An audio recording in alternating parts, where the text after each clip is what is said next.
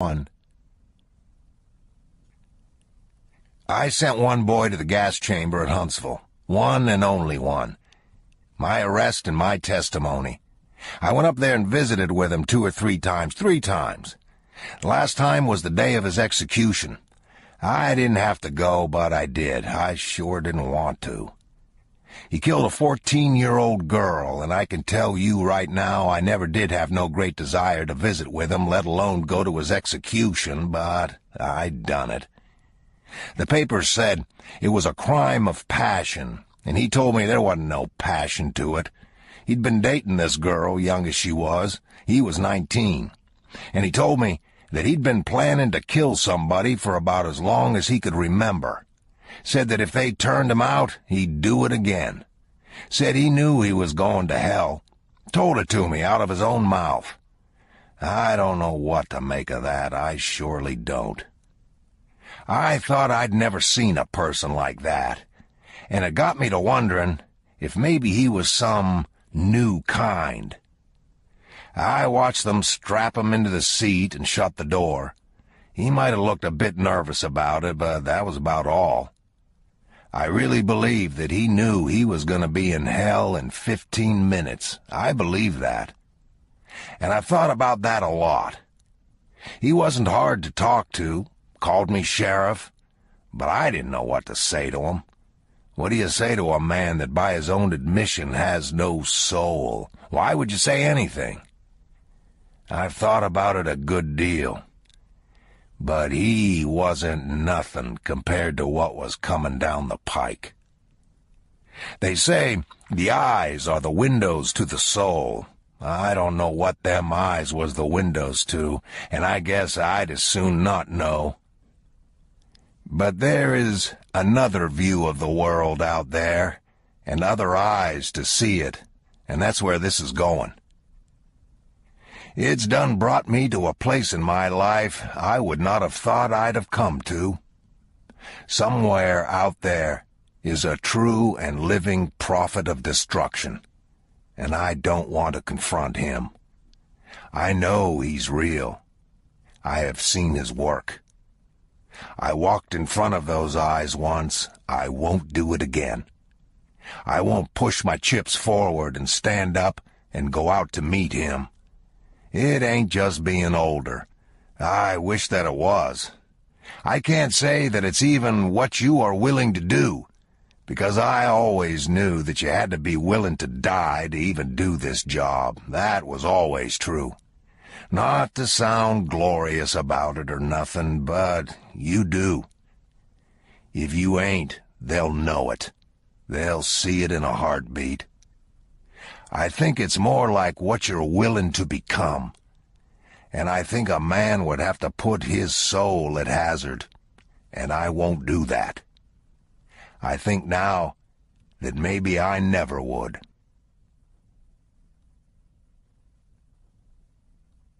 The deputy left Sugar standing in the corner of the office with his hands cuffed behind him, while he sat in the swivel chair and took off his hat and put his feet up and called Lamar on the mobile. Just walked in the door. Sheriff, he had some sort of thing on him, like one of them oxygen tanks for emphysema or whatever. Then he had a hose that run down the inside of his sleeve and went to one of them stun guns like they used at the slaughterhouse. Yes, sir. Well, that's what it looks like. You can see it when you get in. Yes, sir. I got it covered. Yes, sir.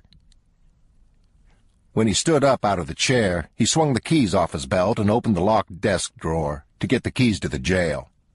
He was slightly bent over when Sugar squatted and scooted his manacled hands beneath him to the back of his knees. In the same motion he sat and rocked backward and passed the chain under his feet and then stood instantly and effortlessly. If it looked like a thing he'd practiced many times, it was. He dropped his cuffed hands over the deputy's head and leaped into the air and slammed both knees against the back of the deputy's neck and hauled back on the chain. They went to the floor. The deputy was trying to get his hands inside the chain, but he couldn't. Sugar lay there, pulling back on the bracelets with his knees between his arms and his face averted. The deputy was flailing wildly, and he'd begun to walk sideways over the floor in a circle, kicking over the wastebasket, kicking the chair across the room. He kicked shut the door, and he wrapped the throw rug in a wad about them. He was gurgling and bleeding from the mouth. He was strangling on his own blood. Sugar only hauled the harder. The nickel-plated cuffs bit to the bone. The deputy's right carotid artery burst, and a jet of blood shot across the room and hit the wall and ran down it. The deputy's legs slowed and then stopped. He lay jerking. Then he stopped moving altogether. Sugar lay breathing quietly, holding him. When he got up, he took the keys from the deputy's belt and released himself and put the deputy's revolver in the waistband of his trousers and went into the bathroom. He ran cold water over his wrists until they stopped bleeding, and he tore strips from a hand towel with his teeth and wrapped his wrists and went back into the office. He sat on the desk and fastened the toweling with tape from a dispenser, studying the dead man gaping up from the floor. When he was done, he got the deputy's wallet out of his pocket and took the money and put it in the pocket of his shirt and dropped the wallet to the floor. Then he picked up his air tank and the stun gun and walked out the door and got into the deputy's car and started the engine and backed around and pulled out and headed up the road. On the interstate, he picked out a late-model Ford sedan with a single driver and turned on the lights and hit the siren briefly. The car pulled onto the shoulder. Sugar pulled in behind him and shut off the engine and slung the tank across his shoulder and stepped out. The man was watching him in the rearview mirror as he walked up. "What's the problem, officer?" he said. "Sir, would you mind stepping out of the vehicle?" The man opened the door and stepped out. "What's this about?" he said. "Would you step away from the vehicle, please?" The man stepped away from the vehicle. Sugar could see the doubt come into his eyes at this blood-stained figure before him, but it came too late. He placed his hand on the man's head like a faith healer. The pneumatic hiss and click of the plunger sounded like a door closing. The man slid soundlessly to the ground, a round hole in his forehead from which the blood bubbled and ran down into his eyes, carrying with it his slowly uncoupling world visible to see. Sugar wiped his hand with his handkerchief. "I just didn't want you to get blood on the car," he said.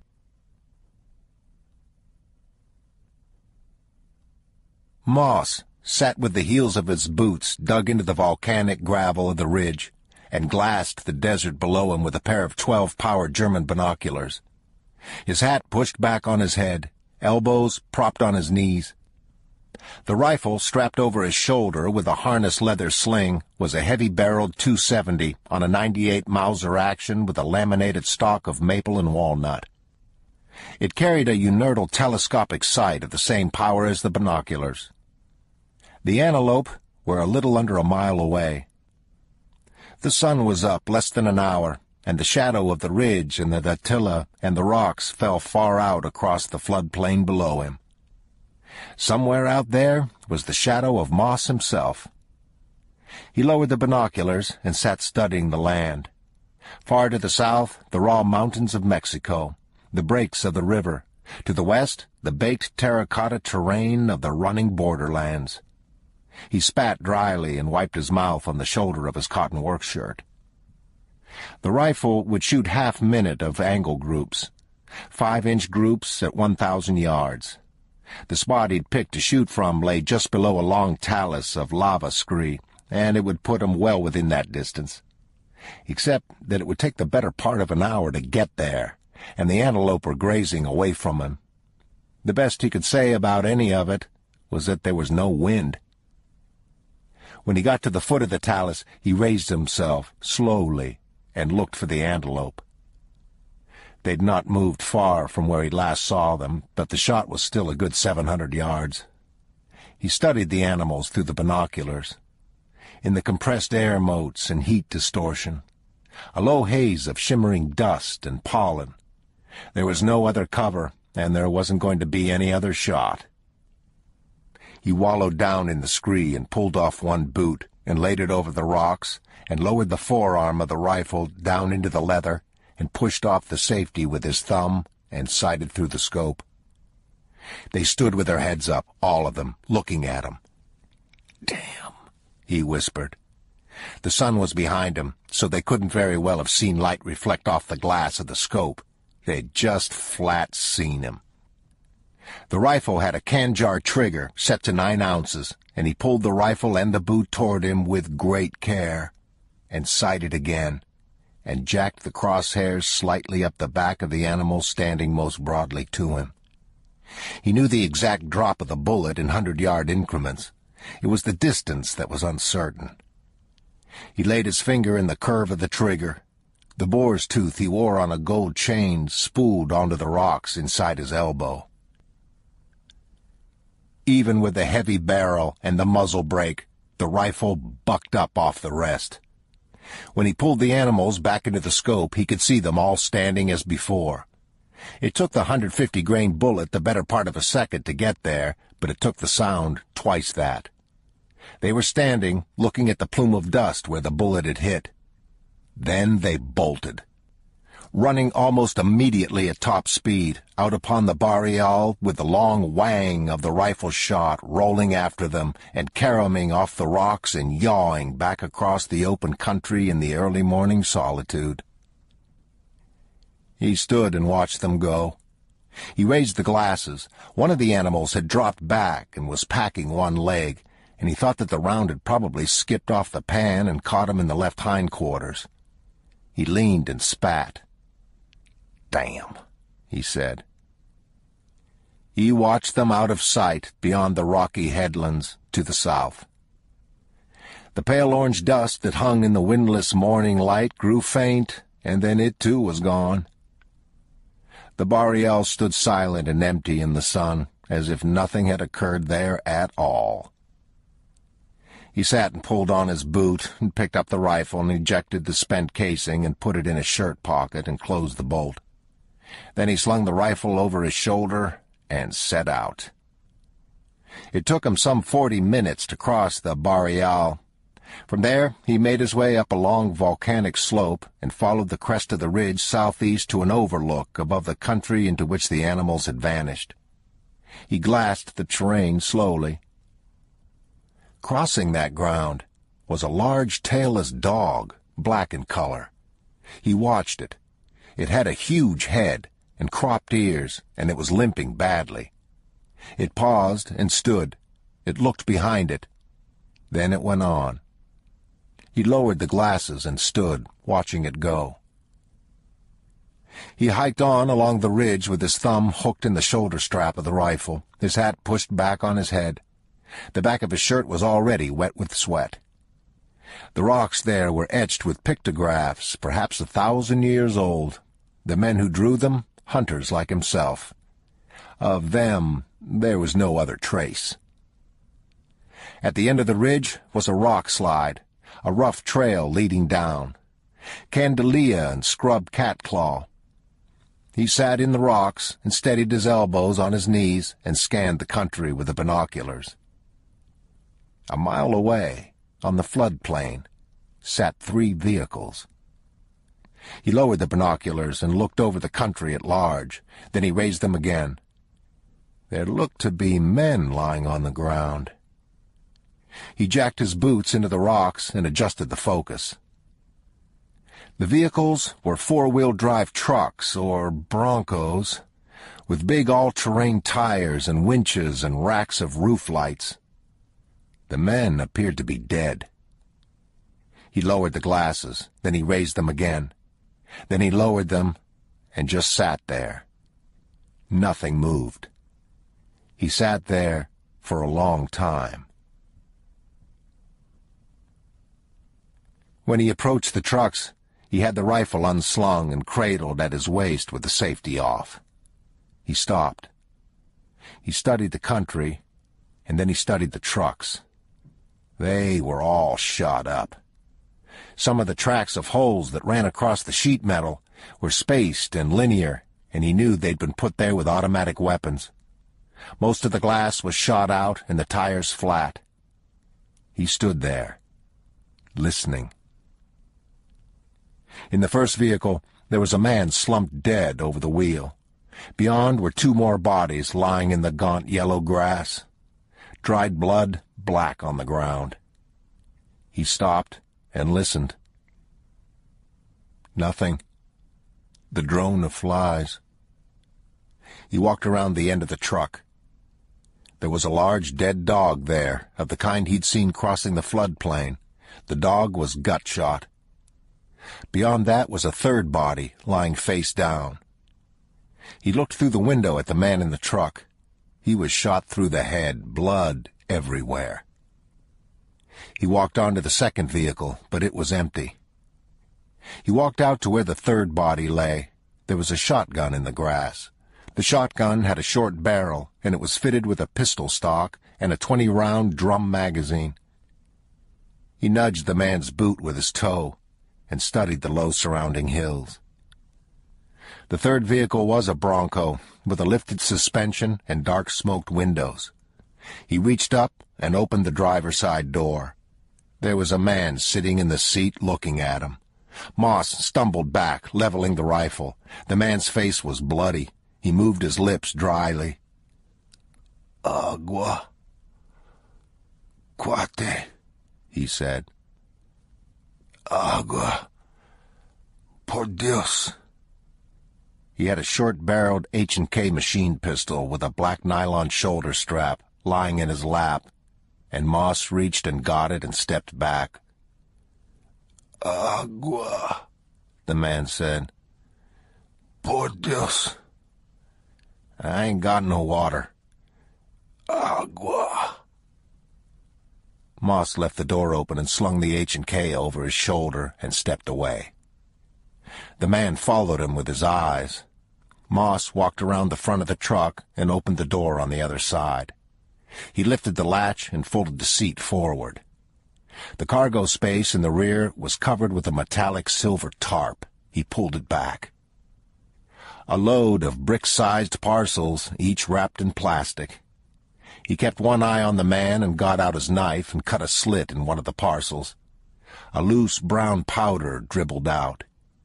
He wet his forefinger and dipped it in the powder and smelled it. Then he wiped his fingers on his jeans and pulled the tarp back over the parcels and stepped back and looked over the country again. Nothing. He walked away from the truck and stood and glassed the low hills, the lava ridge, the flat country to the south. He got out his handkerchief and walked back and wiped clean everything he touched, the door handle and the seat latch and the tarp and the plastic package.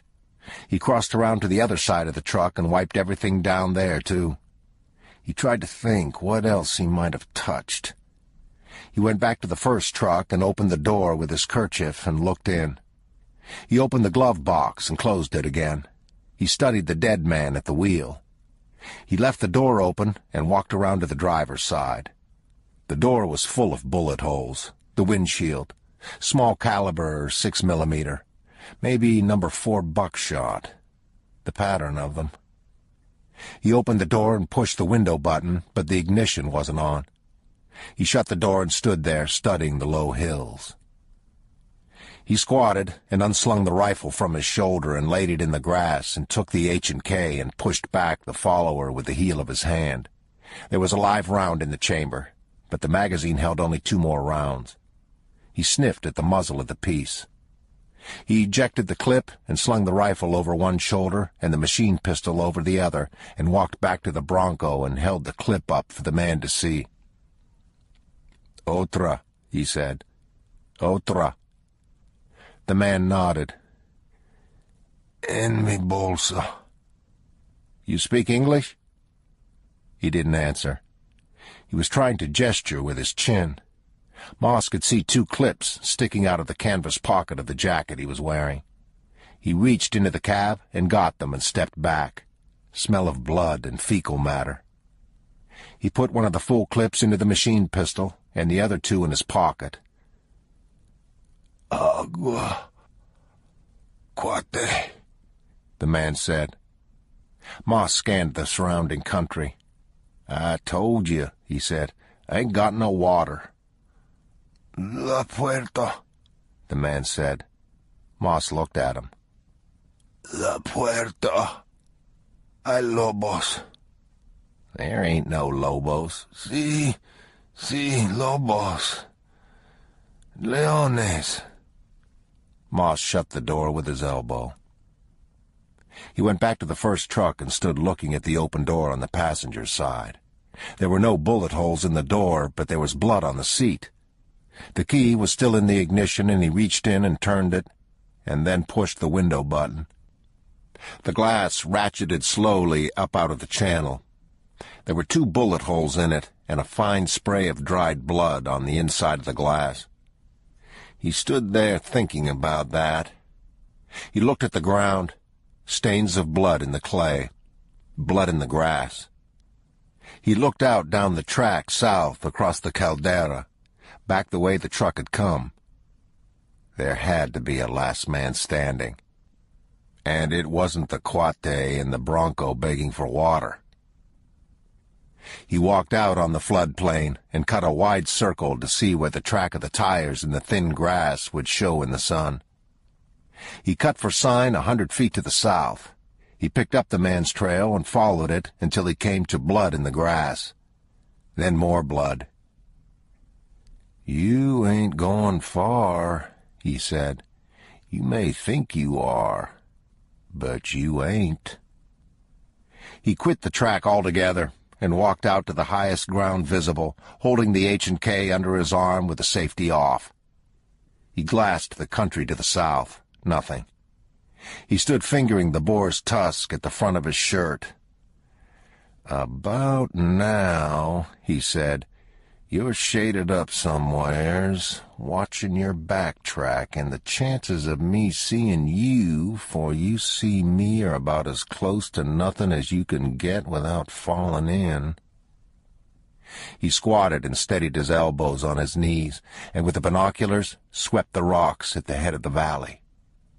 He sat and crossed his legs and went over the terrain more slowly, and then lowered the glasses and just sat. "Do not," he said, "get your dumb-ass shot out here. Do not do that." He turned and looked at the sun. It was about 11 o'clock. "We don't even know that all of this went down last night. It could have been 2 nights ago. It might even could have been 3. Or it could have been last night." A light wind had come up. He pushed back his hat and wiped his forehead with his bandana and put the bandana back in the hip pocket of his jeans. He looked across the caldera toward the low range of rock on the eastern perimeter. "Nothing wounded goes uphill," he said. "It just don't happen." It was a good hard climb to the top of the ridge, and it was close to noon by the time he got there. Far off to the north, he could see the shape of a tractor-trailer moving across the shimmering landscape. 10 miles, maybe 15. Highway 90. He sat and swept the new country with the glasses. Then he stopped. At the foot of a rock slide, on the edge of the bajada, was a small piece of something blue. He watched it for a long time through the binoculars. Nothing moved. He studied the country about. Then he watched it some more. It was the better part of an hour before he rose and started down. The dead man was lying against a rock with a nickel-plated government .45 automatic lying cocked in the grass between his legs. He'd been sitting up and had slid over sideways. His eyes were open. He looked like he was studying something small in the grass. There was blood on the ground and blood on the rock behind him. The blood was still a dark red, but then it was still shaded from the sun. Moss picked up the pistol and pressed the grip safety with his thumb and lowered the hammer. He squatted and tried to wipe the blood off the grips on the leg of the man's trousers, but the blood was too well congealed. He stood and stuck the gun in his belt at the small of his back and pushed back his hat and blotted the sweat from his forehead with his shirt sleeve. He turned and stood studying the countryside.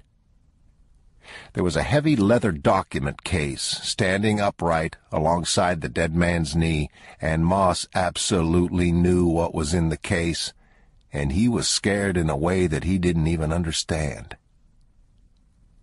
When he finally picked it up, he just walked out a little ways and sat down in the grass and slid the rifle off his shoulder and laid it aside. He sat with his legs spaced and the H&K in his lap and the case standing between his knees. Then he reached and unbuckled the two straps and unsnapped the brass latch and lifted the flap and folded it back. It was level full of $100 banknotes. They were in packets fastened with bank tape, stamped each with the denomination $10,000. He didn't know what it added up to, but he had a pretty good idea. He sat there, looking at it, and then he closed the flap and sat with his head down. His whole life was sitting there in front of him, day after day from dawn till dark until he was dead, all of it cooked down into 40 pounds of paper in a satchel. He raised his head and looked out across the Bajada.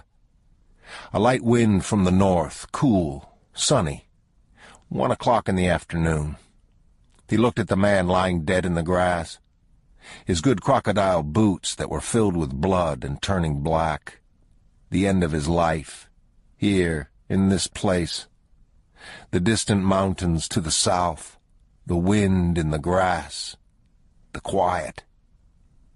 He latched the case and fastened the straps, and buckled them and rose and shouldered the rifle and then picked up the case and the machine pistol and took his bearings by his shadow and set out. He thought he knew how to get to his truck, and he also thought about wandering through the desert in the dark. There were Mojave rattlesnakes in that country, and if he got bit out here at night, he would in all likelihood be joining the other members of the party, and the document case and its contents would then pass on to some other owner. Weighed against these considerations was the problem of crossing open ground in broad daylight on foot, with a fully automatic weapon slung across one shoulder and carrying a satchel containing several $1 million. Beyond all this was the dead certainty that someone was going to come looking for the money. Maybe several someones. He thought about going back and getting the shotgun with the drum magazine. He was a strong believer in the shotgun. He even thought about leaving the machine pistol behind. It was a penitentiary offense to own one. He didn't leave anything behind, and he didn't go back to the trucks. He set out across country, cutting through the gaps in the volcanic ridges and crossing the flat or rolling country between. Until late in the day, he reached the ranch road he'd come down that morning in the dark so long ago. Then, in about a mile, he came to the truck. He opened the door and stood the rifle in the floor. He went around and opened the driver door and pushed the lever and slid the seat forward and set the case and the machine pistol behind it. He laid the .45 and the binoculars in the seat and climbed in and pushed the seat back as far as it would go and put the key in the ignition. Then he took off his hat and leaned back and just rested his head against the cold glass behind him and closed his eyes. When he got to the highway, he slowed and rattled over the bars of the cattle guard and then pulled out onto the blacktop and turned on the headlights. He drove west toward Sanderson, and he kept to the speed limit every mile of the way. He stopped at the gas station on the east end of town for cigarettes and a long drink of water, and then drove on to the desert air, and pulled up in front of the trailer and shut off the motor. The lights were on inside. "You live to be 100, he said, "and there won't be another day like this one." As soon as he said it, he was sorry. He got his flashlight from the glove box and climbed out and took the machine pistol and the case from behind the seat and crawled up under the trailer. He lay there in the dirt, looking up at the underside of it. Cheap plastic pipe and plywood, bits of insulation. He wedged the H&K up into a corner and pulled the insulation down over it and lay there thinking. Then he crawled back out with the case and dusted himself off and climbed the steps and went in. She was sprawled across the sofa watching TV and drinking a Coke. She didn't even look up. 3 o'clock, she said. I can come back later. She looked at him over the back of the sofa and looked at the television again. What have you got in that satchel? It's full of money. Yeah, that'll be the day. He went into the kitchen and got a beer out of the refrigerator. Can I have the keys? She said. Where you going? Get some cigarettes. Cigarettes. Yes, Llewellyn, cigarettes. I've been setting here all day. What about cyanide? How are we fixed for that? Just let me have the keys. I'll set out in the damn yard and smoke. He took a sip of the beer and went on back into the bedroom and dropped to one knee and shoved the case under the bed. Then he came back. I got you some cigarettes, he said. Let me get 'em. He left the beer on the counter and went out and got the 2 packs of cigarettes and the binoculars and the pistol and slung the .270 over his shoulder and shut the truck door and came back in. He handed her the cigarettes and went on back to the bedroom. Where'd you get that pistol? She called. At the gettin' place. Did you buy that thing? No, I found it. She sat up on the sofa. Llewellyn? He came back in. What? He said. Quit hollering. What did you give for that thing? You don't need to know everything. How much? I told you I found it. No, you never done no such a thing. He sat on the sofa and put his legs up on the coffee table and sipped the beer. It don't belong to me, he said. I didn't buy no pistol. You better not have. She opened one of the packs of cigarettes and took one out and lit it with a lighter. Where have you been all day? Went to get you some cigarettes. I don't even want to know. I don't even want to know what all you been up to. He sipped the beer and nodded. That'll work, he said. I think it's better just to not even know, even. You keep running that mouth, and I'm going to take you back there and screw you. Big talk. Just keep it up. That's what she said. Just let me finish this beer. We'll see what she said and what she didn't say. When he woke, it was 1:06 by the digital clock on the bedside table. He lay there looking at the ceiling, the raw glare of the vapor lamp outside bathing the bedroom in a cold and bluish light, like a winter moon, or some other kind of moon, something stellar and alien in its light that he'd come to feel comfortable with, anything but sleep in the dark. He swung his feet from under the covers and sat up. He looked at her naked back, her hair on the pillow. He reached and pulled the blanket up over her shoulder and got up and went into the kitchen. He took the jar of water from the refrigerator and unscrewed the cap and stood there drinking in the light of the open refrigerator door. Then he just stood there, holding the jar, with the water beating cold on the glass, looking out the window and down the highway toward the lights. He stood there for a long time. When he went back to the bedroom, he got his shorts off the floor and put them on and went into the bathroom and shut the door. Then he went through into the second bedroom and pulled the case from under the bed and opened it. He sat on the floor with the case between his legs and delved down into the bills and dredged them up. The packets were 20 deep. He shoved them back down into the case and jostled the case on the floor to level the money. Times 12. He could do the math in his head. 2.4 million. All used bills. He sat looking at it. You have to take this seriously, he said. You can't treat it like luck. He closed the bag and redid the fasteners and shoved it under the bed and rose and stood looking out the window at the stars over the rocky escarpment to the north of the town. Dead quiet. Not even a dog. but it wasn't the money that he woke up about. "Are you dead out there?" he said.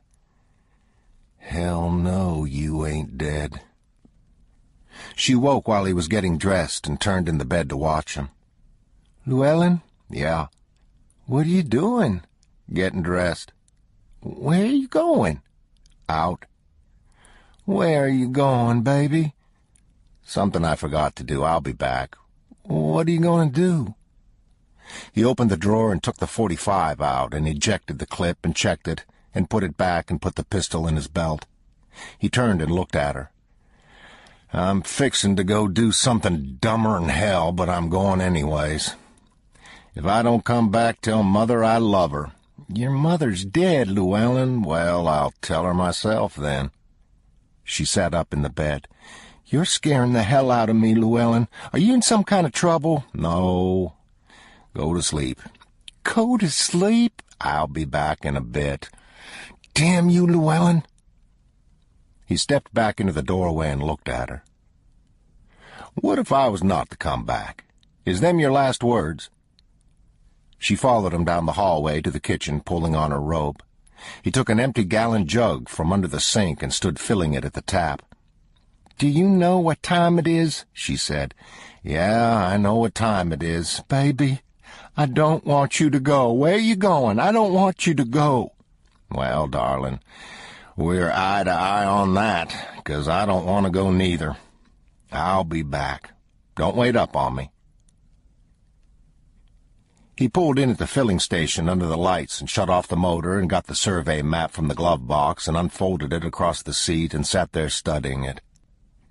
He finally marked where he thought the trucks should be, and then he traced a route cross-country back to Harkel's cattle gate. He had a good set of all-terrain tires on the truck and 2 spares in the bed, but this was some hard country. He sat looking at the line he'd drawn. Then he bent and studied the terrain and drew another one. Then he just sat there looking at the map.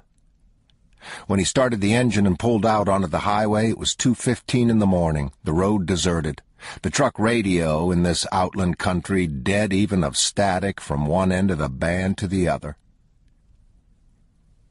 He parked at the gate and got out and opened it, and drove through and got out and closed it again, and stood listening to the silence. Then he got back in the truck and drove south on the ranch road. He kept the truck in 2-wheel drive and drove in second gear. The light of the unrisen moon before him spread out along the dark, placard hills like scrim lights in a theater. Turning, below where he'd parked that morning, onto what may have been an old wagon road that bore eastward across Harkel's land. When the moon did rise, it sat swollen and pale and ill-formed among the hills to light up all the land about, and he turned off the headlights of the truck. A half-hour on, he parked and walked out along the crest of a rise and stood looking over the country to the east and to the south. The moon up, a blue world. Visible shadows of clouds crossing the floodplain, hurrying on the slopes. He sat in the scab rock with his boots crossed before him. No coyotes. Nothing. For a Mexican dope dealer, yeah, well, everybody is something. When he got back to the truck, he left the trace and steered by the moon. He crossed under a volcanic headland at the upper end of the valley and turned south again. He had a good memory for country.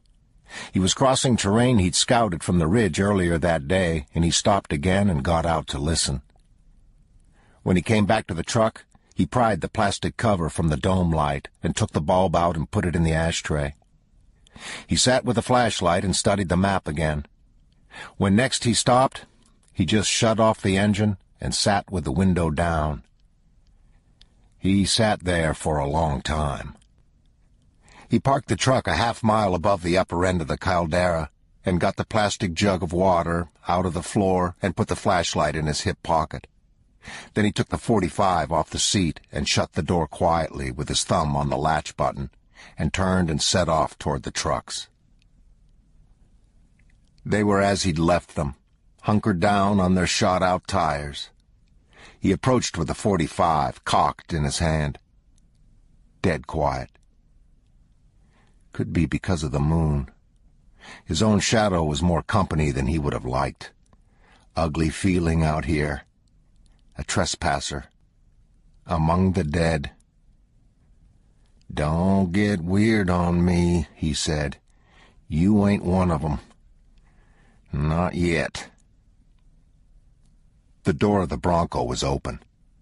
When he saw that, he dropped to one knee. He set the water jug on the ground. "You dumbass," he said. "Here you are, too dumb to live." He turned slowly, skylighting the country. The only thing he could hear was his heart. He made his way to the truck and crouched by the open door. The man had fallen sideways over the console, still trussed in the shoulder belt. Fresh blood everywhere. Moss took the flashlight from his pocket and shrouded the lens in his fist and turned it on. He'd been shot through the head. No lobos, no leones.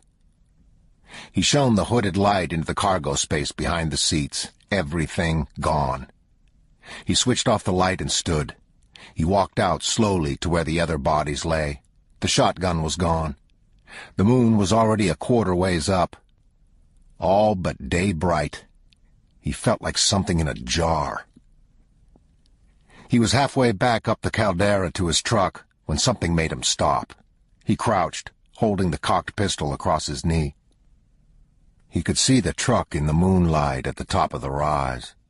He looked off to one side of it to see it the better. There was someone standing beside it. Then they were gone. "There is no description of a fool," he said, "that you fail to satisfy. Now you're going to die." He shoved the .45 into the back of his belt and set off at a trot for the lava ridge. In the distance, he heard a truck start. Lights came on at the top of the rise. He began to run. By the time he got to the rocks, the truck was halfway down the caldera, the lights bobbing over the bad ground. He looked for something to hide behind. No time. He lay face down with his head between his forearms in the grass and waited. Either they'd seen him or they hadn't. He waited. The truck went by. When it was gone, he rose and began to clamber up the slope. Halfway up, he stopped and stood sucking air and trying to listen. The lights were somewhere below him. He couldn't see them. He climbed on. After a while, he could see the dark shapes of the vehicles down there. Then the truck came back up the caldera with the lights off. He lay flattened against the rocks. A spotlight went skittering over the lava and back again. The truck slowed.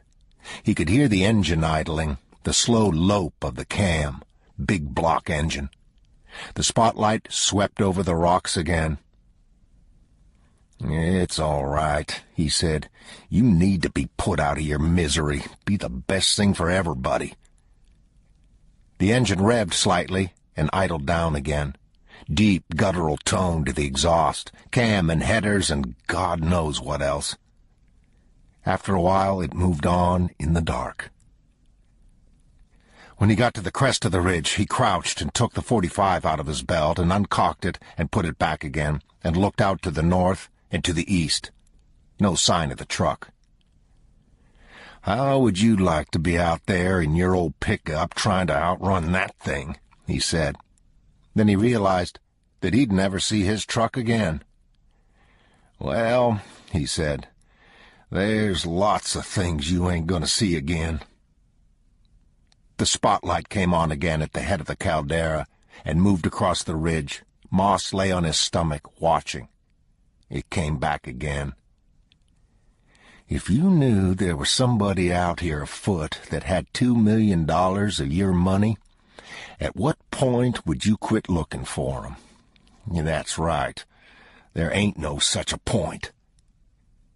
He lay listening. He could hear the truck. After a while, he rose and made his way down the far side of the ridge. Studying the country, the floodplain out there, broad and quiet in the moonlight. No way to cross it and nowhere else to go. Well, Bubba, what are your plans now? It's 4 o'clock in the morning. Do you know where your darling boy is at? I'll tell you what. Why don't you just get in your truck and go on out there and take the son of a bitch a drink of water? The moon was high and small. He kept his eye on the plain below as he climbed along the slope. "How motivated are you?" he said. "Pretty damn motivated. You better be." He could hear the truck. It came around the foreland head of the ridge with the lights off and started down the edge of the floodplain in the moonlight. He flattened himself in the rocks. In addition to the other bad news, his thoughts ran to scorpions and rattlesnakes. The spotlight kept rowing back and forth across the face of the ridge, methodically. Bright shuttle, dark loom. He didn't move. The truck crossed to the other side and came back, tooling along in second gear, stopping, the motor loping. He pushed himself forward to where he could see it better. Blood kept running into his eye from a cut in his forehead. He didn't even know where he'd gotten it. He wiped his eye with the heel of his hand and wiped his hand on his jeans. He took out his kerchief and pressed it to his head. "You could head south to the river. Yeah, you could. Less open ground. Less ain't none." He turned, still holding the handkerchief to his forehead. "No cloud cover in sight. You need to be somewhere come daylight. Home in bed would be good." He studied the blue floodplain out there in the silence, a vast and breathless amphitheater. Waiting. He'd had this feeling before, in another country. He never thought he'd have it again. He waited a long time. The truck didn't come back. He made his way south along the ridge. He stood and listened. Not a coyote. Nothing. By the time he'd descended onto the river plain, the sky to the east carried the first faint wash of light. It was the darkest this night was going to get. The plane ran to the breaks of the river, and he listened one last time, and then set out at a trot. It was a long trek, and he was still some 200 yards from the river when he heard the truck. A raw, gray light was breaking over the hills. When he looked back, he could see the dust against the new skyline, still the better part of a mile away. In the dawn quiet, the sound of it no more sinister than a boat on a lake. Then he heard it downshift. He pulled the .45 from his belt so that he wouldn't lose it and set out at a dead run. When he looked back again, it had closed a good part of the distance. He was still 100 yards from the river, and he didn't know what he'd find when he got there. A sheer rock gorge. The first long panes of light were standing through a gap in the mountains to the east and fanning over the country before him. The truck was ablaze with lights, roof rack, and bumper spots. The engine kept racing away into a howl where the wheels left the ground. "They won't shoot you," he said. "They can't afford to do that." The long crack of a rifle went caroming out over the pan. What he'd heard whisper overhead he realized was the round passing and vanishing toward the river. He looked back, and there was a man standing up out of the sunroof, one hand on top of the cab, the other cradling a rifle upright. Where he reached the river, it made a broad sweep out of a canyon and carried down past great stands of Carrizo cane. Downriver, it washed up against a rock bluff and then bore away to the south. Darkness deep in the canyon, the water dark. He dropped into the cut and fell and rolled and rose and began to make his way down a long sandy ridge toward the river. He hadn't gone 20 feet before he realized that he had no time to do that. He glanced back once at the rim and then squatted and shoved himself off down the side of the slope, holding the .45 before him in both hands. He rolled and slid a good ways, his eyes almost shut against the dust and sand he was plowing up, the pistol clutched to his chest. Then all that stopped and he was simply falling. He opened his eyes. The fresh world of morning above him, turning slowly. He slammed into a gravel bank and gave out a groan. Then he was rolling through some sort of rough grass. He came to a stop and lay there on his stomach, gasping for air. The pistol was gone.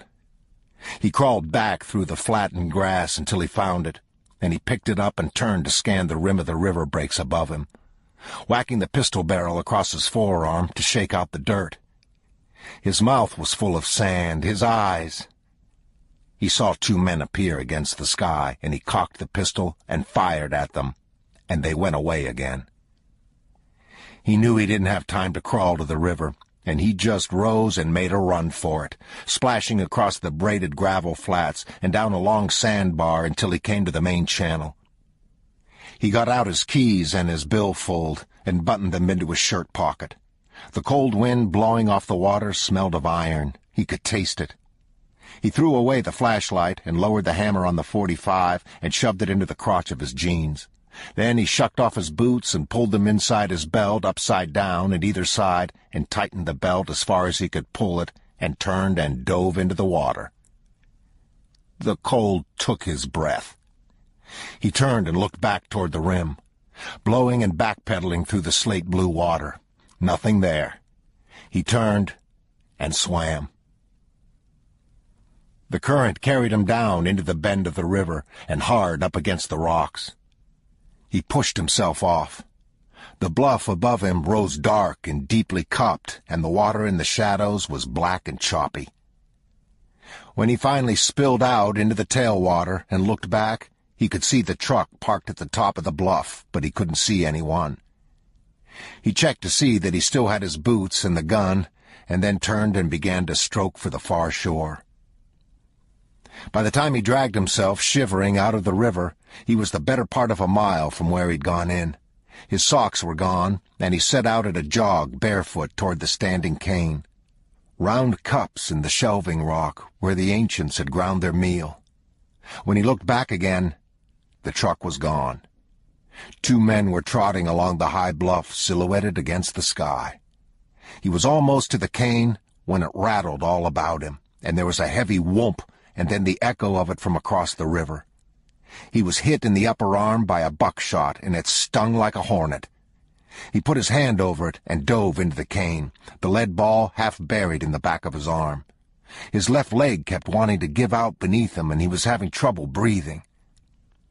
Deep in the break, he dropped to his knees and knelt there, sucking air. He undid his belt and let the boots drop into the sand and reached down and got the .45 and laid it to one side and felt the back of his arm. The buckshot was gone. He unbuttoned his shirt and took it off and pulled his arm around to see the wound. It was just the shape of the buckshot, bleeding slightly, pieces of shirt fiber packed into it. The whole back of his arm was already becoming an ugly purple bruise. He wrung the water out of his shirt and put it on again and buttoned it and pulled on the boots and stood and buckled his belt. He picked up the pistol and took the clip out of it and ejected the round from the chamber and then shook the gun and blew through the barrel and reassembled it. He didn't know if it would fire or not, but he thought it probably would. When he came out of the cane on the far side, he stopped to look back, but the cane was 30 feet high and he couldn't see anything. Downriver was a broad bench of land and a stand of cottonwoods. By the time he got there, his feet were already beginning to blister from walking barefoot in the wet boots. His arm was swollen and throbbing, but the bleeding seemed to have stopped, and he walked out into the sun on a gravel bar and sat there and pulled off the boots and looked at the raw red sores on his heels. As soon as he sat down, his leg began to hurt again. He unsnapped the small leather holster at his belt and got out his knife, and then stood up and took off his shirt again. He cut off the sleeves at the elbow and sat and wrapped his feet in them and pulled on the boots. He put the knife back in the holster and fastened it and picked up the pistol and stood and listened. A red-winged blackbird.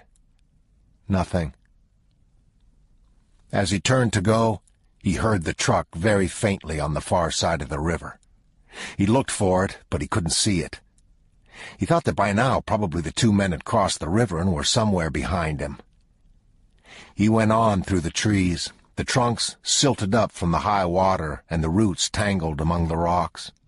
He took off his boots again to try to cross the gravel without leaving any tracks, and he climbed a long and rocky rincon toward the south rim of the river canyon, carrying the boots and the wrappings and the pistol, and keeping an eye on the terrain below. The sun was in the canyon, and the rocks he'd crossed would dry in minutes. At a bench near the rim, he stopped and lay on his belly with his boots in the grass beside him. It was only another 10 minutes to the top, but he didn't think he had 10 minutes. On the far side of the river, a hawk set forth from the cliffs, whistling thinly. He waited. After a while, a man came out of the cane upriver and paused and stood. He was carrying a machine gun. A second man emerged below him. They glanced at one another and then came on. They passed below him, and he watched them out of sight down the river. He wasn't really even thinking about them. He was thinking about his truck. When the courthouse opened at 9 o'clock Monday morning, someone was going to be calling in the vehicle number off the inspection plate riveted to the inside of the door and getting his name and address. This was some 24 hours away. By then they would know who he was, and they would never stop looking for him. Never, as in never. He had a brother in California he was supposed to tell what? "Arthur, there's some old boys on their way down there to see you who propose to lower your balls between the jaws of a 6-inch machinist's vise and commence cranking on the handle a quarter turn at a time whether you know where I'm at or not. You might want to think about moving to China." He sat up and wrapped his feet and pulled the boots on and stood and started up the last stretch of canyon to the rim. Where he crested out, the country lay dead flat, stretching away to the south and to the east, red dirt and creosote, mountains in the far and middle distance. Nothing out there. Heat shimmer. He stuck the pistol in his belt and looked down at the river one more time and then set out east. Langtree, Texas was 30 miles as the crow flies, maybe less. 10 hours, 12. His feet were already hurting. His leg hurt, his chest, his arm. The river dropped away behind him. He hadn't even taken a drink. Part 2. I don't know if law enforcement work is more dangerous now than what it used to be or not. I know when I first took office, you'd have a fist fight somewheres, and you'd go to break it up, and they'd offer to fight you. And sometimes you had to accommodate 'em. They wouldn't have it no other way, and you'd better not lose neither. You don't see that so much no more, but maybe you see worse. I had a man pull a gun on me one time, and it happened that I grabbed it just as he went to fire, and the plunger on the hammer went right through the fleshy part of my thumb. You can see the mark of it there. But that man had every intention of killing me. A few years ago, and it wasn't that many neither, I was going out one of these little 2-lane blacktop roads of a night, and I come up on a pickup truck that they was 2 old boys settin' in the bed of it. They kindly blinked in the lights, and I backed off some, but the truck had Coahuila plates on it, and I thought, well, I need to stop these old boys and take a look. So I hit the lights, and whenever I done that, I seen the slider window in the back of the cab open, and here comes somebody passing a shotgun out the window to the old boy settin' in the bed of the truck. I'll tell you right now, I hit them brakes with both feet. It skidded the unit sideways to where the lights was going out into the brush, but the last thing I seen in the bed of the truck was the old boy putting that shotgun to his shoulder. I hit the seat, and I just had hit it when here come the windshield all over me in them little bitty pieces they break up into. I still had one foot on the brake, and I could feel the cruiser sliding down into the bar ditch, and I thought it was going to roll, but it didn't. It filled the car just full of dirt. The old boy, he opened up on me twice more and shot all the glass out of one side of the cruiser, and by then I'd come to a stop, and I laid there in the seat, had my pistol out. and I heard that pickup leave out, and I raised up and fired several shots at the tail lights, but they was long gone. Point being, you don't know what all you're stopping when you do stop somebody. You take out on the highway, you walk up to a car, and you don't know what you're liable to find. I sat there in that cruiser for a long time. The motor had died, but the lights was still on. Cab full of glass and dirt. I got out and kindly shook myself off and got back in and just sat there, just kindly collecting my thoughts. Windshield wipers hanging in on the dashboard. I turned off the lights, and I just sat there. You take somebody that will actually throw down on a law enforcement officer and open fire, you have got some very serious people. I never saw that truck again. Nobody else did neither. Or not them plates, no ways. Maybe I should have took out after it or tried to, I don't know. I drove back to Sanderson and pulled in at the cafe, and I'll tell you, they come from all over to see that cruiser. It was shot just full of holes. Looked like the Bonnie and Clyde car. I didn't have a mark on me, not even from all that glass. I was criticized for that, too. Parking there like I'd done. They said I was showing out. Well, maybe I was. But I needed that cup of coffee, too, I'll tell you. I read the papers every morning. Mostly, I suppose, just to try and figure out what might be headed this way. Not that I've done all that good a job at heading it off. It keeps getting harder. Here a while back, there was two boys run into one another, and one of 'em was from California and one from Florida. And they met somewheres or other in between. And then they set out together, traveling around the country, killing people. I forget how many they did kill. Now, what are the chances of a thing like that? Them two had never laid eyes on one another. There can't be that many of 'em. I don't think. Well, we don't know. Here, the other day, there was a woman put her baby in a trash compactor. Who would think of such a thing? My wife won't read the papers no more. She's probably right. She generally is. Bell climbed the rear steps of the courthouse and went down the hall to his office. He swiveled his chair around and sat and looked at the telephone. "Go ahead," he said. "I'm here." The phone rang. He reached and picked it up. "Sheriff Bell," he said. He listened. He nodded. "Mrs. Downey, I believe he'll come down directly. Why don't you call me back here in a little bit?" "Yes, ma'am." He took off his hat and put it on the desk and sat with his eyes closed, pinching the bridge of his nose. "Yes, ma'am," he said. "Yes, ma'am. Mrs. Downey, I haven't seen that many dead cats in trees. I think he'll come down directly if you'll just leave him be. You call me back in a little bit, you hear?" He hung the phone up and sat looking at it. "It's money," he said. "You have enough money you don't have to talk to people about cats in trees. Well, maybe you do." The radio squawked. He picked up the receiver and pushed the button and put his feet up on the desk. "Bell," he said. He sat listening. He lowered his feet to the floor and sat up. "Get the keys and look in the turtle." "Now, that's all right. I'm right here." He drummed his fingers on the desk. "All right. Keep your lights on. I'll be there in 50 minutes. And Torbert, shut the trunk." He and Wendell pulled into the paved shoulder in front of the unit and parked and got out. Torbert got out and was standing by the door of his car. The sheriff nodded. He walked along the edge of the roadway, studying the tire tracks. "You've seen this, I reckon," he said. "Yes, sir."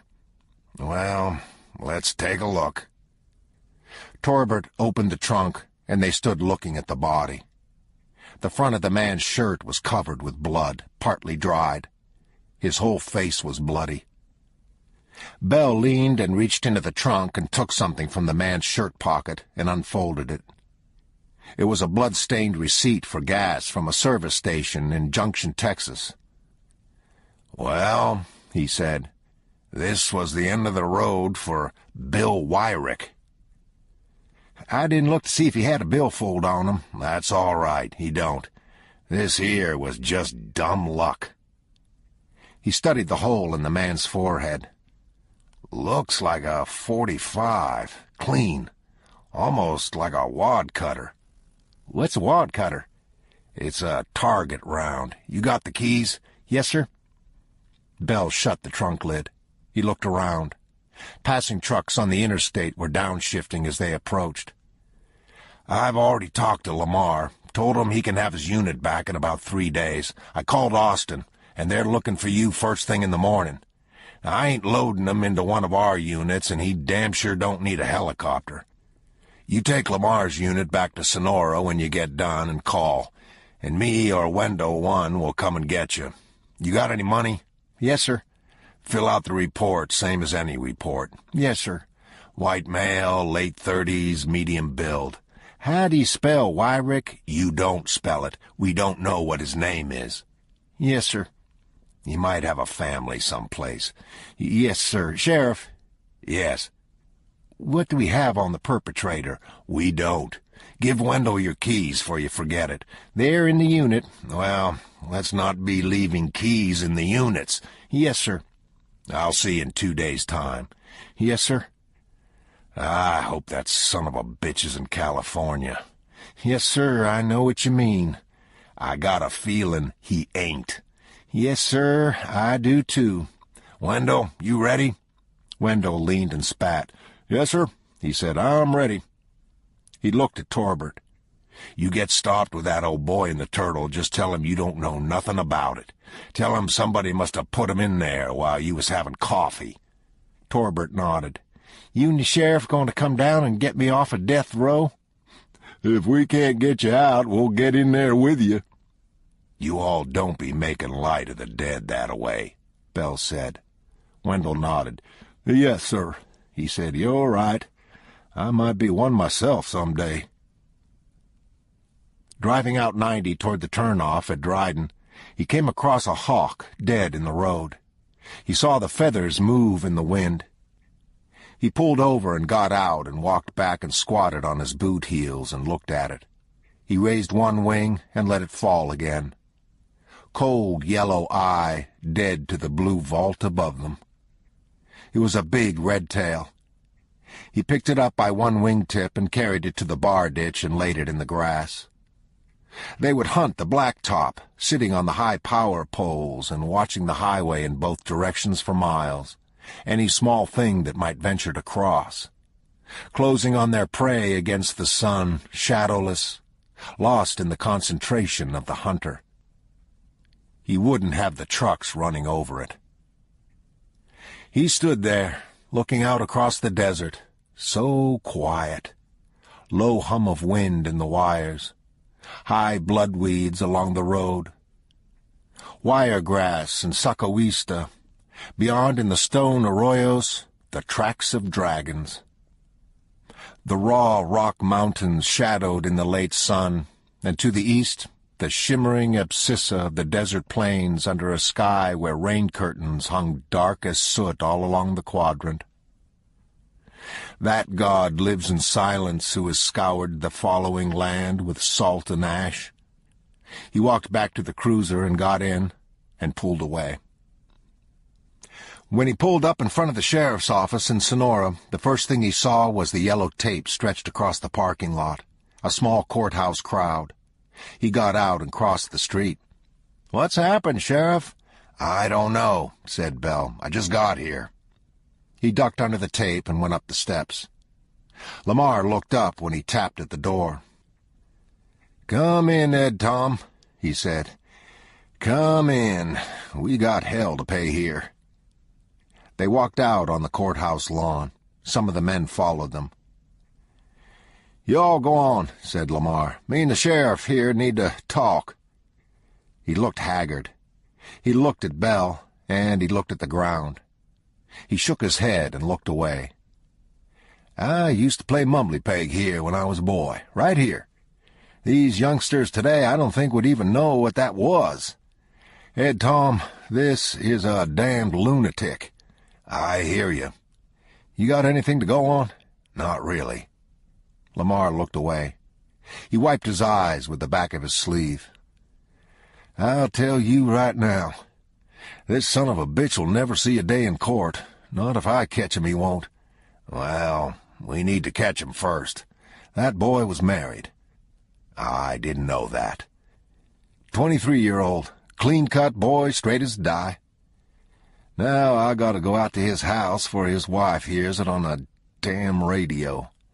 I don't envy you that, I surely don't. I think I'm going to quit, Ed, Tom. You want me to go out there with you? No, I appreciate it. I need to go. All right. I just have this feeling we're looking at something we really ain't never even seen before. I got the same feeling. Let me call you this evening. I appreciate it. He watched Lamar cross the lawn and climb the steps to his office. I hope you don't quit, he said. I think we're going to need all of you we can get.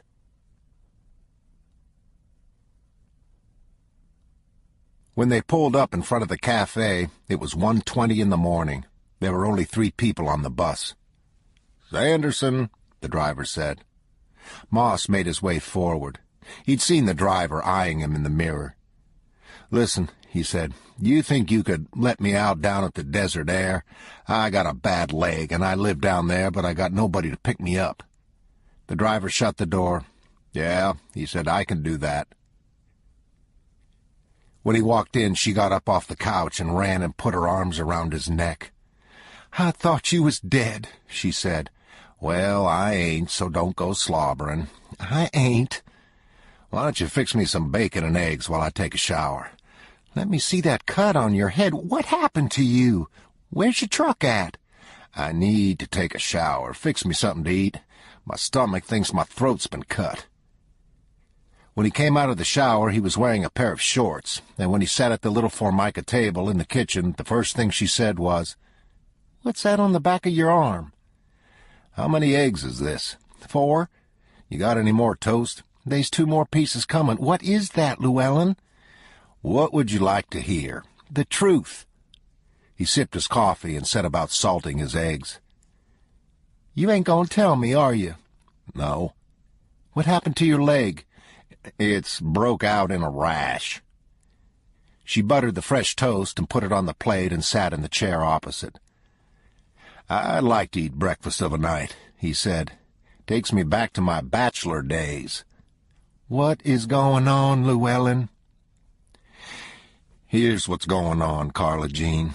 You need to get your stuff packed and be ready to roll out of here come daylight.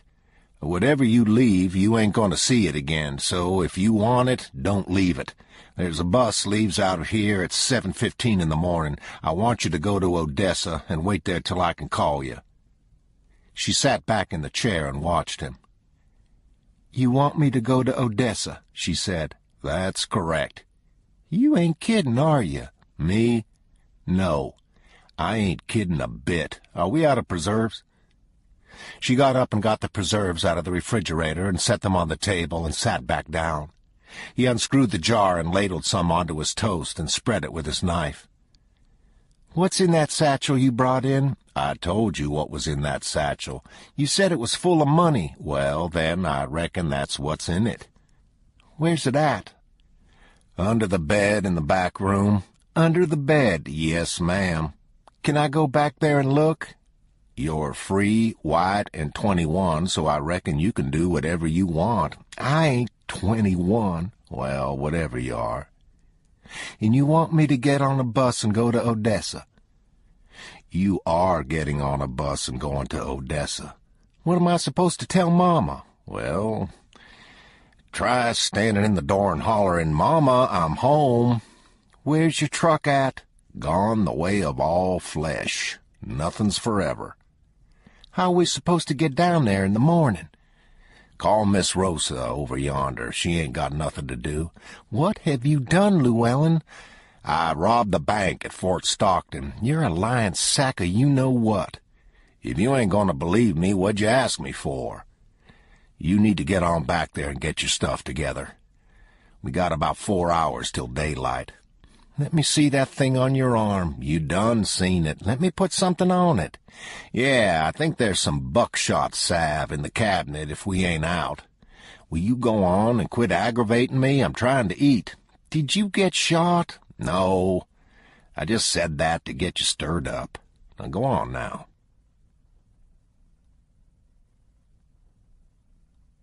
He crossed the Pecos River just north of Sheffield, Texas, and took Route 349 south. When he pulled into the filling station at Sheffield, it was almost dark. A long red twilight, with doves crossing the highway, heading south toward some ranch tanks. He got change from the proprietor and made a phone call and filled the tank and went back in and paid. "You all getting any rain up your way?" the proprietor said. "Which way would that be?" "I seen you's from Dallas." Sugar picked his change up off the counter. "And what business is it of yours where I'm from, friendo?" "I didn't mean nothing by it." "You didn't mean nothing by it." "I was just passing the time of day." "I guess that passes for manners in your cracker view of things." "Well, sir, I apologized. If you don't want to accept my apology, I don't know what else I can do for you." "How much are these?" "Sir?" "I said, how much are these?" 69 cents. Sugar unfolded $1 onto the counter. The man rang it up and stacked the change before him the way a dealer places chips. Sugar hadn't taken his eyes from him. The man looked away. He coughed. Sugar opened the plastic package of cashews with his teeth and doled a third part of them into his palm and stood eating. "Will there be something else?" the man said. "I don't know, will there?" "Is there something wrong?" "With what?" "With anything." "Is that what you're asking me? Is there something wrong with anything?" The man turned away and put his fist to his mouth and coughed again. He looked at Sugar, and he looked away. He looked out the window at the front of the store, the gas pumps and the car sitting there. Sugar ate another small handful of the cashews. "Will there be anything else?" "You've already asked me that." "Well, I need to see about closing." "See about closing?" "Yes, sir." "What time do you close?" "Now. We close now." "Now is not a time. What time do you close?" "Generally around dark, at dark." Sugar stood slowly chewing.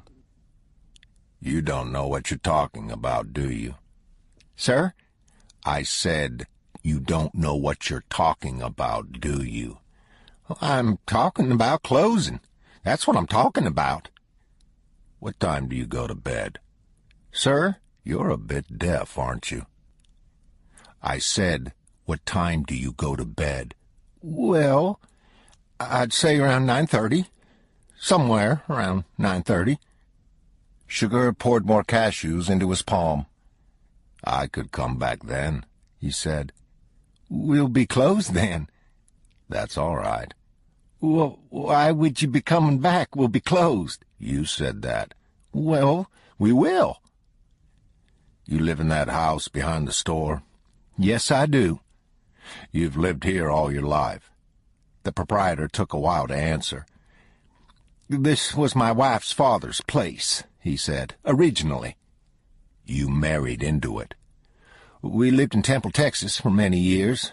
Raised a family there, in Temple. We come out here about 4 years ago." "You married into it?" "If that's the way you want to put it." "I don't have some way to put it. That's the way it is." "Well, I need to close now." Sugar poured the last of the cashews into his palm and wadded the little bag and placed it on the counter. He stood oddly erect, chewing. "You seem to have a lot of questions," the proprietor said, "for somebody that don't want to say where it is they're from." "What's the most you ever saw lost on a coin toss?" "Sir?" "I said, what's the most you ever saw lost on a coin toss?" "Coin toss?" "Coin toss." "I don't know. Folks don't generally bet on a coin toss. It's usually more like just to settle something." "What's the biggest thing you ever saw settled?" "I don't know." Sugar took a 25-cent piece from his pocket and flipped it, spinning into the bluish glare of the fluorescent lights overhead. He caught it and slapped it onto the back of his forearm, just above the bloody wrappings. "Call it," he said. "Call it?" "Yes." "For what?" "Just call it." "Well, I need to know what it is we're calling here." "How would that change anything?" The man looked at Sugar's eyes for the first time. Blue as lapis, at once glistening and totally opaque, like wet stones. "You need to call it," Sugar said. "I can't call it for you. It wouldn't be fair. It wouldn't even be right. Just call it." "I didn't put nothing up." "Yes, you did. You've been putting it up your whole life. You just didn't know it. You know what the date is on this coin?" "No." "It's 1958. It's been traveling 22 years to get here, and now it's here. And I'm here, and I've got my hand over it, and it's either heads or tails, and you have to say. Call it." "I don't know what it is I stand to win." In the blue light, the man's face was beaded thinly with sweat. He'd licked his upper lip. "You stand to win everything," Sugar said. "Everything." "You ain't making any sense, mister." "Call it." "Heads, then." Sugar uncovered the coin. He turned his arm slightly for the man to see. "Well done," he said. He picked the coin from his wrist and handed it across. "What do I want with that?" "Take it. It's your lucky coin." "I don't need it." "Yes, you do. Take it." The man took the coin. "I got to close now," he said. "Don't put it in your pocket." "Sir?" "Don't put it in your pocket." "Where do you want me to put it?" "Don't put it in your pocket. You won't know which one it is." "All right." "Anything can be an instrument," Sugar said. "Small things, things you wouldn't even notice. They pass from hand to hand. People don't pay any attention. And then one day, there's an accounting. And after that, nothing is the same. Well, you say, it's just a coin, for instance. Nothing special there. What could that be an instrument of? You see the problem. To separate the act from the thing, as if the parts of some moment in history might be interchangeable with the parts of some other moment. How could that be? Well, it's just a coin. Yes, that's true. Is it? Sugar cupped his hand and scooped his change from the counter into his palm and put the change in his pocket and turned and walked out the door. The proprietor watched him go, watched him get into the car. The car started and pulled off from the gravel apron onto the highway south. The lights never did come on. He laid the coin on the counter and looked at it. He put both hands on the counter and just stood leaning there with his head bowed. When he got to Dryden, it was about 8 o'clock. He sat at the intersection in front of Condra's feed store with the lights off and the motor running. Then he turned the lights on and pulled out on Highway 90, headed east. The white marks at the side of the road, when he found them, looked like surveyor's marks, but there were no numbers, just the chevrons. He marked the mileage on the odometer and drove another mile and slowed and turned off the highway. He shut off the lights and left the motor running and got out and walked down and opened the gate and came back. He drove across the bars at the cattle guard and got out and closed the gate again and stood there listening. Then he got in the car and drove out down the rutted track.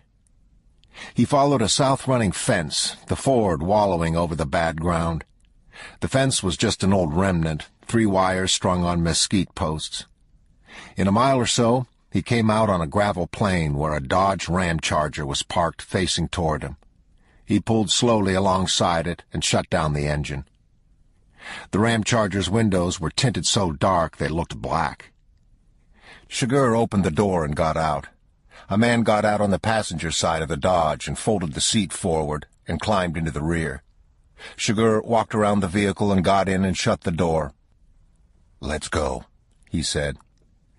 "Have you talked to him?" the driver said. "No."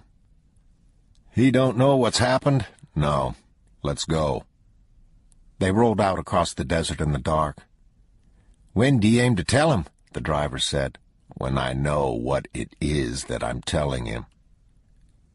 When they came to Moss's truck, Chigurh leaned forward to study it. "Is that his truck?" "That's it. Plates is gone." "Pull up here. Have you got a screwdriver?" "Look in the jockey box there." Chigurh got out with a screwdriver and walked over to the truck and opened the door. He pried the aluminum inspection plate off of the rivets inside the door and put it in his pocket and came back and got in and put the screwdriver back in the glove box. "Who cut the tires?" he said. "It wasn't us." Chigurh nodded. "Let's go," he said. They parked some distance from the trucks and walked down to look at them. Chigurh stood there a long time. It was cold out on the Barrial, and he had no jacket, but he didn't seem to notice. The other 2 men stood waiting. He had a flashlight in his hand, and he turned it on and walked among the trucks and looked at the bodies. The 2 men followed at a small distance. "Whose dog?" Chigurh said. "We don't know." He stood looking in at the dead man slumped across the console of the Bronco. He shone the light into the cargo space behind the seats. "Where's the box?" he said. "It's in the truck. You want it?" "Can you get anything on it?" "No." "Nothing?" "Not a bleep." Chigurh studied the dead man. He jostled him with his flashlight. "These are some ripe petunias," one of the men said. Chigurh didn't answer. He backed out of the truck and stood looking over the Bajada in the moonlight. Dead quiet.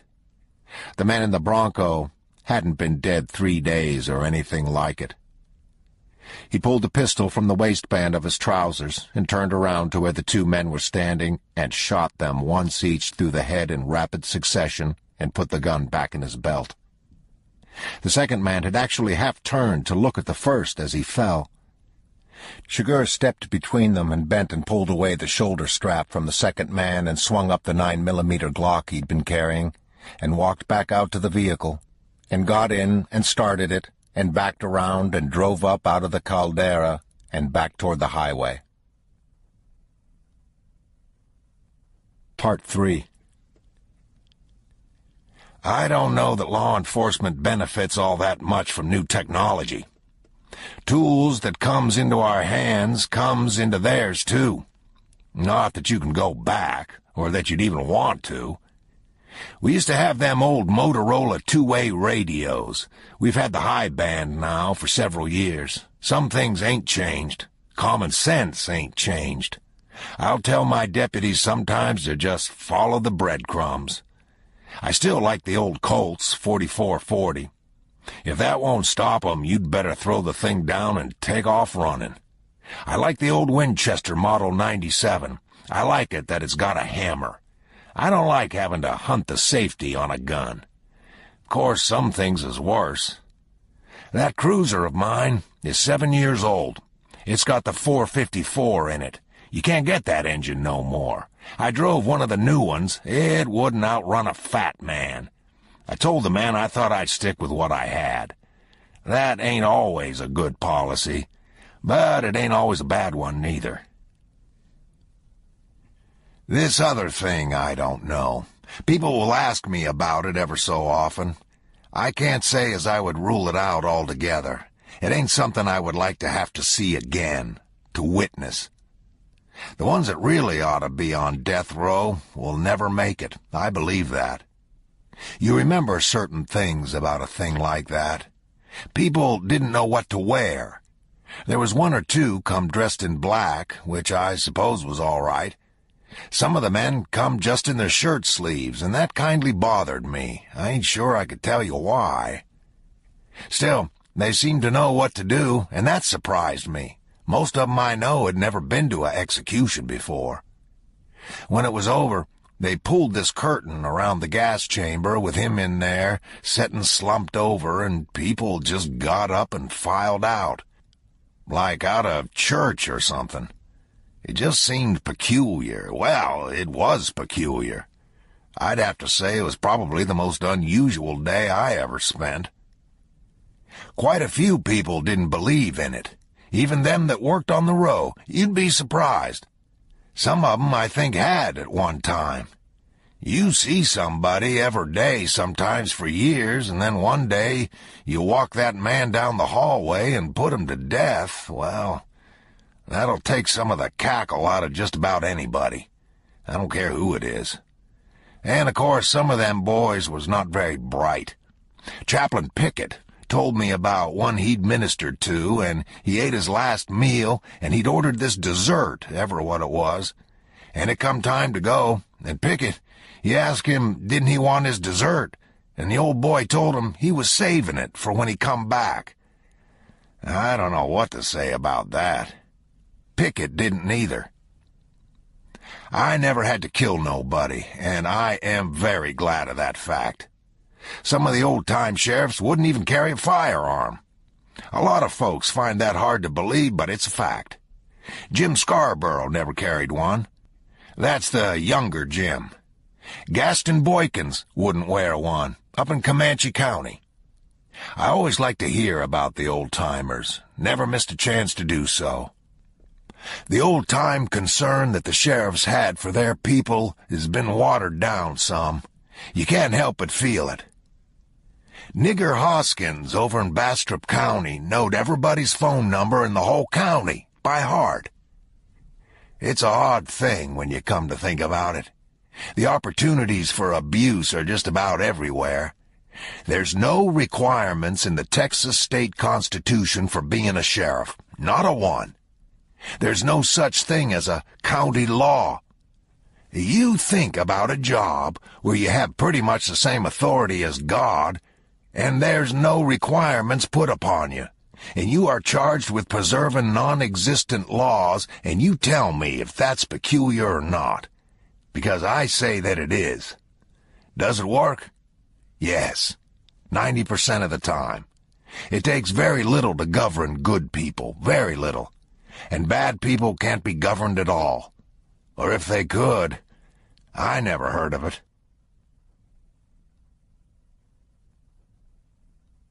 The bus pulled into Fort Stockton at 8:45, and Moss stood and got his bag down from the overhead rack and picked up the document case out of the seat and stood looking down at her.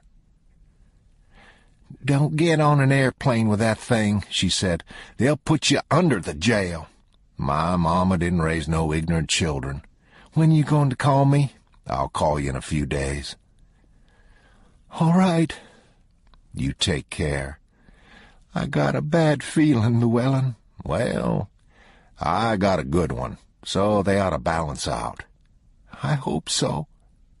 "I can't call you except from a payphone." "I know it. Call me." "I will. Quit worrying about everything." "Llewellyn?" "What?" "Nothing." "What is it?" "Nothing. I just wanted to say it." "You take care." "Llewellyn." "What?" "Don't hurt nobody, you hear?" He stood there with the bag slung across his shoulder. "I ain't making no promises," he said. "That's how you get hurt."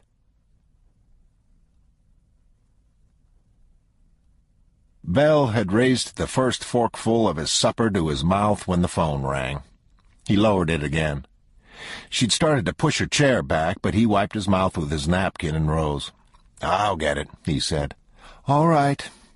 "How the hell do they know when you're eating? We never eat this late." "Don't be cussin'," she said.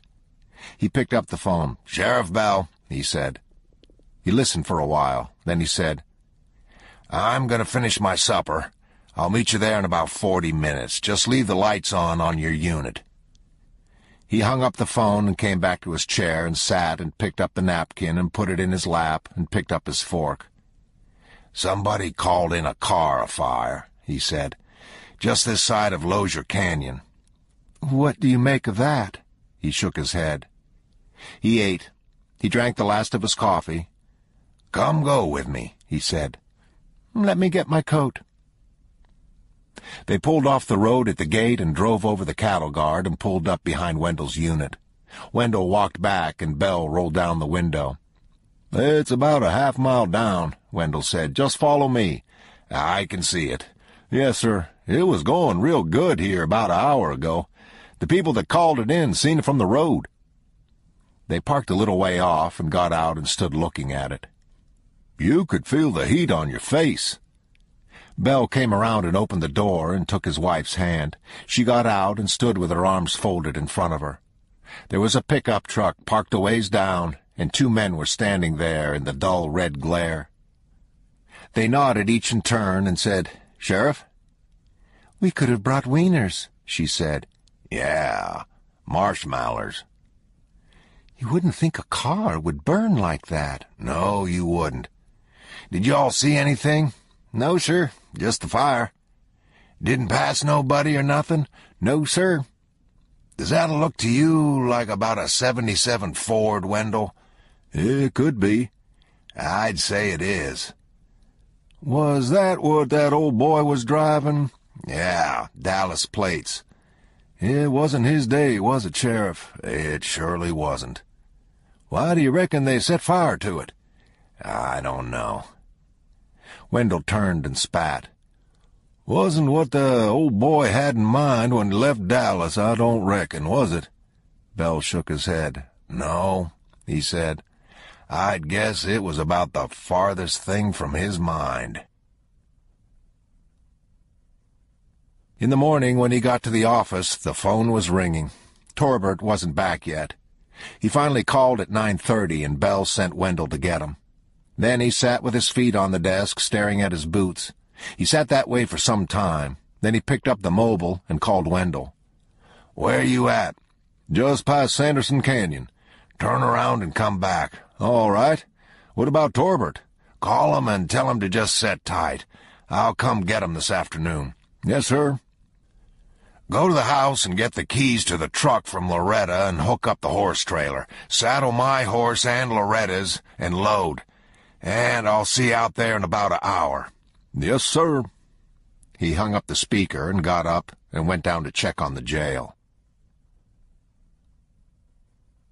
They drove through the gate and closed it again and drove down along the fence about 100 feet and parked. Wendell unlatched the trailer doors and led the horses out. Bell took the reins of his wife's horse. "You ride Winston," he said. "You sure?" "Oh, I'm more than sure. Anything happens to Loretta's horse, I can tell you right now you damn sure don't want to be the party that was aboard him." He handed Wendell one of the lever-action rifles he'd brought and swung up into the saddle and pulled his hat down. "You ready?" he said. They rode side by side. "We've drove all through their tracks, but you can still see what it was," Bell said. "Big off-road tires." "When they got to the car, it was just a blackened hulk." "You were right about the plates," Wendell said. "I lied about the tires, though." "How's that?" "I said they'd still be burning." The car sat in what looked like 4 puddles of tar. The wheels wrapped in blackened skeins of wire. They rode on. Bell pointed at the ground from time to time. "You can tell the day tracks from the night ones," he said. "They were driving out here with no lights. See there how crooked the track is? Like you can just see far enough ahead to duck the brush in front of you. Or you might leave some paint on a rock, like that right yonder." In a sand wash, he got down and walked up and back and then looked away toward the south. "It's the same tire tread coming back as was going down. Made about the same time. You can see the sipes real clear. Which way they're a-going? They's 2 or more trips each way, I'd say." Wendell sat his horse, his hands crossed on the big roping pommel. He leaned and spat. He looked off to the south with the sheriff. "What do you reckon it is we're fixing to find down here?" "I don't know," Bell said. He put his foot in the stirrup and stood easily up into the saddle and put the little horse forward. "I don't know," he said again, "but I can't say as I'm much looking forward to it." When they reached Moss's truck, the sheriff sat and studied it, and then rode slowly around it. Both doors were open. "Somebody's pried the inspection plate off the door," he said. "The numbers is on the frame." "Yeah, I don't think that's why they took it." "I know that truck." "I do, too." Wendell leaned and patted the horse on the neck. "The boy's name's Moss." "Yep." Bell rode back around the rear of the truck and turned the horse to the south and looked at Wendell. "You know where he lives at?" "No, sir." "He's married, ain't he?" "I believe he is." The sheriff sat looking at the truck. "I was just thinking it'd be a curious thing if he was missing 2 or 3 days and nobody said nothing about it." "Pretty curious." Bell looked down toward the caldera. "I think we got some real mischief here." "I hear you, Sheriff." "You think this boy's a dope runner?" "I don't know. I wouldn't have thought it." "I wouldn't either. Let's go down here and look at the rest of this mess." They rode down into the caldera, carrying the Winchesters upright before them in a saddle bow. "I hope this boy ain't dead down here," Bell said. "He seemed a decent enough boy the time or 2 I seen him. Pretty wife, too." They rode past the bodies on the ground and stopped and got down and dropped the reins. The horses stepped nervously. "Let's take the horses out yonder a ways," Bell said. "They don't need to see this." "Yes, sir." When he came back, Bell handed him 2 billfolds he'd taken from the bodies. He looked toward the trucks. "These 2 ain't been dead all that long," he said. "Where are they from?" "Dallas."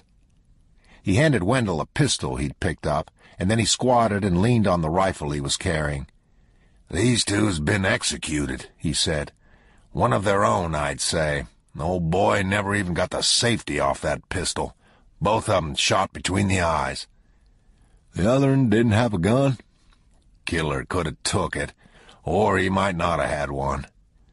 "Bad way to go to a gunfight." "Bad way."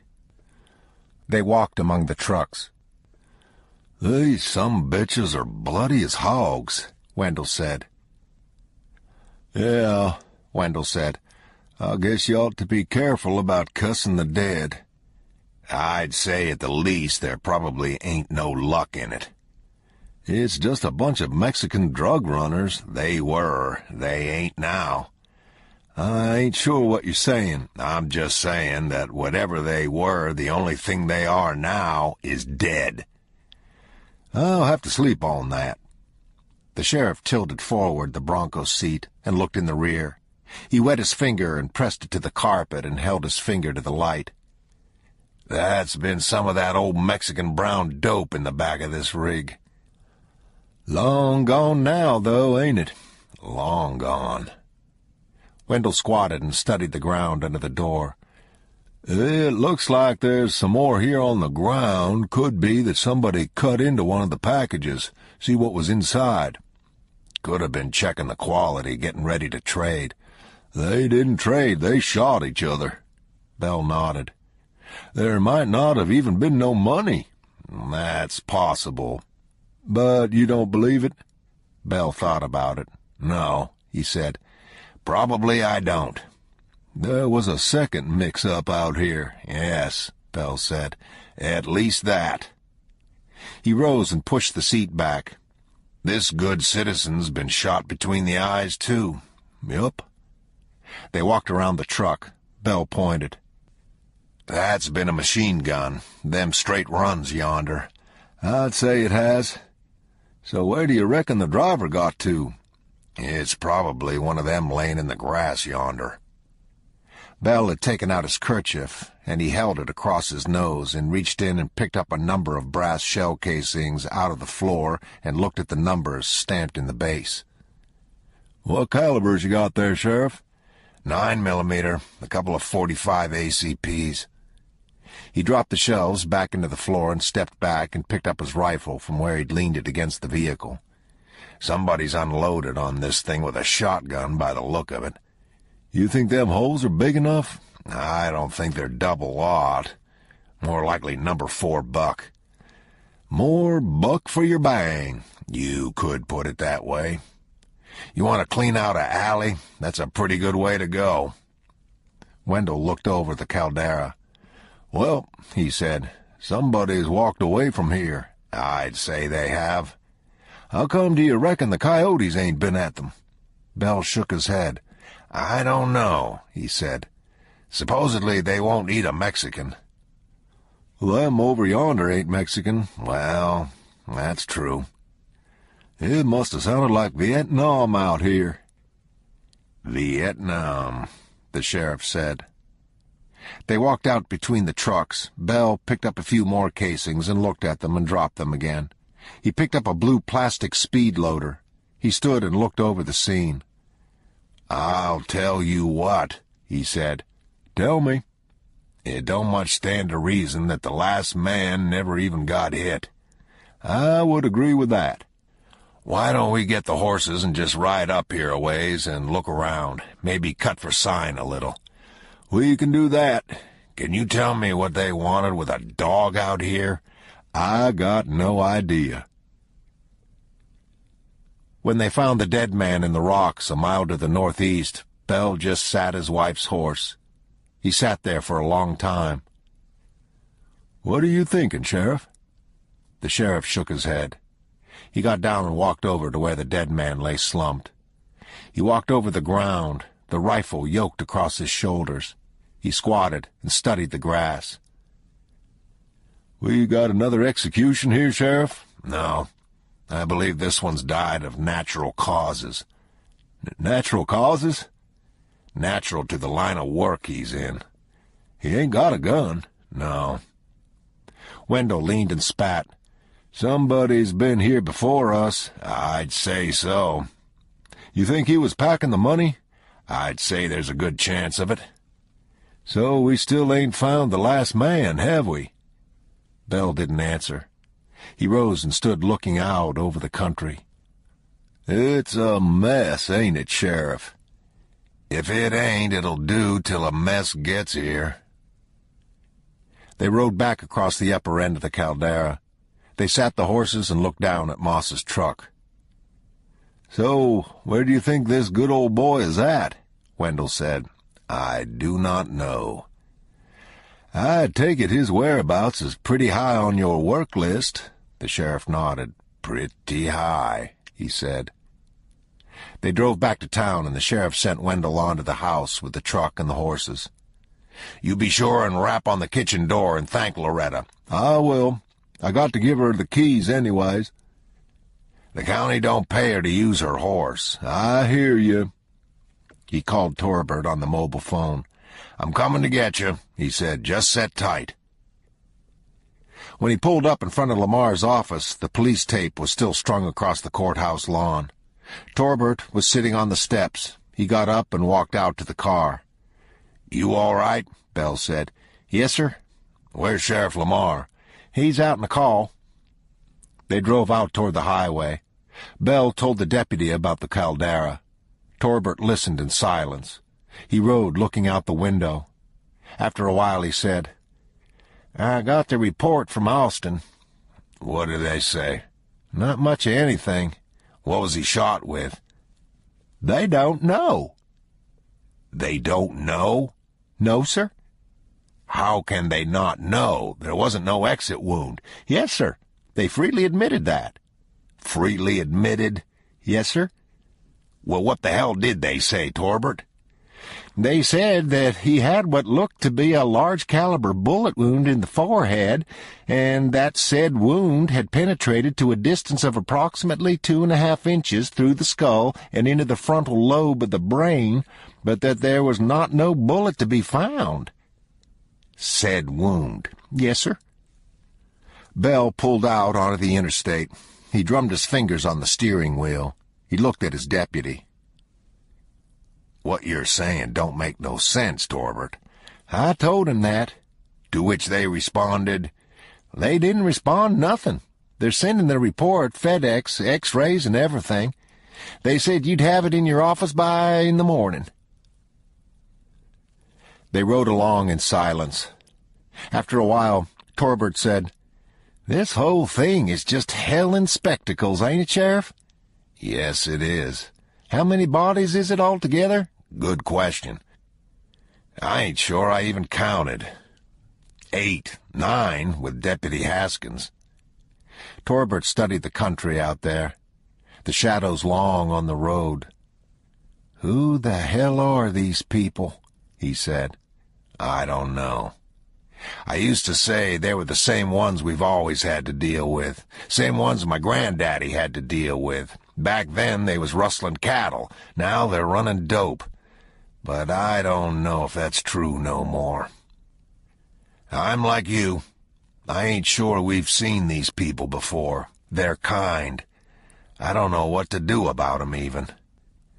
If you killed 'em all, they'd have to build an annex onto hell.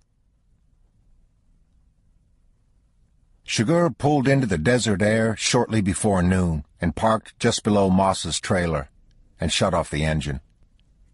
He got out and walked across the raw dirt yard and climbed the steps and tapped at the aluminum door. He waited. Then he tapped again. He turned and stood with his back to the trailer and studied the little park. Nothing moved, not a dog. He turned and put his wrist to the door lock and shot out the lock cylinder with the cobalt steel plunger of the cattle gun and opened the door and went in and shut the door behind him. He stood, the deputy's revolver in his hand. He looked in the kitchen. He walked back into the bedroom. He walked through the bedroom and pushed open the bathroom door and went into the second bedroom. Clothes on the floor, the closet door open. He opened the top dresser drawer and closed it again. He put the gun back in his belt and pulled his shirt over it and walked back out to the kitchen. He opened the refrigerator and took a carton of milk and opened it and smelled it and drank. He stood there holding the carton in one hand and looking out the window. He drank again, and then he put the carton back in the refrigerator and shut the door. He went into the living room and sat on the sofa. There was a perfectly good 21-inch television on the table. He looked at himself in the dead gray screen. He rose and got the mail off the floor and sat back down and went through it. He folded 3 of the envelopes and put them in his shirt pocket, and then rose and went out. He drove down and parked in front of the office and went in. "Yes, sir," the woman said. "I'm looking for Llewellyn Moss." She studied him. "Did you go up to his trailer?" "Yes, I did." "Well, I'd say he's at work. Did you want to leave a message?" "Where does he work?" "Sir, I ain't at liberty to give out no information about our residents." Chigurh looked around at the little plywood office. He looked at the woman. "Where does he work?" "Sir?" I said, "Where does he work?" "Did you not hear me? We can't give out no information." A toilet flushed somewhere. A door latch clicked. Chigurh looked at the woman again. Then he went out and got in the ram charger and left. He pulled in at the cafe and took the envelopes out of his shirt pocket and unfolded them and opened them and read the letters inside. He opened the phone bill and looked at the charges. There were calls to Del Rio and to Odessa. He went in and got some change and went to the payphone and dialed the Del Rio number, but there was no answer. He called the Odessa number, and a woman answered, and he asked for Llewellyn. The woman said he wasn't there. I tried to reach him in Sanderson, but I don't believe he's there anymore. There was a silence. Then the woman said, I don't know where he's at. Who is this? Sugar hung up the phone and went over to the counter and sat down and ordered a cup of coffee. Has Llewellyn been in? He said. When he pulled up in front of the garage, there were two men sitting with their backs to the wall of the building eating their lunches. He went in. There was a man at the desk drinking coffee and listening to the radio. Yes, sir, he said. I was looking for Llewellyn. He ain't here. What time do you expect him? I don't know. He ain't called in or nothing, so your guess is as good as mine. He leaned his head slightly, as if he'd get another look at Sugar. Is there something I can help you with? I don't think so. Outside he stood on the broken oil-stained pavement. He looked at the two men sitting at the end of the building. Do you know where Llewellyn is? They shook their heads. Sugar got into the Ram Charger and pulled out and went back toward town. The bus pulled into Del Rio in the early afternoon, and Moss got his bags and climbed down. He walked down to the cab stand and opened the rear door of the cab parked there and got in. Take me to a motel, he said. The driver looked at him in the mirror. You got one in mind? No, just someplace cheap. They drove out to a place called the Trail Motel, and Moss got out with his bag and the document case and paid the driver and went into the office. A woman was sitting watching television. She got up and went around behind the desk. Do you have a room?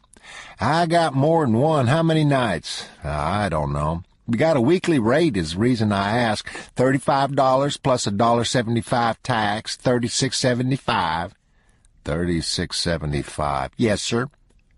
For the week. Yes, sir, for the week. Is that your best rate? Yes, sir. There's not no discounts on the weekly rate. Well, let's just take it one day at a time. Yes, sir. He got the key and walked down to the room and went in and shut the door and set the bags on the bed. He closed the curtains and stood looking out through them at the squalid little court, dead quiet. He fastened the chain on the door and sat on the bed. He unzipped the duffel bag and took out the machine pistol and laid it on the bedspread and lay down beside it. When he woke, it was late afternoon. He lay there, looking at the stained asbestos ceiling. He sat up and pulled off his boots and socks and examined the bandages on his heels. He went into the bathroom and looked at himself in the mirror, and he took off his shirt and examined the back of his arm. It was discolored from shoulder to elbow. He walked back into the room and sat on the bed again. He looked at the gun lying there. After a while, he climbed up onto the cheap wooden desk and with the blade of his pocket knife set to unscrewing the air duct grill, putting the screws in his mouth one by one. Then he pulled the grill loose and laid it on the desk and stood on his toes and looked into the duct. He cut a length from the Venetian blind cord at the window and tied the end of the cord to the case. Then he unlatched the case and counted out $1,000 and folded the money and put it in his pocket and shut the case and fastened it and fastened the straps.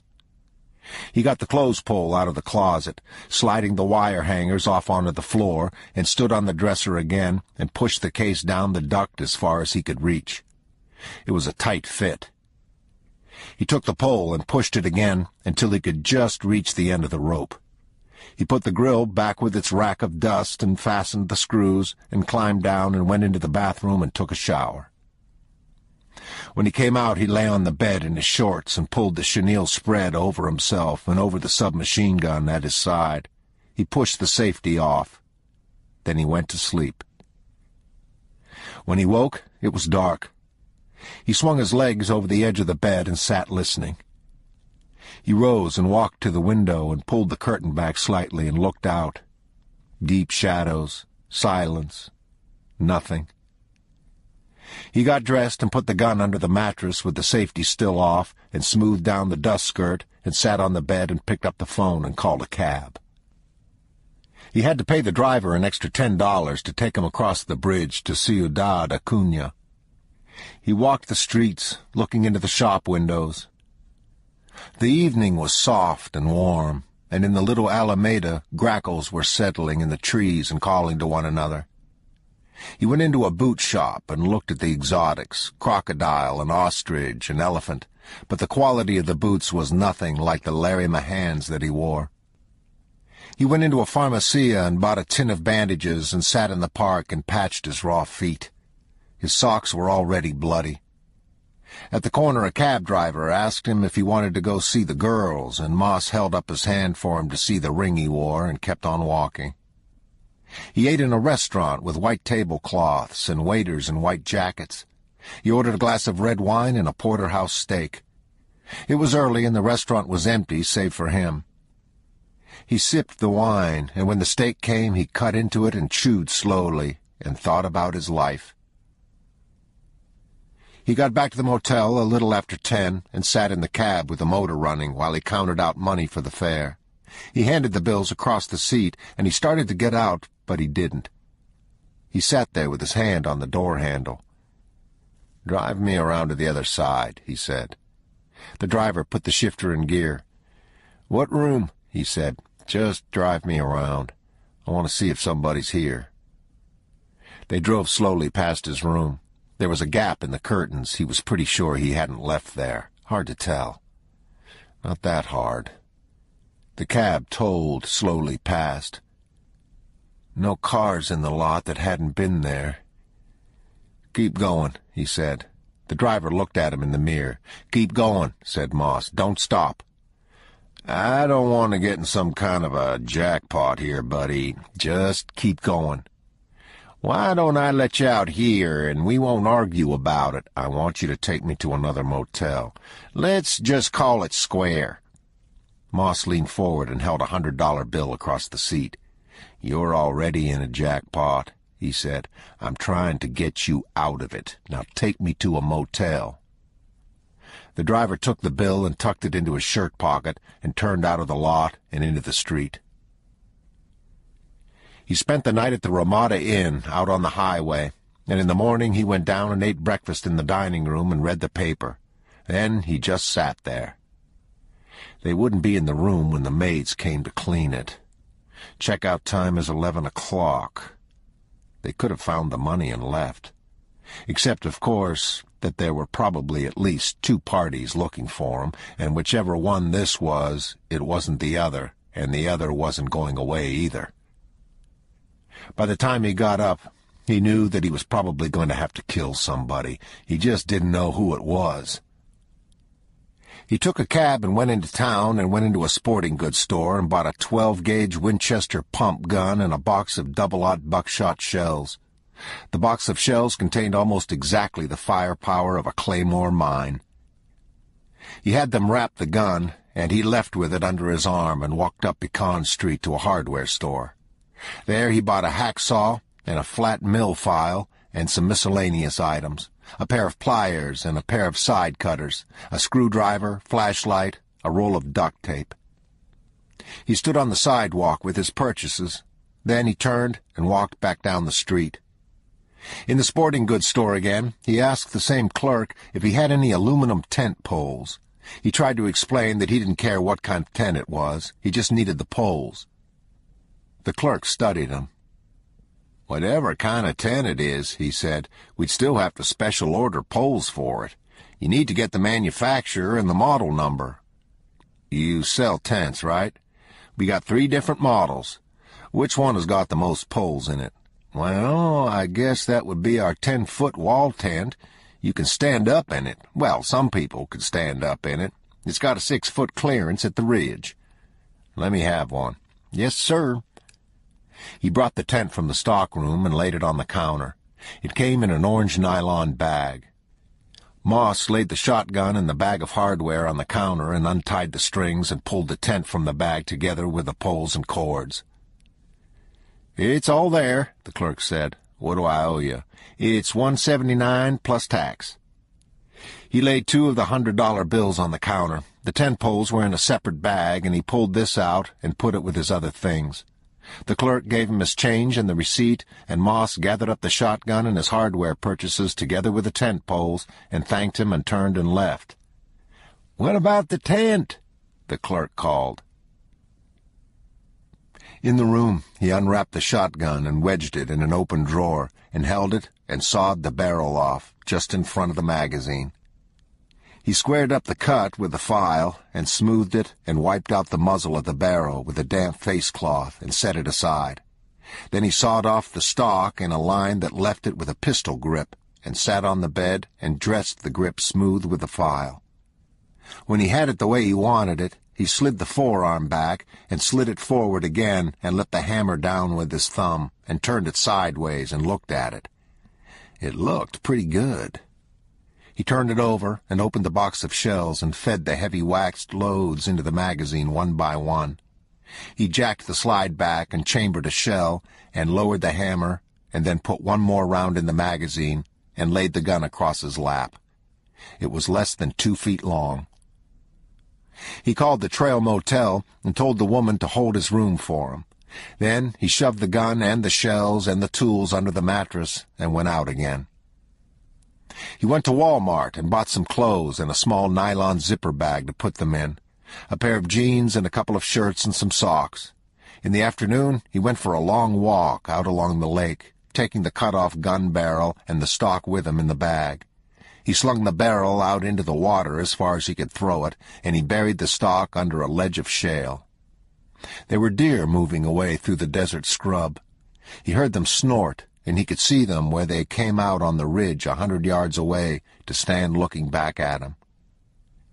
He sat on a gravel beach with the empty bag folded in his lap and watched the sunset, watched the land turn blue and cold. An osprey went down the lake. Then there was just the darkness. Part 4. I was sheriff of this county when I was 25. Hard to believe. My father was not a lawman. Jack was my grandfather, and me and him was sheriff at the same time, him in Plano and me here. I think he was pretty proud of that. I know I was. I was just back from the war. I had some medals and stuff, and of course people had got wind of that. I campaigned pretty hard. You had to. I tried to be fair. Jack used to say that any time you're throwing dirt, you're losing ground, but I think mostly it just wasn't in him to speak ill of anybody, and I never did mind being like him. Me and my wife has been married 31 years, no children. We lost a girl, but I won't talk about that. I served 2 terms, and then we moved to Denton, Texas. Jack used to say that being sheriff was one of the best jobs you could have, and being an ex-sheriff one of the worst. Maybe lots of things is like that. We stayed gone and stayed gone. I done different things, was a detective on the railroad for a while. By that time, my wife wasn't all that sure about us coming back here, about me running. But she seen I wanted to, so that's what we done. She's a better person than me, which I will admit to anybody that cares to listen. Not that that's saying a whole lot. She's a better person than anybody I know, period. People think they know what they want, but they generally don't. Sometimes, if they're lucky, they'll get it anyways. Me? I was always lucky, my whole life. I wouldn't be here otherwise, scrapes I've been in. But the day I seen her come out of Kerr's Mercantile and cross the street and she passed me and I tipped my hat to her and got just almost a smile back, that was the luckiest.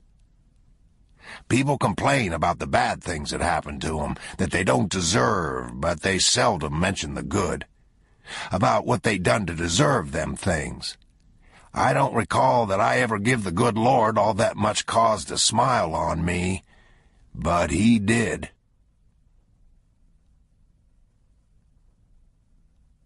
When Bell walked into the cafe on Tuesday morning, it was just daylight. He got his paper and went to his table in the corner. The men he passed at the big table nodded to him and said sheriff. The waitress brought him his coffee and went back to the kitchen and ordered his eggs. He sat stirring the coffee with his spoon, although there was nothing to stir since he drank it black. The Haskins boy's picture was on the front page of the Austin paper. Bell read, shaking his head. His wife was 20 years old. You know what you could do for her? Not a damn thing. Lamar had never lost a man in 20-some-odd years. This is what he would remember. This is what he'd be remembered for.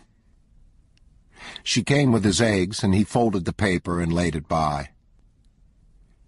He took Wendell with him, and they drove down to the desert air and stood at the door while Wendell knocked. "Look at the lock," Bell said. Wendell drew his pistol and opened the door. "Sheriff's Department," he called. "There ain't nobody here." "No reason not to be careful." "That's right, no reason in the world." They walked in and stood. Wendell would have holstered his pistol, but Bell stopped him. "Let's just keep to that careful routine," he said. "Yes, sir." He walked over and picked up a small brass slug off the carpet and held it up. "What's that?" said Wendell. "Cylinder out of the lock." Bell passed his hand over the plywood of the room divider. "Here's where it hit at," he said. He balanced the piece of brass in his palm and looked toward the door. "You could weigh this thing and measure the distance and the drop and calculate the speed." "I expect you could." "Pretty good speed." "Yes, sir. Pretty good speed." They walked through the rooms. "What do you think, Sheriff?" "I believe they've done lit a shuck." "I do, too." "Kindly in a hurry about it, too." "Yep." He walked into the kitchen and opened the refrigerator and looked in and shut it again. He looked in the freezer. "So when was he here, Sheriff?" "Hard to say. We might have just missed him." "You think this boy's got any notion of the sorts of sons of bitches that are hunting him?" "I don't know. He ought to. He's seen the same things I've seen, and it made an impression on me." "They're in a world of trouble, ain't they?" "Yes, they are." Bell walked back into the living room. He sat on the sofa. Wendell stood in the doorway. He was still holding the revolver in his hand. "What are you thinking?" he said. Bell shook his head. He didn't look up.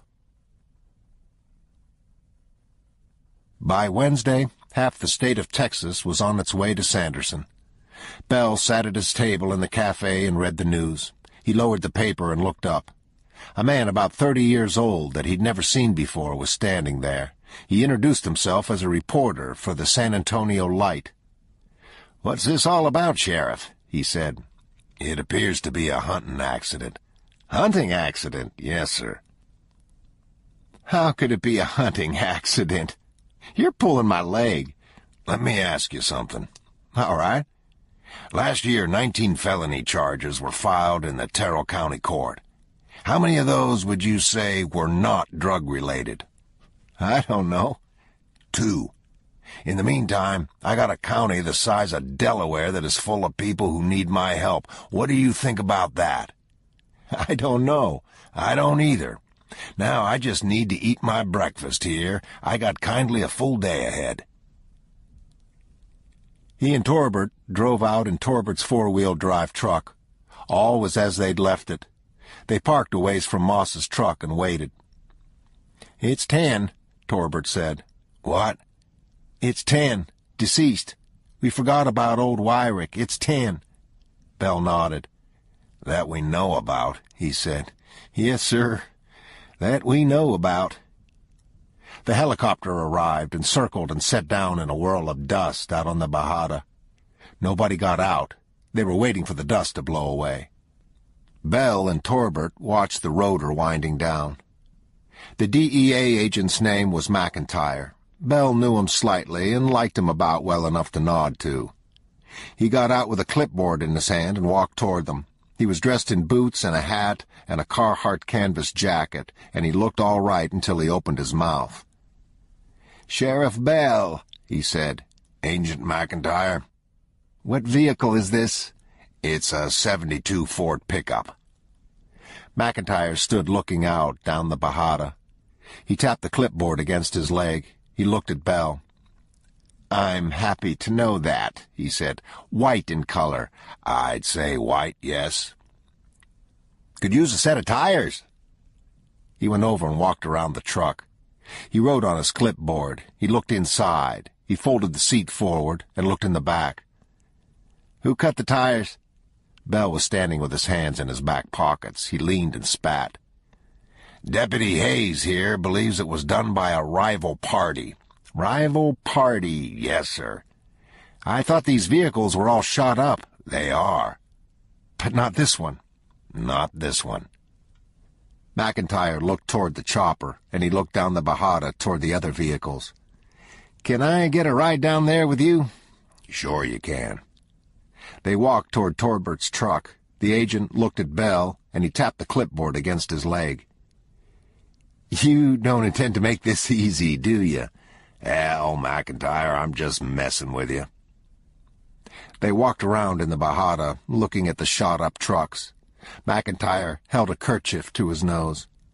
The bodies were bloated in their clothes. "This is about the damnedest thing I ever saw," he said. He stood making notes on his clipboard. He paced distances and made a rough sketch of the scene, and he copied out the numbers off the license plates. "Were there no guns here?" he said. "Not as many as there should have been. We got 2 pieces in evidence." "How long you think they've been dead?" 4 or 5 days. "Somebody must have got away." Bell nodded. "There's another body about a mile north of here." "There's heroin spilled in the back of that Bronco." "Yep." "Mexican black tar." Bell looked at Torbert. Torbert leaned and spat. "If the heroin is missing and the money is missing, then my guess is that somebody is missing." "I'd say that's a reasonable guess." McIntyre continued writing. "Don't worry," he said. "I know you didn't get it." "I ain't worried." McIntyre adjusted his hat and stood looking at the trucks. "Are the Rangers coming out here?" "Rangers are coming. Or one is. DPS drug unit." "I've got 380s, 45s, 9mm Parabellum, 12-gauge, and a 38 Special. Did you find anything else?" "I think that was it." McIntyre nodded. "I guess the people waiting for their dope have probably figured out by now that it's not coming. What about the Border Patrol?" "Everybody's coming, as far as I know. We expect it to get right lively. Could be a bigger draw than the flood back in '65. "Yeah." "What we need is to get these bodies out of here." McIntyre tapped the clipboard against his leg. "Ain't that the truth?" he said. 9mm Parabellum, said Torbert. Bell nodded. "You need to put that in your files." Chigurh picked up the signal from the transponder coming across the high span of the Devil's River Bridge, just west of Del Rio. It was near midnight and no cars on the highway. He reached over into the passenger seat and turned the dial slowly forward and then back, listening. The headlights picked up some kind of a large bird sitting on the aluminum bridge rail up ahead, and Chigurh pushed the button to let the window down. Cool air coming in off the lake. He took the pistol from beside the box and cocked and leveled it out the window, resting the barrel on the rearview mirror. The pistol had been fitted with a silencer sweated onto the end of the barrel. The silencer was made out of brass map gas burners, fitted into a hairspray can, and the whole thing stuffed with fiberglass roofing insulation and painted flat black. He fired just as the bird crouched and spread its wings. It flared wildly in the lights, very white, turning and lifting away into the darkness. The shot had hit the rail and caromed off into the night, and the rail hummed dully in the slipstream and ceased. Sugar laid the pistol in the seat and put the window back up again. Moss paid the driver and stepped out into the lights in front of the motel office and slung the bag over his shoulder and shut the cab door and turned and went in. The woman was already behind the counter. He set the bag in the floor and leaned on the counter. She looked a little flustered. "Hi," she said. "You fixin' to stay a while?" "I need another room." "You want to change rooms, or you want another one besides one you've got?" "I want to keep the one I got and get another one." "All right." "Have you got a map of the motel?" She looked under the counter. "There used to be a sort of a one. Wait a minute. I think this is it." She laid an old brochure on the counter. It showed a car from the 50s parked in front. He unfolded it and flattened it out and studied it. "What about 142? "You can have one next to yours if you want it. 120 ain't took." "That's all right. What about 142? She reached and got the key off the board behind her. "You'll owe for 2 nights, she said. He paid and picked up the bag and walked out and turned down the walkway at the rear of the motel. She leaned over the counter, watching him go. In the room he sat on the bed with the map spread out. He got up and went into the bathroom and stood in the tub with his ear to the wall. A TV was playing somewhere. He went back and sat and unzipped the bag and took out the shotgun and laid it to one side and then emptied the bag out onto the bed. He took the screwdriver and got the chair from the desk and stood on it and unscrewed the air duct grill, and stepped down and laid it dust side up on the cheap chenille bedspread. Then he climbed up and put his ear to the duct. He listened. He stood down and got the flashlight and climbed back up again. There was a junction in the ductwork about 10 feet down the shaft, and he could see the end of the bag sticking out. He turned off the light and stood listening. He tried listening with his eyes shut. He climbed down and got the shotgun and went to the door and turned off the light at the switch there, and stood in the dark looking out through the curtain at the courtyard. Then went back and laid the shotgun on the bed and turned on the flashlight. He untied the little nylon bag and slid the poles out. They were lightweight aluminum tubes 3 feet long, and he assembled 3 of them and taped the joints with duct tape so that they wouldn't pull apart. He went to the closet and came back with 3 wire hangers and sat on the bed and cut the hooks off with the side cutters and wrapped them into one hook with the tape. Then he taped them to the end of the pole and stood up and slid the pole down the ductwork. He turned the flashlight off and pitched it onto the bed and went back to the window and looked out. Drone of a truck passing out on the highway. He waited till it was gone. A cat that was crossing the courtyard stopped. Then it went on again. He stood on the chair with a flashlight in his hand. He turned on the light and laid the lens up close against the galvanized metal wall of the duct so as to mute the beam, and ran the hook down past the bag and turned it and brought it back. The hook caught and turned the bag slightly and then slipped free again. After a few tries, he managed to get it caught in one of the straps, and he towed it silently up the duct, hand over hand through the dust, until he could let go the pole and reach the bag. He climbed down and sat on the bed and wiped the dust from the case and unfastened the latch and the straps and opened it and looked at the packets of bills. He took one of them from the case and riffled it. Then he fitted it back and undid the length of cord he'd tied to the strap and turned off the flashlight and sat listening. He stood and reached up and shoved the poles down the duct, and then he put back the grid and gathered up his tools. He laid the key on the desk and put the shotgun and the tools in the bag and took it and the case and walked out the door, leaving everything just as it was. Chigurh drove slowly along the row of motel rooms with the window down and the receiver in his lap. He turned at the end of the lot and came back. He slowed to a stop and put the ram charger in reverse and backed slightly down the black top and stopped again. Finally, he drove around to the office and parked and went in. The clock on the motel office wall said 12:42, The television set was on, and the woman looked like she'd been asleep. "Yes, sir," she said. "Can I help you?" He left the office with the key in his shirt pocket and got into the Ram Charger and drove around to the side of the building and parked and got out and walked down to the room, carrying the bag with the receiver and the guns in it. In the room, he dropped the bag onto the bed and pulled off his boots and came back out with the receiver and the battery pack and the shotgun from the truck. The shotgun was a 12-gauge Remington automatic with a plastic military stock and a Parkerized finish. It was fitted with a shop-made silencer, fully a foot long and big around as a beer can. He walked down the Ramada in his sock feet past the rooms, listening to the signal.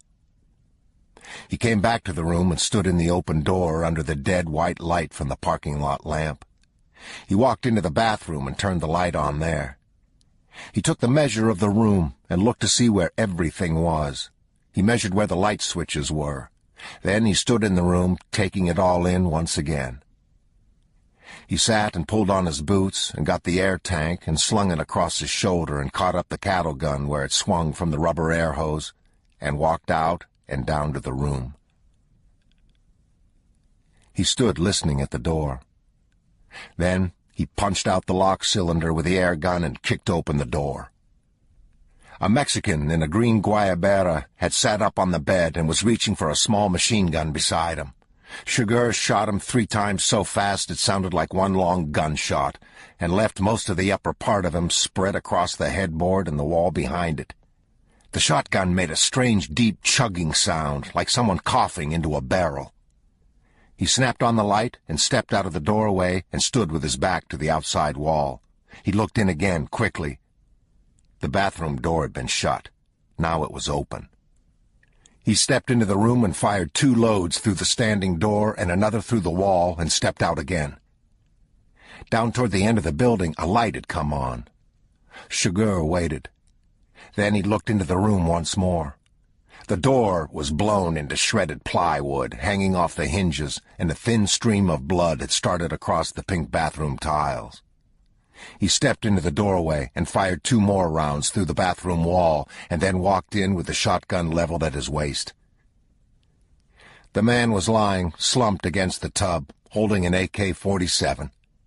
He was shot in the chest and the neck, and he was bleeding heavily. "No me mate," he wheezed. "No me mate." Sugar stepped back to avoid the spray of ceramic chips off the tub, and shot him in the face. He walked out and stood on the sidewalk. No one there. He went back in and searched the room. He looked in the closet, and he looked under the bed, and he pulled all the drawers out onto the floor. He looked in the bathroom. Moss's H&K machine pistol was lying on the sink. He left it there. He wiped his feet back and forth on the carpet to get the blood off the soles of his boots, and he stood looking at the room. Then his eye fell on the air duct. He took the lamp from beside the bed and jerked the cord free and climbed up on the dresser and stove in the grate with the metal lamp base and pulled it loose and looked in. He could see the drag marks in the dust. He climbed down and stood there. He'd got blood and matter on his shirt from off the wall, and he took the shirt off and went back into the bathroom and washed himself and dried with one of the bath towels. Then he wet the towel and wiped off his boots and folded the towel again and wiped down the legs of his jeans. He picked up the shotgun and came back into the room naked to the waist, the shirt balled in one hand. He wiped his boot soles on the carpet again and looked around the room a last time and left. When Bell walked into the office, Torbert looked up from his desk and then rose and came over and laid a paper down in front of him. "Is this it?" Bell said. "Yes, sir." Bell leaned back in his chair to read, tapping his lower lip slowly with his forefinger. After a while he put the report down. He didn't look at Torbert. "I know what happened here," he said. "All right." "Have you ever been to a slaughterhouse?" "Yes, sir, I believe so." "You'd know it if you had." "I think I went once when I was a kid." "Funny place to take a kid." "I think I went my own self, snuck in." How'd they kill the beef? They had a knocker straddled the chute, and they'd let the beeves through one at a time, and he'd knock 'em in the head with a maul. He'd done that all day. That sounds about right. Well, they don't do it that way no more. They use a air-powered gun that shoots a steel bolt out of it. Just shoots it out about so far. They put that thing between the beef's eyes and pull the trigger, and down she goes. It's that quick. Torbert was standing at the corner of Bell's desk. He waited a minute for the sheriff to continue, but the sheriff didn't continue. Torbert stood there. Then he looked away. "I wish you hadn't have even told me," he said. "I know," said Bell. "I knowed what you'd say 'fore you said it." Moss pulled into Eagle Pass at 1:45 in the morning. He'd slept a good part of the way in the back of the cab, and he only woke when they slowed coming off the highway and down Main Street. He watched the pale white globes of the street lamps pass along the upper rim of the window. Then he sat up. "You going across the river?" the driver said. "No, just take me downtown." "You are downtown." Moss leaned forward with his elbows on the back of the seat. "What's that right there?" "That's the Maverick County Courthouse." "No, right there, where the sign is." "That's the Hotel Eagle." "Drop me there." He paid the driver the $50 they'd agreed on, and picked up his bags off the curb, and walked up the steps to the porch and went in. The clerk was standing at the desk as if he'd been expecting him. He paid and put the key in his pocket and climbed the stairs and walked down the old hotel corridor. Dead quiet. No lights in the transoms. He found the room and put the key in the door and opened it and went in and shut the door behind him. Light from the street lamps coming through the lace curtains at the window. He set the bags on the bed and went back to the door and switched on the overhead light. Old-fashioned push-button switch plate. Oak furniture from the turn of the century, brown walls, same chenille bedspread. He sat on the bed, thinking things over. He got up and looked out the window at the parking lot, and he went into the bathroom and got a glass of water and came back and sat on the bed again. He took a sip and set the water on the glass top of the wooden bedside table. "There is no goddamn way," he said. He undid the brass latch and the buckles on the case and began to take the packets of money out and to stack them on the bed. When the case was empty, he checked it for a false bottom, and he checked the back and the sides, and then he set it aside and began to go through the stacks of bills, riffling each of the packets and stacking them back in the case. He'd packed it about a third full before he found the sending unit. The middle of the packet had been filled in with dollar bills, with the centers cut out, and the transponder unit, nested there, was about the size of a Zippo lighter. He slid back the tape and took it out and weighed it in his hand. Then he put it in the drawer and got up and took the cut-out dollar bills and the bank tape to the bathroom and flushed them down the toilet and came back. He folded the loose hundreds and put them in his pocket, and then packed the rest of the banknotes into the case again and set the case in the chair and sat there looking at it. He thought about a lot of things, but the thing that stayed with him was that at some point he was going to have to quit running on luck. He got the shotgun out of the bag and laid it on the bed and turned on the bedside lamp. He went to the door and turned off the overhead light and came back and stretched out on the bed and stared at the ceiling. He knew what was coming. He just didn't know when. He got up and went into the bathroom and pulled the chain on the light over the sink and looked at himself in the mirror. He took a washcloth from the glass towel bar and turned on the hot water and wet the cloth and wrung it out and wiped his face and the back of his neck. He took a leak and then switched off the light and went back and sat on the bed. It had already occurred to him that he would probably never be safe again in his life, and he wondered if that was something that you got used to. And if you did... He emptied out the bag and put the shotgun in and zipped it shut and took it, together with the satchel, down to the desk. The Mexican who'd checked him in was gone, and in his place was another clerk, thin and gray. A thin white shirt and a black bow tie. He was smoking a cigarette and reading Ring magazine, and he looked up at Moss with no great enthusiasm, squinting in the smoke. "Yes, sir," he said. "Did you just come on?" "Yes, sir. Be here till 10 in the morning." Moss laid $100 bill on the counter. The clerk put down the magazine. "I ain't asking you to do nothing illegal," Moss said.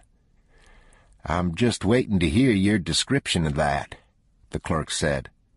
"There's somebody looking for me. All I'm asking you to do is to call me if anybody checks in. By anybody, I mean any swinging dick.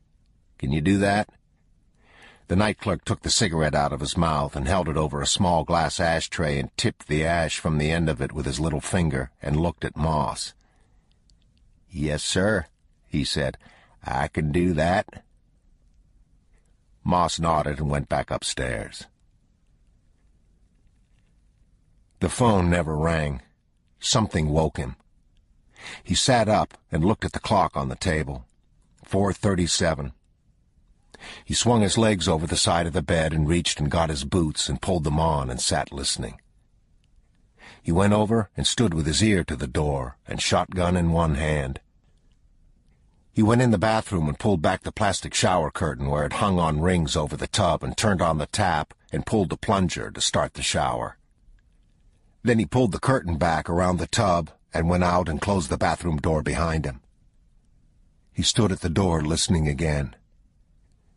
He dragged out the nylon bag from where he'd pushed it under the bed and set it in the chair in the corner. He went over and switched on the light at the bedside table and stood there trying to think. He realized that the phone might ring, and he took the receiver from the cradle and laid it on the table. He pulled back the covers and rumpled the pillows on the bed. He looked at the clock. 4:43. He looked at the phone lying there on the table. He picked it up and pulled the cord out of it and put it back in the cradle. Then he went over and stood at the door, his thumb on the hammer of the shotgun. He dropped to his stomach and put his ear to the space under the door. A cool wind, as if a door had opened somewhere. "What have you done? What have you failed to do?" He went to the far side of the bed and dropped down and pushed himself underneath it and lay there on his stomach with the shotgun pointed at the door. Just space enough beneath the wooden slats. Heart pumping against the dusty carpet. He waited. 2 columns of dark intersected the bar of light beneath the door and stood there. The next thing he heard was the key in the lock, very softly. Then the door opened. He could see out into the hallway. There was no one there. He waited. He tried not even to blink, but he did. Then there was an expensive pair of ostrich-skin boots standing in the doorway, pressed jeans. The man stood there. Then he came in. Then he crossed slowly to the bathroom. At that moment, Moss realized that he was not going to open the bathroom door. He was going to turn around, and when he did, it would be too late. Too late to make any more mistakes or to do anything at all, and that he was going to die. "Do it," he said. "Just do it." "Don't turn around," he said. "You turn around and I'll blow you to hell." The man didn't move. Moss was walking forward on his elbows, holding the shotgun. He could see no higher than the man's waist, and he didn't know what kind of gun he was carrying. "Drop the gun," he said. "Do it now." A shotgun clattered to the floor. Moss pulled himself up. "Get your hands up," he said. "Step back from the door." He took 2 steps back and stood, his hands at shoulder level. Moss came around the end of the bed. The man was no more than 10 feet away. The whole room was pulsing slowly. There was an odd smell in the air, like some foreign cologne, a medicinal edge to it. Everything humming. Moss held the shotgun at his waist with the hammer cocked. There was nothing that could happen that would have surprised him. He felt as if he weighed nothing. He felt as if he were floating. The man didn't even look at him. He seemed oddly untroubled, as if this were all part of his day. Back up. Some more. He did. Moss picked up the man's shotgun and threw it onto the bed. He switched on the overhead light and shut the door. "Look over here," he said. The man turned his head and gazed at Moss. Blue eyes, serene, dark hair, something about him faintly exotic, beyond Moss's experience. "What do you want?"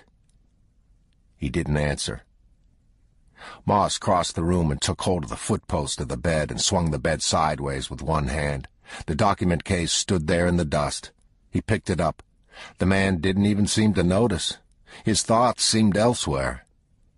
He took the nylon bag from the chair and slung it over his shoulder, and he got the shotgun with its huge can-like silencer off the bed and put it under his arm and picked up the case again. "Let's go," he said. The man lowered his hands and walked out into the hallway. The small box that held the transponder receiver was standing in the floor just outside the door. Moss left it there. He had a feeling he'd already taken more chances than he had coming. He backed down the hallway with his shotgun trained on the man's belt, holding it in one hand like a pistol. He started to tell him to put his hands back up, but something told him that it didn't really make any difference where the man's hands were. The bedroom door was still open, the shower still running. "You show your face at the head of these stairs, and I'll shoot you." The man didn't answer. He could have been a mute for all that Moss knew. "Right there," Moss said. "Don't you take another step." He stopped. Moss backed to the stairs and took one last look at him standing there in the dull yellow light from the wall sconce. And then he turned and doubled down the stairwell, taking the steps two at a time. He didn't know where he was going. He hadn't thought that far ahead. In the lobby, the night clerk's feet were sticking out from behind the desk. Moss didn't stop. He pushed out through the front door and down the steps. By the time he'd crossed the street, Sugar was already on the balcony of the hotel above him. Moss felt something tug at the bag on his shoulder. The pistol shot was just a muffled pop, flat and small in the dark quiet of the town. He turned in time to see the muzzle flash of the second shot, faint but visible under the pink glow of the 15-foot-high neon hotel sign. He didn't feel anything. The bullet snapped at his shirt, and blood started running down his upper arm, and he was already at a dead run. With the next shot, he felt a stinging pain in his side. He fell down and got up again, leaving Sugar's shotgun lying in the street. "Damn," he said. "What a shot."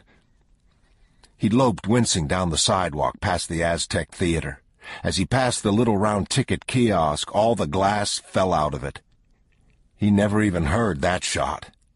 He spun with the shotgun and thumbed back the hammer and fired. The buckshot rattled off the second-story balustrade and took the glass out of some of the windows. When he turned again, a car coming down Main Street picked him up in the lights and slowed and then speeded up again. He turned up Adams Street, and the car skidded sideways through the intersection in a cloud of rubber smoke and stopped. The engine had died, and the driver was trying to start it. Moss turned with his back to the brick wall of the building. Two men had come from the car and were crossing the street on foot at a run. One of them opened fire with a small-caliber machine gun, and he fired at them twice with the shotgun and then loped on with the warm blood seeping into his crotch. In the street, he heard the car start up again. By the time he got to Grand Street, a pandemonium of gunfire had broken out behind him. He didn't think he could run anymore. He saw himself limping along in a store window across the street, holding his elbow to his side, the bag slung over his shoulder, and carrying the shotgun and the leather document case. Dark in the glass and wholly unaccountable. When he looked again, he was sitting on the sidewalk. "Get up, you son of a bitch," he said. "Don't you sit there and die. You get the hell up." He crossed Ryan Street with blood sloshing in his boots. He pulled the bag around and unzipped it and shoved the shotgun in and zipped it shut again. He stood, tottering. Then he crossed to the bridge. He was cold and shivering, and he thought he was going to vomit. There was a change window and a turnstile on the American side of the bridge, and he put a dime in the slot and pushed through and staggered out onto the span and eyed the narrow walk ahead of him. Just breaking first light, dull and gray above the floodplain along the east shore of the river. God's own distance to the far side. Halfway, he met a party returning. 4 of them, young boys, maybe 18, partly drunk. He set the case on the sidewalk and took a pack of the hundreds from his pocket. The money was slick with blood. He wiped it on his trouser leg and peeled off 5 of the bills and put the rest in his back pocket. "Excuse me," he said, leaning against the chain-link fence, his bloody footprints on the walk behind him like clues in an arcade. "Excuse me." They were stepping off the curb into the roadway to go around him. "Excuse me, I wondered if you all would sell me a coat." They didn't stop till they were past him. Then one of them turned. "What do you give?" he said. "That man behind you, the one in the long coat." The one in the long coat stopped with the others. "How much?" "I'll give you $500. "Bullshit. Come on, Brian. Let's go, Brian. He's drunk." Brian looked at them, and he looked at Moss. "Let's see the money," he said. "It's right here." "Let me see it." "Let me hold the coat." "Let's go, Brian." "You take this 100, and let me hold the coat. Then I'll give you the rest." "All right." He slipped out of the coat and handed it over, and Moss handed him the bill. "What's this on it?" "Blood." "Blood?" "Blood." He stood holding the bill in one hand. He looked at the blood on his fingers. "What happened to you?" "I've been shot." "Let's go, Brian. God damn." "Let me have the money." Moss handed him the bills and unshouldered the zipper bag to the sidewalk and struggled into the coat. The boy folded the bills and put them in his pocket and stepped away. He joined the others, and they went on. Then they stopped. They were talking together and looking back at him. He got the coat buttoned and put his money in the inside pocket and shouldered the bag and picked up the leather case. "You all need to keep walking," he said. "I won't tell you twice." They turned and went on. There were only 3 of them. He shoved at his eyes with the heel of his hand. He tried to see where the 4th one had gone. Then he realized that there was no 4th one. "That's all right," he said. "Just keep putting one foot in front of the other." When he reached the place where the river actually passed beneath the bridge, he stopped and stood looking down at it. The Mexican gate shack was just ahead. He looked back down the bridge, but the 3 were gone. A grainy light to the east, over the low black hills beyond the town. The water moved beneath him, slow and dark. A dog somewhere. Silence. Nothing. There was a stand of tall carrizo cane growing along the American side of the river below him, and he set the zipper bag down and took hold of the case by the handles and swung it behind him and then heaved it over the rail and out into space. White-hot pain. He held his side and watched the bag turn slowly in the diminishing light from the bridge lamps and drop soundlessly into the cane and vanish. Then he slid to the pavement and sat there in the puddling blood, his face against the wire. "Get up," he said. "Damn you, get up." When he reached the gatehouse, there was no one there. He pushed through and into the town of Piedras Negras, state of Coahuila. He made his way up the street to a small park or socalo on the left, where the grackles in the eucalyptus trees were waking and calling. The trees were painted white to the height of a wainscot, and from a distance the park seemed set with white posts arrayed at random. In the center, a wrought-iron gazebo or bandstand. He collapsed on one of the iron benches with the bag on the bench beside him and leaned forward, holding himself. Globes of orange light hung from the lampstands, the world receding. Across from the park was a church. It seemed far away.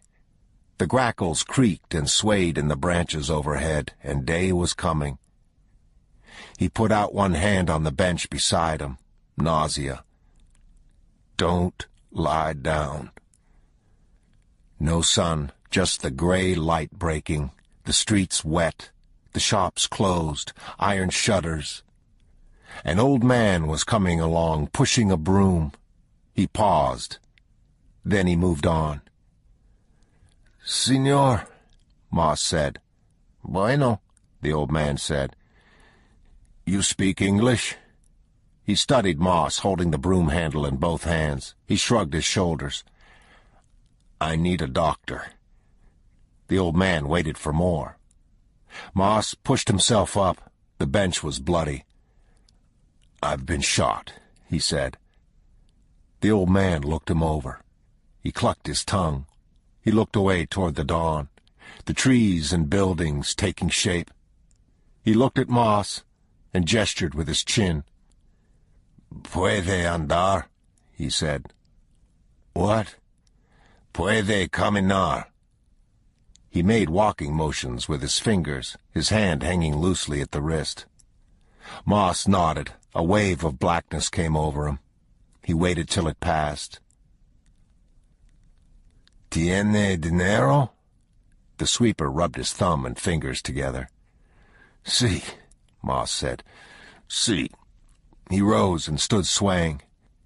He took the packet of blood-soaked bills from the overcoat pocket and separated $100 note and handed it to the old man. The old man took it with great reverence. He looked at Moss, and then he stood the broom against the bench. When Chigurh came down the steps and out the front door of the hotel, he had a towel wrapped around his upper right leg and tied with sections of window blind cord. The towel was already wet through with blood. He was carrying a small bag in one hand and a pistol in the other. The Cadillac was crossways in the intersection, and there was gunfire in the street. He stepped back into the doorway of the barber shop. The clatter of automatic rifle fire and the deep, heavy slam of a shotgun rattling off the facades of the buildings. The men in the street were dressed in raincoats and tennis shoes. They didn't look like anybody you would expect to meet in this part of the country. He limped back up the steps to the porch and laid the pistol over the balustrade and opened fire on them. By the time they'd figured out where the fire was coming from, he'd killed one and wounded another. The wounded man got behind the car and opened up on the hotel. Chigurh stood with his back to the brick wall and fitted a fresh clip into the pistol. The rounds were taking out the glass in the doors and splintering up the sashwork. The foyer light went out. It was still dark enough in the street that you could see the muzzle flashes. There was a break in the firing, and Chigurh turned and pushed his way through into the hotel lobby, the bits of glass crackling under his boots. He went gimping down the hallway and down the steps at the rear of the hotel and out into the parking lot. He crossed the street and went up Jefferson, keeping to the north wall of the buildings, trying to hurry and swinging the bound leg out at his side. All of this was 1 block from the Maverick County Courthouse, and he figured he had minutes at best before fresh parties began to arrive. When he got to the corner, there was only one man standing in the street. He was at the rear of the car, and the car was badly shot up, all the glass gone or shot white. There was at least one body inside. The man was watching the hotel, and Chigurh leveled the pistol and shot him twice, and he fell down in the street. Chigurh stepped back behind the corner of the building and stood with the pistol upright at his shoulder, waiting. A rich tang of gunpowder on the cool morning air, like the smell of fireworks. No sound anywhere. When he limped out into the street, One of the men he'd shot from the hotel porch was crawling toward the curb. Sugar watched him. Then he shot him in the back. The other one was lying by the front fender of the car. He'd been shot through the head, and the dark blood was pooled all about him. His weapon was lying there, but Sugar paid it no mind. He walked to the rear of the car and jostled the man there with his boot, and then bent and picked up the machine gun he'd been firing. It was a short-barreled Uzi with a 25-round clip. Sugar rifled the dead man's raincoat pockets and came up with 3 more clips, one of them full. He put them in the pocket of his jacket and stuck the pistol down in the front of his belt and checked the rounds in the clip that was in the Uzi. Then he slung the piece over his shoulder and hobbled back to the curb. The man he'd shot in the back was lying there, watching him. Sugar looked up the street toward the hotel and the courthouse, the tall palm trees. He looked at the man. The man was lying in a spreading pool of blood. "Help me," he said. Sugar took the pistol from his waist. He looked into the man's eyes. The man looked away. "Look at me," Sugar said. The man looked and looked away again. "Do you speak English?" "Yes." "Don't look away. I want you to look at me." He looked at Sugar. He looked at the new day paling all about. Sugar shot him through the forehead and then stood watching him, watching the capillaries break up in his eyes, the light receding, watching his own image degrade in that squandered world. He shoved the pistol in his belt and looked back up the street once more. Then he picked up the bag and slung the Uzi over his shoulder and crossed the street and went limping on toward the hotel parking lot, where he'd left his vehicle. Part 5. We come here from Georgia. Our family did. Horse and wagon. I pretty much know that for a fact. I know there's lots of things in a family history that just plain ain't so. Any family. The stories get passed on, and the truth gets passed over, as the saying goes. Which I reckon some would take as meaning that the truth can't compete. But I don't believe that. I think that when the lies are all told and forgot, the truth will be there yet. It don't move about from place to place, and it don't change from time to time. You can't corrupt it any more than you can salt. You can't corrupt it because that's what it is. It's the thing you're talking about. I've heard it compared to the rock, maybe in the Bible, and I wouldn't disagree with that. But it'll be here even when the rock is gone. I'm sure these people would disagree with that, quite a few, in fact. But I never could find out what any of them did believe. You always tried to be available for your social events, and I would always go to things like cemetery cleanings, of course. That was all right. The women would fix dinner on the ground, and of course it was a way of campaigning, but you were doing something for folks that couldn't do it for themselves. Well, you could be cynical about it, I reckon, and say that you just didn't want 'em coming around at night. But I think it goes deeper than that. It is community, and it is respect, of course. But the dead have more claims on you than what you might want to admit, or even what you might know about. And them claims can be very strong indeed. Very strong indeed. You get the feeling they just don't want to turn loose. So any little thing helps in that respect. What I was saying the other day about the papers. Here last week, they found this couple out in California. They would rent out rooms to old people, and then kill 'em and bury 'em in the yard and cash their Social Security checks. They'd torture 'em first. I don't know why. Maybe their television was broke. Now, here's what the papers had to say about that. I quote from the papers. Said, "Neighbors were alerted when a man run from the premises wearing only a dog collar." You can't make up such a thing as that. I dare you to even try. But that's what it took, you'll notice. All that hollering and digging in the yard didn't bring it. That's all right. I laughed myself when I read it. There ain't a whole lot else you can do. It was almost a 3-hour drive to Odessa, and dark when he got there. He listened to the truckers on the radio. "Has he got jurisdiction up here? Come on." "Hell if I know. I think if he sees you committing a crime, he does." "Well, I'm a reformed criminal, then." "You got that right, old buddy." He got a city map at the quick stop and spread it out on the seat of the cruiser while he drank coffee out of a styrofoam cup. He traced his route on the map with a yellow marker from the glove box and refolded the map and laid it on the seat beside him and switched off the dome light and started the engine. When he knocked at the door, Llewellyn's wife answered it. As she opened the door, he took off his hat, and he was right away sorry he'd done it. She put her hand to her mouth and reached for the door jamb. "I'm sorry, ma'am," he said. "He's all right. Your husband's all right. I just wanted to talk to you if I could." "You ain't lying to me, are you?" "No, ma'am, I don't lie." "You drove up here from Sanderson?" "Yes, ma'am." "What did you want?"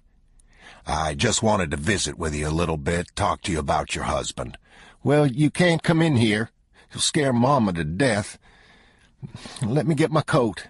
"Yes, ma'am." They drove down to the Sunshine Cafe and sat in a booth at the rear and ordered coffee. "You don't know where he's at, do you?" "No, I don't. I done told you." "I know you did." He took off his hat and laid it in the booth beside him and ran his hand through his hair. "You ain't heard from him?" "No, I ain't."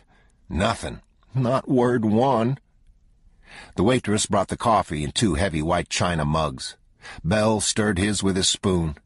He raised the spoon and looked into the smoking silver bowl of it. "How much money did he give you?" She didn't answer.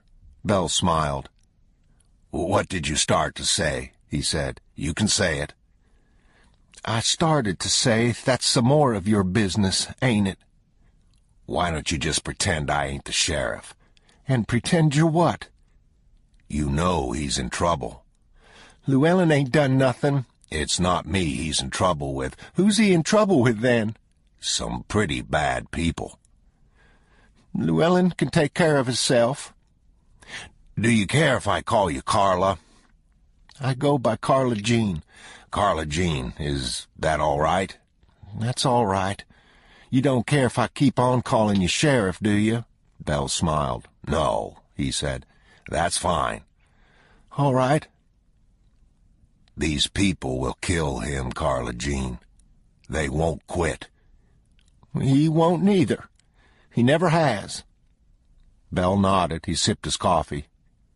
The face that lapped and shifted in the dark liquid in the cup seemed an omen of things to come. Things losing shape, taking you with them. He set the cup down and looked at the girl. "I wish I could say that was in his favor," he said. "But I have to say I don't think it is." "Well," she said, "he's who he is, and he always will be. That's why I married him." "But you ain't heard from him in a while." "I didn't expect to hear from him." "Were you all having problems?" "We don't have problems. When we have problems, we fix 'em." "Well, you're lucky people." "Yes, we are." She watched him. "How come you to ask me that?" she said. "About having problems?" "About having problems." "I just wondered if you were." "Has something happened that you know about and I don't?" "No." "I could ask you the same thing." "Except I wouldn't tell you." "Yes." "You think he's left me, don't you?" "I don't know. Has he?" "No, he ain't. I know him." "You used to know him." "I know him yet. He ain't changed." "Maybe." "But you don't believe that."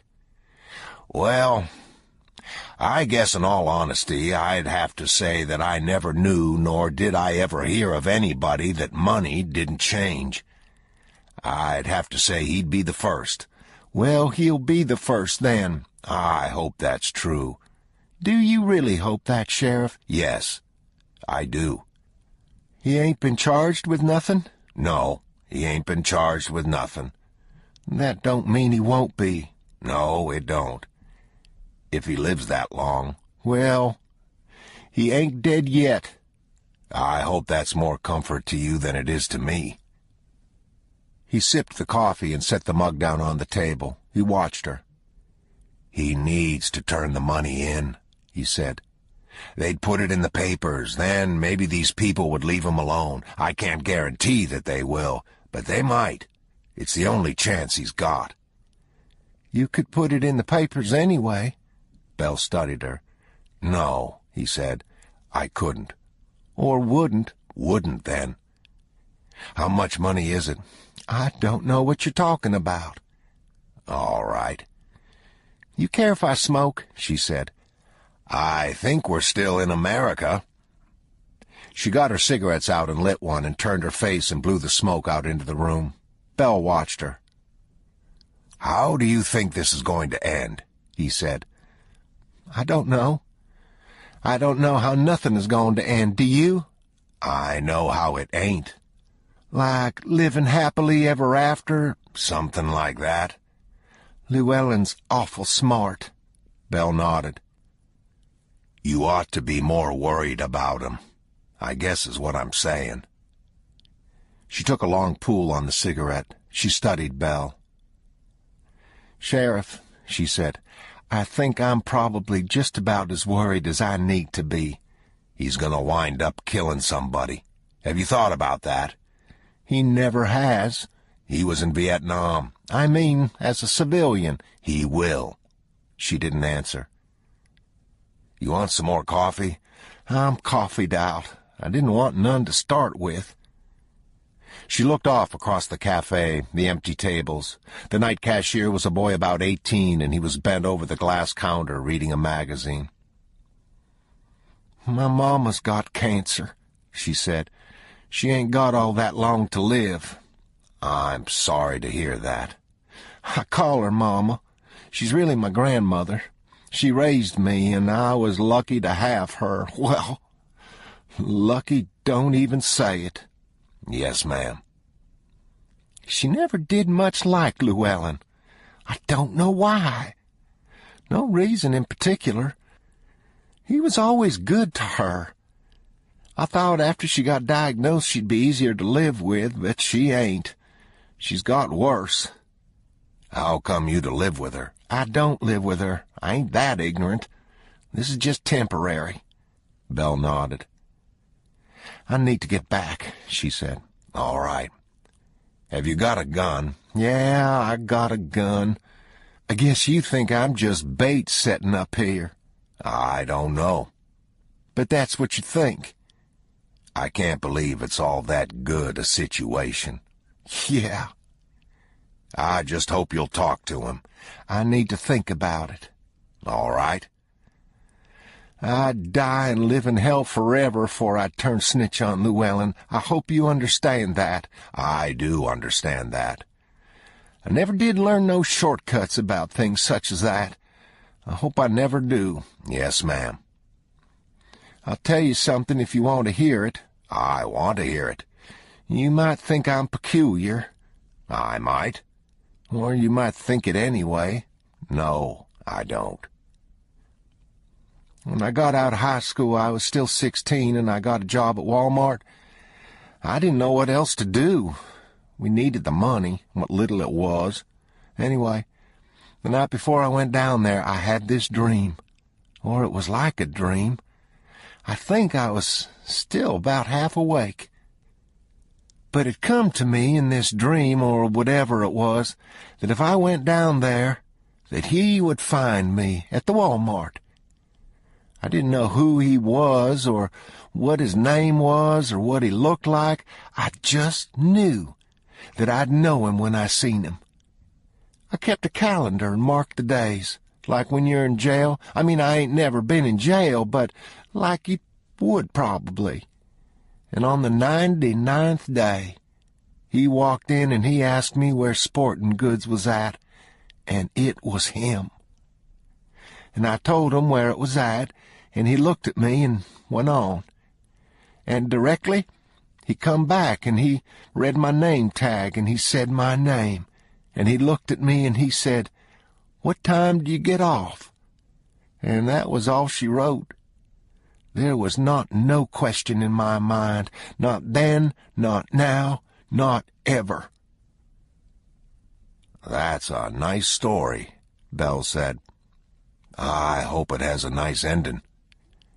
It happened just like that. I know it did. Well, I appreciate you talking to me. I guess I'd better cut you loose, late as it is. She stubbed out her cigarette. Well, she said, I'm sorry you come all this way not to do no better than what you done. Bell picked up his hat and put it on and squared it. Well, he said, you do the best you can. Sometimes things turns out all right. Do you really care? About your husband? About my husband, yes. Yes, ma'am, I do. The people of Terrell County hired me to look after 'em. That's my job. I get paid to be the first one hurt, killed for that matter. I'd better care. You're asking me to believe what you say, but you're the one saying it. Bell smiled. Yes, ma'am, he said. I'm the one saying it. I just hope you'll think about what I did say. I ain't making up a word about the kind of trouble he's in. If he gets killed, then I got to live with that. But I can do it. I just want you to think about if you can. All right. Can I ask you something? You can ask. I know you ain't supposed to ask a woman her age, but I couldn't help but be a bit curious. That's all right. I'm 19. I look younger. How long have y'all been married? 3 years, almost 3 years. Bell nodded. My wife was 18 when we married. Just had turned. Marrying her makes up for every dumb thing I ever done. I even think I still got a few left in the account. I think I'm way in the black on that. Are you ready? She got her purse and rose. Bell picked up the check and squared his hat again and eased up from the booth. She put her cigarettes in her purse and looked at him. I'll tell you something, Sheriff. 19 is old enough to know that if you have got something that means the world to you, it's all that more likely it'll get took away. 16 was, for that matter. I think about that. Bell nodded. I ain't a stranger to them thoughts, Carla Jean. Them thoughts is very familiar to me. He was asleep in his bed, and it's still mostly dark out when the phone rang. He looked at the old radium dial clock on the night table and reached and picked up the phone. Sheriff Bell, he said. He listened for about 2 minutes. Then he said, I appreciate you calling me. Yep. It's just out-and-out war is what it is. I don't know no other name for it. He pulled up in front of the sheriff's office in Eagle Pass at 9:15 in the morning, and he and the sheriff sat in the office and drank coffee and looked at the photos taken in the street 2 blocks away 3 hours earlier. There's days I'm in favor of giving the whole damn place back to 'em, the sheriff said. I hear you, said Bell. Dead bodies in the street, citizens' businesses all shot up, people's cars. Who ever heard of such a thing? Can we go over and take a look? Yeah, we can go over. The street was still roped off, but there wasn't much to see. The front of the Eagle Hotel was all shot up, and there was broken glass in the sidewalk down both sides of the street. Tires and glass shot out of the cars, and holes in the sheet metal with the little rings of bare steel around them. The Cadillac had been towed off, and the glass in the street swept up and the blood hosed away. Who was it in the hotel, do you reckon? Some Mexican dope dealer. The sheriff stood smoking. Bell walked off a ways down the street. He stood. He came back up the sidewalk, his boots grinding in the glass. The sheriff flipped his cigarette into the street. You go up Adams there about half a block, you'll see a blood trail. Going yon way, I reckon. If he had any sense. I think them boys in the car got caught in a crossfire. Looks to me like they was shooting towards the hotel and up the street yonder both. What do you reckon their car was doing in the middle of the intersection that-a-way? I got no idea, Tom. They walked up to the hotel. What kind of shell casings did y'all pick up? Mostly 9mm with some shotgun hulls and a few 380s. We got a shotgun and 2 machine guns. Fully automatic? Sure, why not? Why not? They walked up the stairs. The porch of the hotel was covered in glass, and the woodwork shot up. The night clerk got killed, about as bad a piece of luck as you could have, I reckon. Caught a stray round. Where'd he catch it? Right between the eyes. They walked into the lobby and stood. Somebody had thrown a couple of towels over the blood in the carpet behind the desk, but the blood had soaked through the towels. He wasn't shot, Bell said. Who wasn't shot? The night clerk. He wasn't shot? No, sir. What makes you say that? You get the lab report and you'll see. What are you saying, Ed Tom? That they drilled his brains out with a Black & Decker? That's pretty close. I'll let you think about it.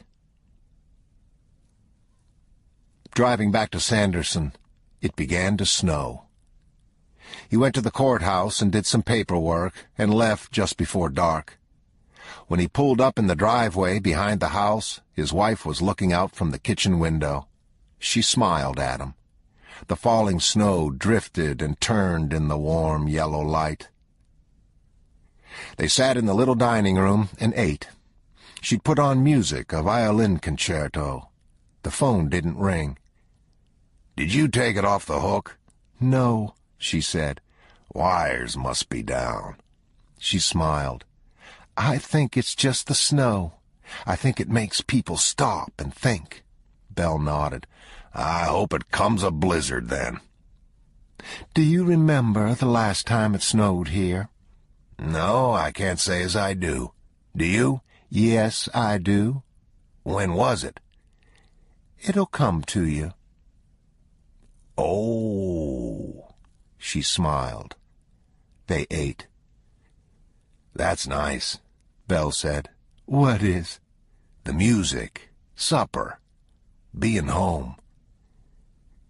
Do you think she was telling the truth? I do, yes. Do you think that boy is still alive? I don't know. I hope he is. You may never hear another word about any of this. It's possible. That wouldn't be the end of it, though, would it? No, I guess it wouldn't. You can't count on them to kill one another off like this on a regular basis. But I expect some cartel will take it over sooner or later, and they'll wind up just dealing with the Mexican government. There's too much money in it. They'll freeze out these country boys. It won't be long, neither. How much money do you think he has? The Moss boy? Yes. Hard to say. Could be in the millions. Well, not too many millions. He carried it out of there on foot. Did you want some coffee? Yes, I would. She rose and went to the sideboard and unplugged the percolator and brought it to the table and poured his cup and sat down again. Just don't come home dead some evening, she said. I won't put up with it. I better not do it then. Do you think he'll send for her? Bell stirred his coffee. He sat holding the steaming spoon above the cup. Then he laid it in the saucer. I don't know, he said. I know he'd be a damn fool if he didn't.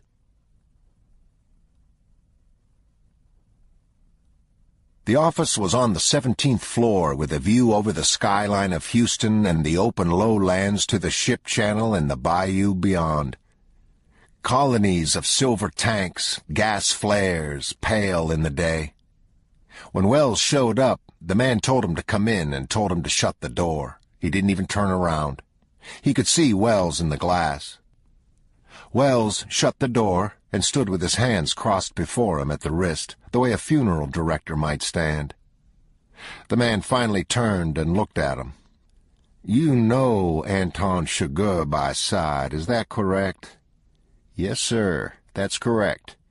When did you last see him? November 28th of last year. How do you happen to remember the date? I don't happen to remember it. I remember dates, numbers.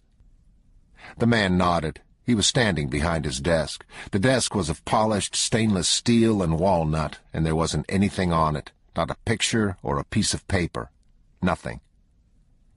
We got a loose cannon here, and we're missing product, and we're out a bunch of money. Yes, sir, I understand that. You understand that. Yes, sir. That's good. I'm glad I've got your attention. Yes, sir, you have my attention. The man unlocked a drawer in the desk and took out a steel box, and unlocked that, and took out a card and closed the box and locked it and put it away again. He held up the card between two fingers and looked at Wells, and Wells stepped forward and took it. You pay your own expenses, if I remember correctly.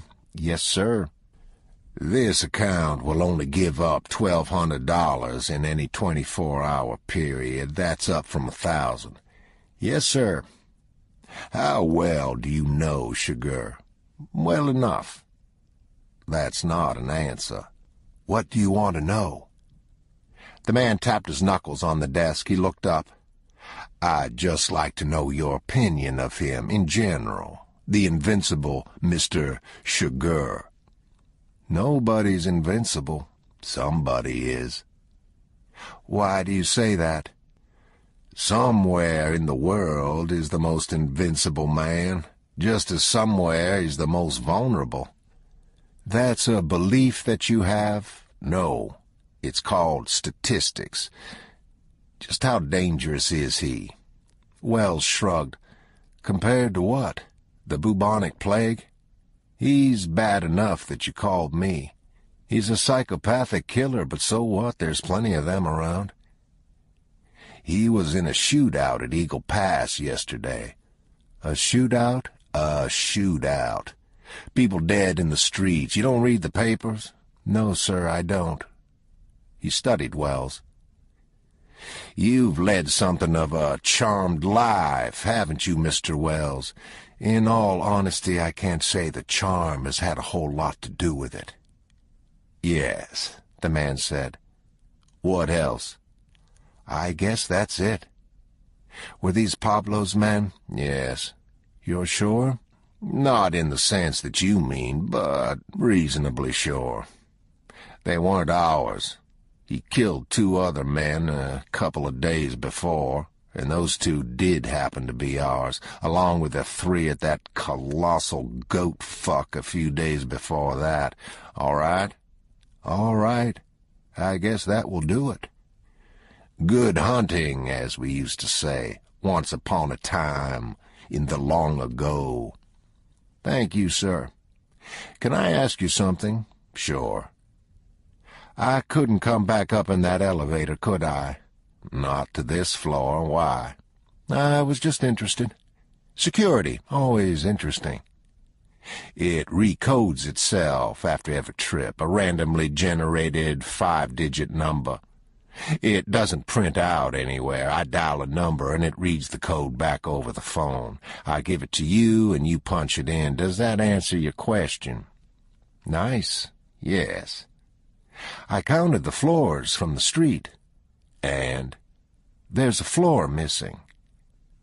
I'll have to look into it. Wells smiled.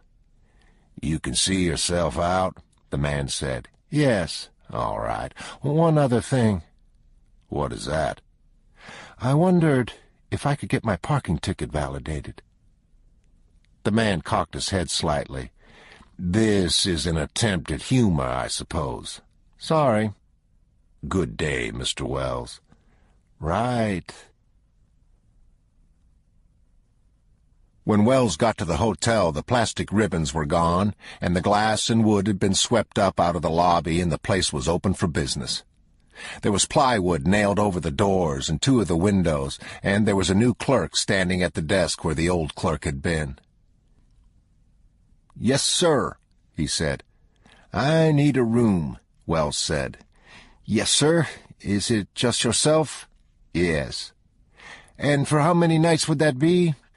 Probably just the one.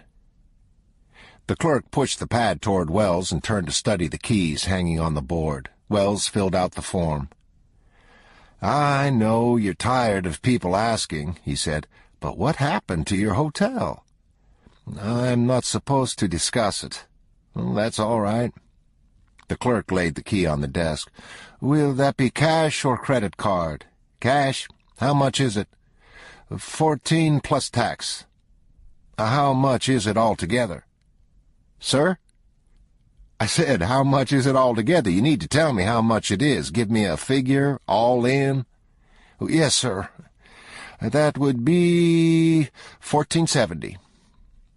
Were you here when all this took place? No, sir, I only started here yesterday. This is just my second shift. Then what is it you're not supposed to discuss? Sir? What time do you get off? Sir? Let me rephrase that. What time is your shift over? The clerk was tall and thin, maybe Mexican and maybe not. His eyes darted briefly over the lobby of the hotel, as if there might be something out there to help him.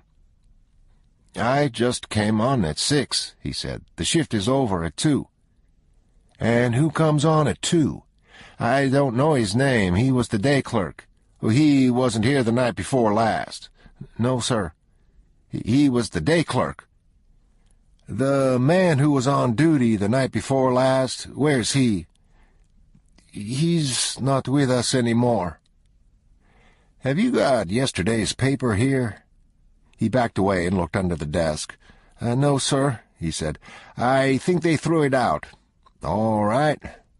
Send me up a couple of whores and a fifth of whiskey with some ice. Sir? I'm just pulling your leg. You need to relax.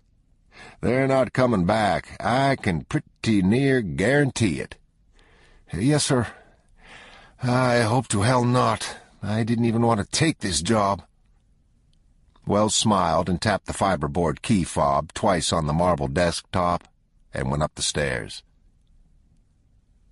He was surprised to find the police tape still across both of the rooms. He went on to his own room and set his bag in the chair and got out his shaving kit and went in the bathroom and turned on the light. He brushed his teeth and washed his face and went back into the room and stretched out on the bed. After a while he got up and went to the chair and turned the bag sideways and unzipped a compartment in the bottom and took out a suede leather pistol case. He unzipped the case and took out a stainless steel .357 revolver and went back to the bed and took off his boots and stretched out again with the pistol beside him. When he woke, it was almost dark. He rose and went to the window and pushed back the old lace curtain.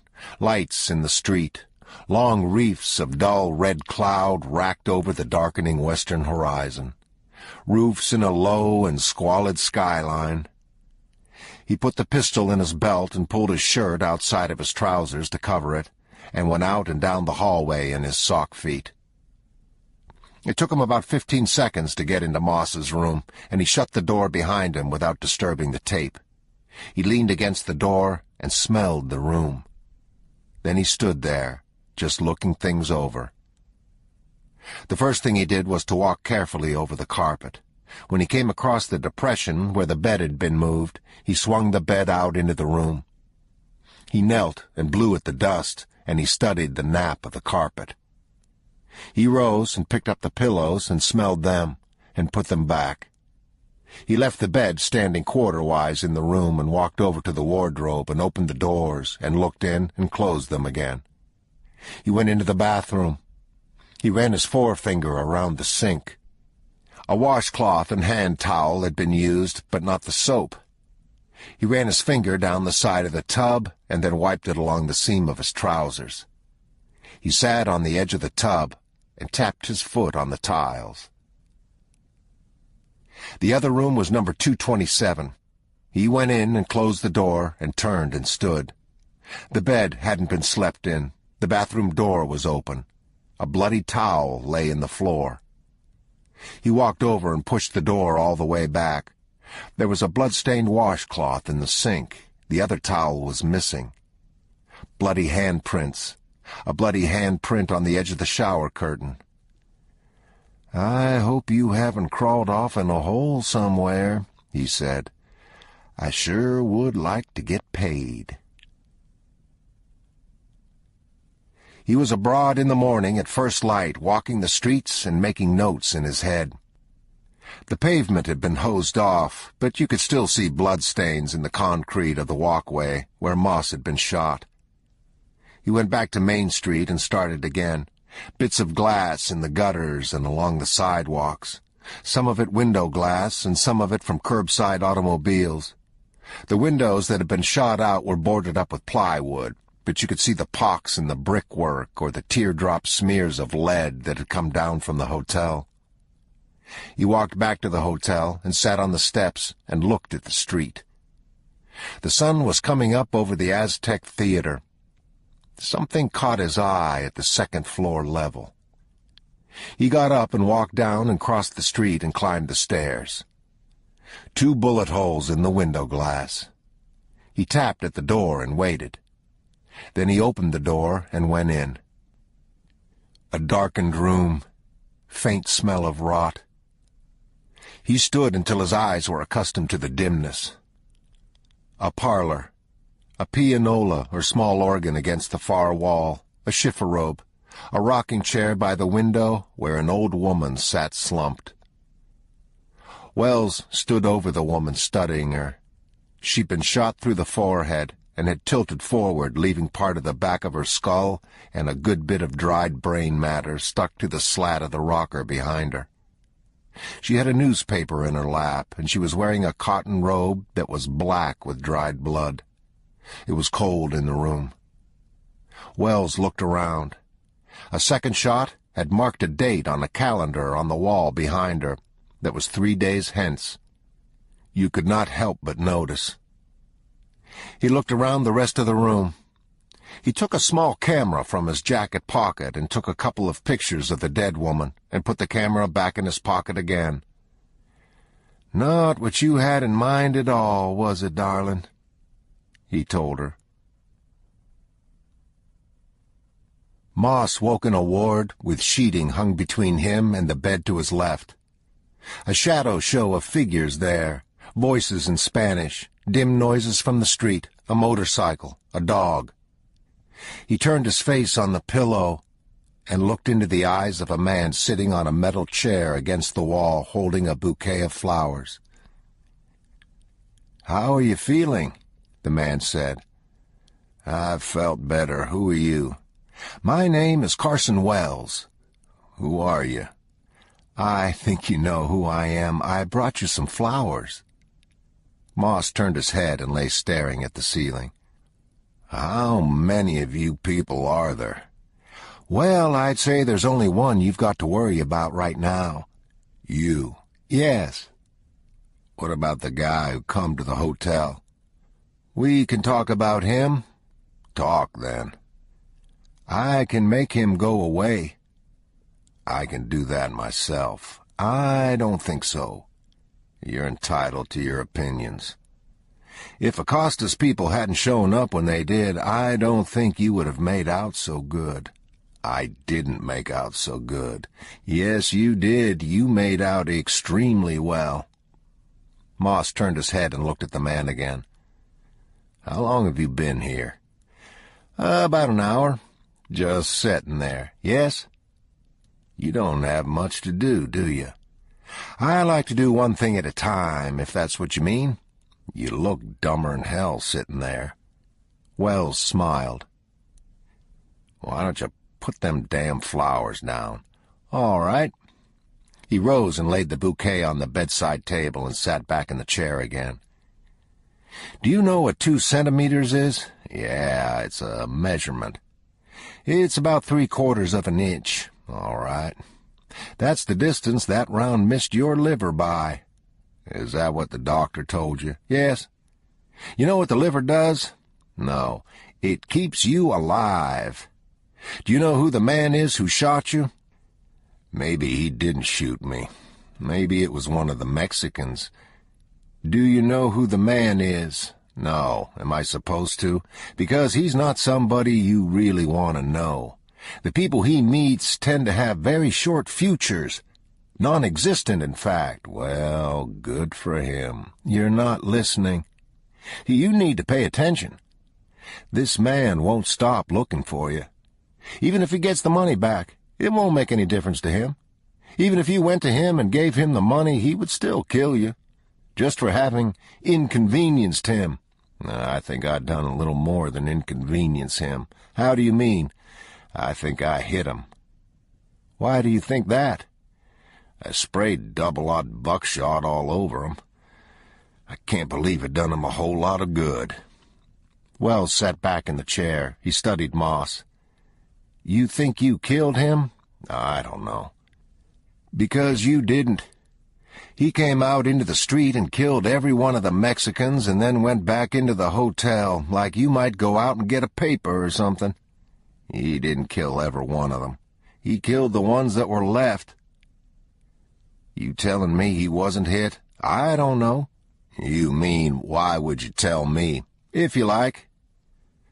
Is he a buddy of yours? No.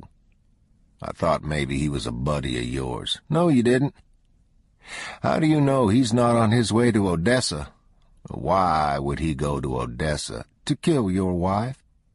Moss didn't answer. He lay on the rough linen, looking at the ceiling.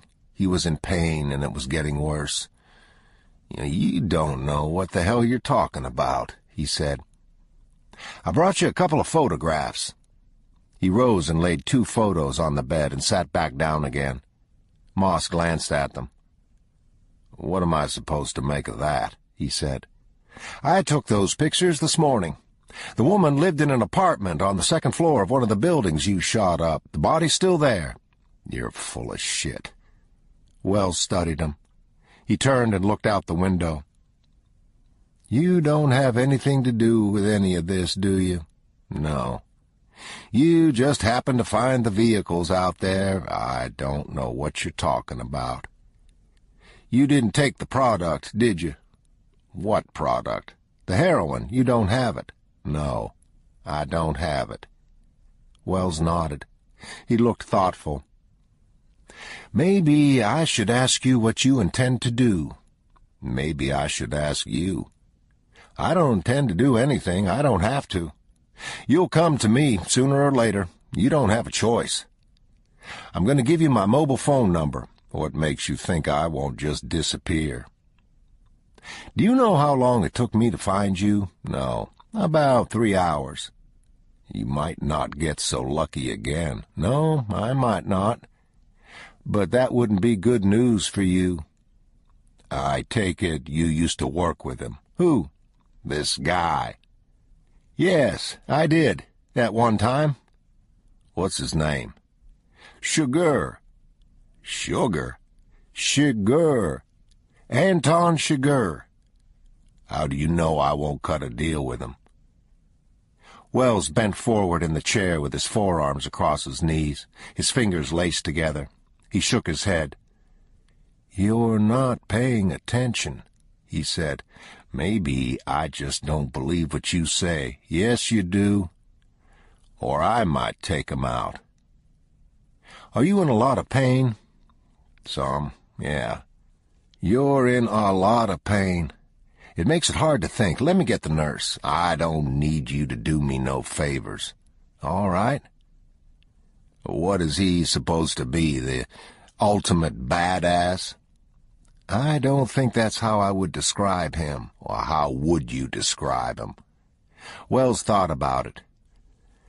I guess I'd say that he doesn't have a sense of humor. That ain't a crime. That's not the point. I'm trying to tell you something. Tell me. You can't make a deal with him. Let me say it again. Even if you gave him the money, he'd still kill you. There's no one alive on this planet that's ever had even a cross word with him. They're all dead. These are not good odds. He's a peculiar man. You could even say that he has principles.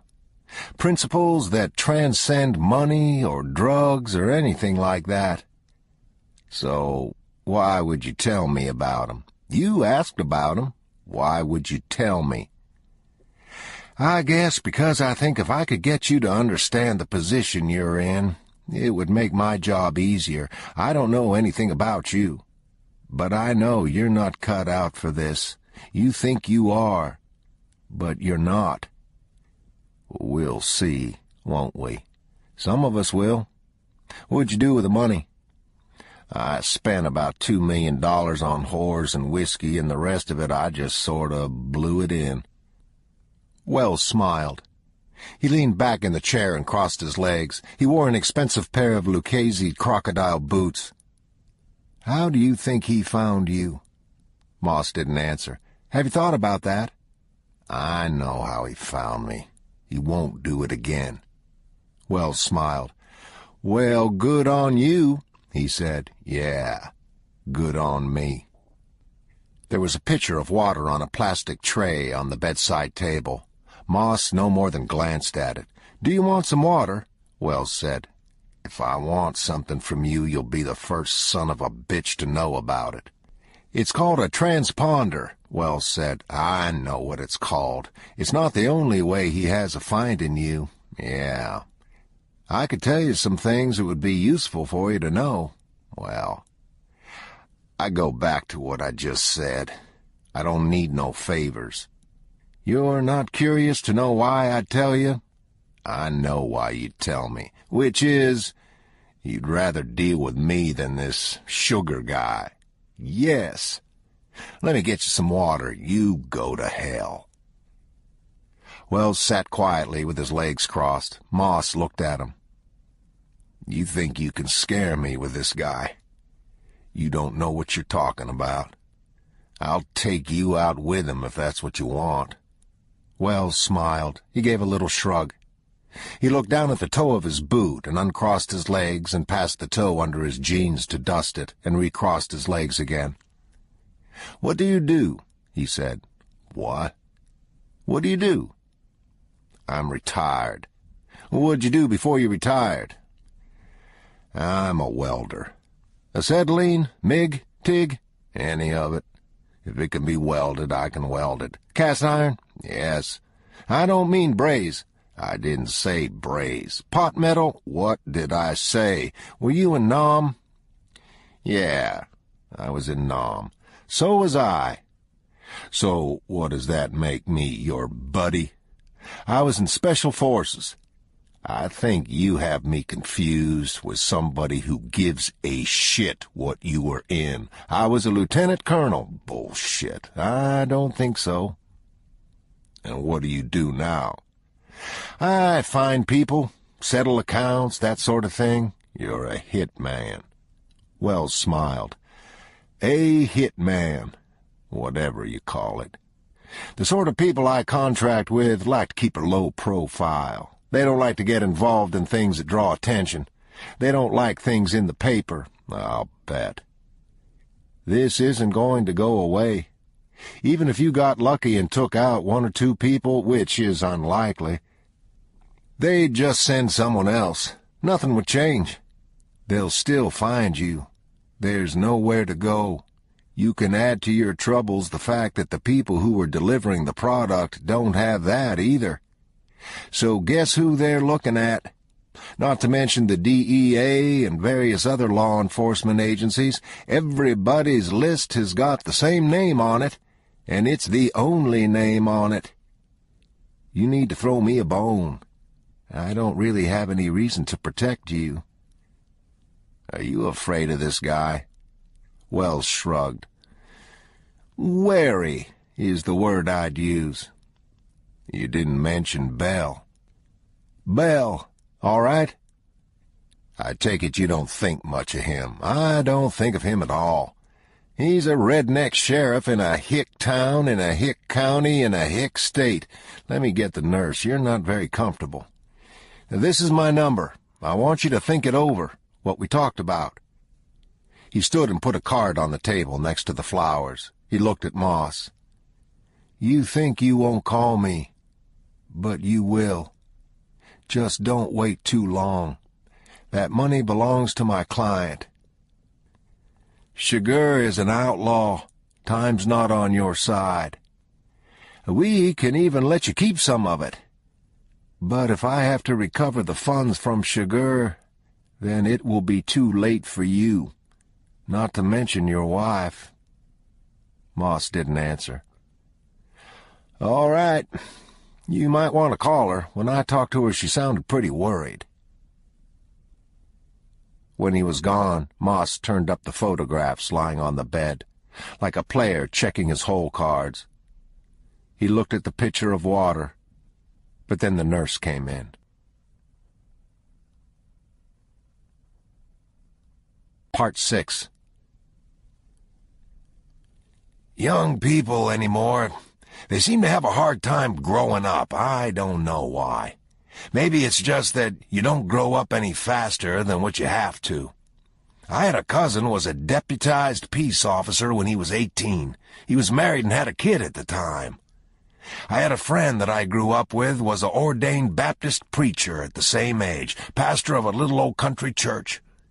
He left there to go to Lubbock after about 3 years, and when he told them he was leaving, they just sat there in that church and blubbered, men and women alike. He'd married 'em and baptized 'em and buried 'em. He was 21 years old, maybe 22. When he preached, they'd be standing out in the yard listening. It surprised me. He was always quiet in school. Well, I was 21 when I went in the Army, and I was one of the oldest in our class at boot camp. 6 months later, I was in France shooting people with a rifle. I didn't even think it was all that peculiar at the time. 4 years later, I was sheriff of this county. I never doubted but what I was supposed to be, neither. People anymore you talk about right and wrong, they're liable to smile at you. But I never had a lot of doubts about things like that, in my thoughts about things like that. I hope I never do. Loretta told me that she'd heard on the radio about some percentage of the children in this country being raised by their grandparents. I forget what it was. Pretty high, I thought. Parents wouldn't raise them. We talked about that. What we thought was that when the next generation come along and they don't want to raise their children either, then who's going to do it? Their own parents will be the only grandparents around, and they wouldn't even raise them. We didn't have an answer about that. On my better days, I think that there's something I don't know, or there's something that I'm leaving out. But them times are seldom. I wake up sometimes, way in the night, and I know as certain as death that there ain't nothing short of the second coming of Christ that can slow this train. I don't know what is the use of me laying awake over it, but I do. I don't believe you could do this job without a wife. A pretty unusual wife at that. Cook and jailer and I don't know what all. Them boys don't know how good they've got it. Well, maybe they do. I never worried about her being safe. They get fresh garden stuff a good part of the year, good cornbread, soup beans. She's been known to fix 'em hamburgers and French fries. We've had 'em to come back even years later, and they'd be married and doing good. Bring their wives, bring their kids even. They didn't come back to see me.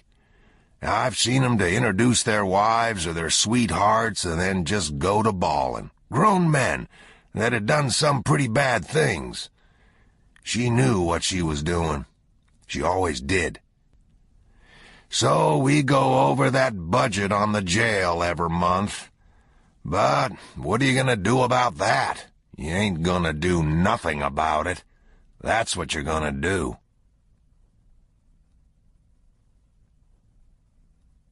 Sugar pulled off of the highway at the junction of 131 and opened the telephone directory in his lap and folded over the blood-stained pages till he got to veterinarian. There was a clinic outside Brackettville, about 30 minutes away. He looked at the towel around his leg. It was soaked through with blood, and blood had soaked into the seat. He threw the directory in the floor and sat with his hands at the top of the steering wheel. He sat there for about 3 minutes. Then he put the vehicle in gear and pulled out onto the highway again. He drove to the crossroads at La Prairie and took the road north to Uvalde. His leg was throbbing like a pump. On the highway outside Uvalde, he pulled up in front of the cooperative and undid the sash cord from around his leg and pulled away the towel. Then he got out and hobbled in. He bought a sack full of veterinary supplies, cotton and tape and gauze, a bulb syringe and a bottle of hydrogen peroxide, a pair of forceps, scissors, some packets of 4-inch swabs, and a quart bottle of betadine. He paid and went out and got in the Ram Charger and started the engine, and then sat watching the building in the rearview mirror, as if he might be thinking of something else he needed. But that wasn't it. He put his fingers inside the cuff of his shirt and carefully blotted the sweat from his eyes. Then he put the vehicle in gear and backed out of the parking space and pulled out onto the highway, headed toward town. He drove down Main Street and turned north on Getty, and east again on Nopal, where he parked and shut off the engine. His leg was still bleeding. He got the scissors from the bag and the tape, and he cut a 4-inch round disc out of the cardboard box that held the cotton. He put that together with the tape into his shirt pocket. He took a coat hanger from the floor behind the seat and twisted the ends off and straightened it out. Then he leaned and opened his bag and took out a shirt and cut off one sleeve with the scissors and folded it and put it in his pocket and put the scissors back in the paper bag from the cooperative and opened the door and eased himself down, lifting his injured leg out with both hands under his knee. He stood there, holding on to the door. Then he bent over with his head to his chest and stood that way for the better part of a minute. Then he raised up and shut the door and started down the street. Outside the drugstore on Main, he stopped and turned and leaned against a car parked there. He checked the street. No one coming. He unscrewed the gas cap at his elbow and hooked the shirt sleeve over the coat hanger and ran it down into the tank and drew it out again. He taped the cardboard over the open gas tank and balled the sleeve wet with gasoline over the top of it and taped it down and lit it and turned and limped into the drugstore. He was little more than halfway down the aisle toward the pharmacy when the car outside exploded into flame, taking out most of the glass in front of the store. He let himself in through the little gate and went down the pharmacist's aisles.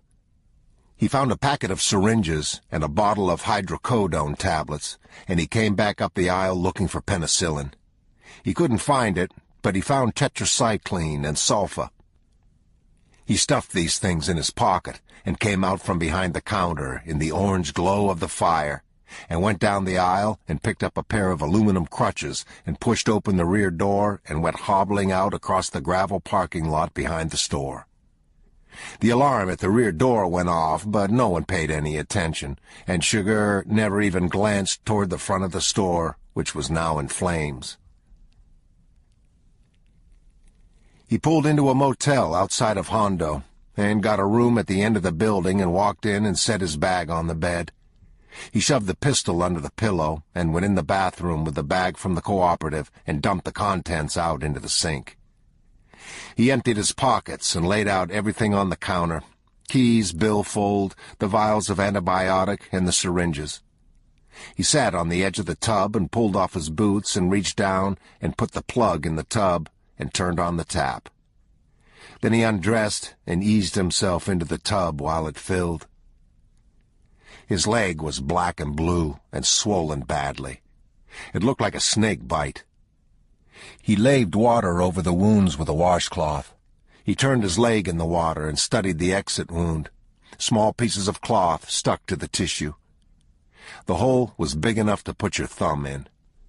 When he climbed out of the tub, the water was a pale pink, and the holes in his leg were still leaking a pale blood dilute with serum. He dropped his boots in the water and patted himself dry with a towel and sat on the toilet and took the bottle of betadine and the packet of swabs from the sink. He tore open the packet with his teeth and unscrewed the bottle and tipped it slowly over the wounds.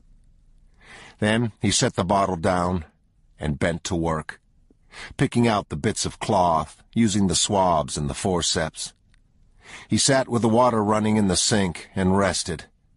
Then he held the tip of the forceps under the faucet and shook away the water and bent to his work again.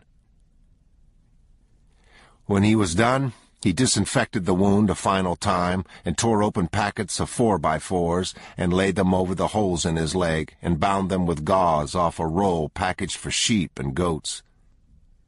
Then he rose and filled the plastic tumbler on the sink counter with water and drank it. He filled it and drank twice more. Then he went back into the bedroom and stretched out on the bed with his leg propped up on the pillows.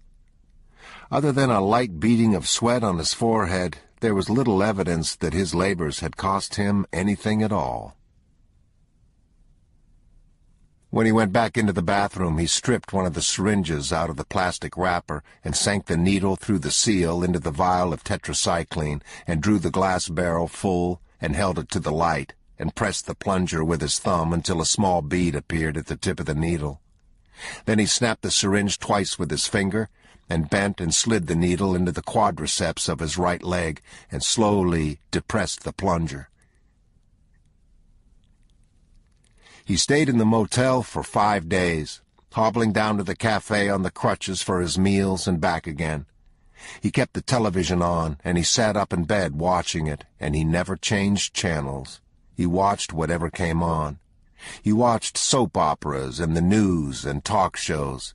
He changed the dressing twice a day and cleaned the wounds with Epsom salt solution and took the antibiotics. When the maid came the first morning, he went to the door and told her he didn't need any service, just towels and soap. He gave her $10, and she took the money and stood there uncertainly. He told her the same thing in Spanish, and she nodded and put the money in her apron and pushed her cart back up the walkway, and he stood there and studied the cars in the parking lot, and then shut the door. On the 5th night, while he was sitting in the cafe, 2 deputies from the Valdez County Sheriff's Office came in and sat down and removed their hats and put them in the empty chairs at either side and took the menus from the chrome holder and opened them. One of them looked at him. Chigurh watched it all without turning or looking. They spoke. Then the other one looked at him. Then the waitress came.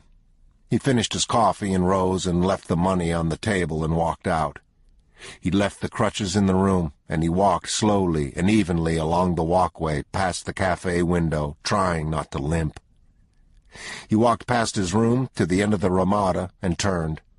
He looked at the Ram Charger parked at the end of the lot. It couldn't be seen from the office or from the restaurant. He went back to the room and put his shaving kit and the pistol in his bag and walked out across the parking lot and got into the Ram Charger and started it and drove over the concrete divider into the parking lot of the electronics shop next door and out onto the highway. Wells stood on the bridge with the wind off the river tousling his thin and sandy hair. He turned and leaned against the fence and raised the small cheap camera he carried and took a picture of nothing in particular and lowered the camera again. He was standing where Moss had stood 4 nights ago. He studied the blood on the walk. Where it trailed off to nothing, he stopped and stood with his arms folded and his chin in his hand. He didn't bother to take a picture.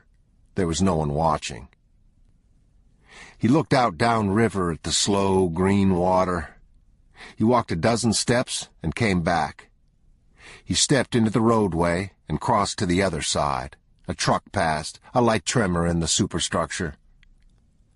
He went on along the walkway and then he stopped. Faint outline of a boot print in blood. Fainter of another. He studied the chain-link fence to see if there might be blood on the wire. He took his handkerchief from his pocket and wet it with his tongue and passed it among the diamonds. He stood looking down at the river. A road down there along the American side. Between the road and the river, a thick stand of Carrizo cane. The cane lashed softly in the wind off the river. If he'd carried the money into Mexico, it was gone. But he hadn't. Wells stood back and looked at the boot prints again. Some Mexicans were coming along the bridge with their baskets and day parcels. He took out his camera and snapped a picture of the sky, the river, the world. Bell sat at the desk signing checks and totting up figures on a hand calculator. When he was done, he leaned back in his chair and looked out the window at the bleak courthouse lawn. "Molly," he said. She came in and stood in the door. "Did you find anything on any of those vehicles yet?" "Sheriff, I found out everything there was to find. Those vehicles are titled and registered to deceased people. The owner of that Blazer died 20 years ago. Did you want me to see what I could find out about the Mexican ones?" "No, Lord, no. Here's your checks." She came in and took the big leatherette checkbook off his desk and put it under her arm. "That DEA agent called again. You don't want to talk to him?" "I'm going to try and keep from it as much as I can." "He said he's going back out there, and he wanted to know if you wanted to go with him." "Well, that's cordial of him. I guess he can go wherever he wants. He's a certified agent of the United States government." "He wanted to know what you were going to do with the vehicles." "Yeah, I've got to try and sell them things at auction. More county money down the toilet. One of 'em's got a hot engine in it. We might be able to get a few dollars for that." "No word from Mrs. Moss?" "No, sir." "All right." He looked at the clock on the outer office wall. "I wonder if I could get you to call Loretta and tell her I've gone to Eagle Pass and I'll call her from down there. I'd call her, but she'll want me to come home, and I just might." "You want me to wait till you've quit the building?" "Yes, I do." He pushed the chair back and rose and got down his gun belt from the coat rack behind his desk and hung it over his shoulder and picked up his hat and put it on. "What is it that Torbert says about truth and justice?" "We dedicate ourselves anew daily." Something like that. "I think I'm going to commence dedicating myself twice daily. It may come to 3 before it's over. I'll see you in the morning." He stopped at the cafe and got a coffee to go and walked out to the cruiser as the flatbed was coming up the street, powdered over with the gray desert dust. He stopped and watched it, and then got in the cruiser and wheeled around and drove past the truck and pulled it over. When he got out and walked back, the driver was sitting at the wheel chewing gum and watching him with a sort of good-natured arrogance. Bell put one hand on the cab and looked in at the driver. The driver nodded. "Sheriff," he said. "Have you looked at your load lately?" The driver looked in the mirror. "What's the problem, Sheriff?" Bell stepped back from the truck. "Step out here," he said. The man opened the door and got out. Bell nodded toward the bed of the truck. "That's a damned outrage," he said. The man walked back and took a look. "One of the tie-downs is worked loose," he said. He got hold of the loose corner of the tarp and pulled it back up along the bed of the truck, over the bodies lying there, each wrapped in blue reinforced plastic sheeting and bound with tape. There were 8 of them, and they looked like just that. Dead bodies wrapped and taped. "How many did you leave with?" Bell said. "I ain't lost none of 'em, Sheriff." "Couldn't you all have took a van out there?" "We didn't have no van with 4-wheel drive." He tied down the corner of the tarp and stood. "All right," Bell said. "You ain't going to write me up for improperly secured load." "You get your ass out of here." He reached the Devil's River Bridge at sundown, and halfway across he pulled the cruiser to a halt and turned on the roof lights and got out and shut the door and walked around in front of the vehicle and stood leaning on the aluminum pipe that served for the top guardrail, watching the sun set into the blue reservoir beyond the railroad bridge to the west.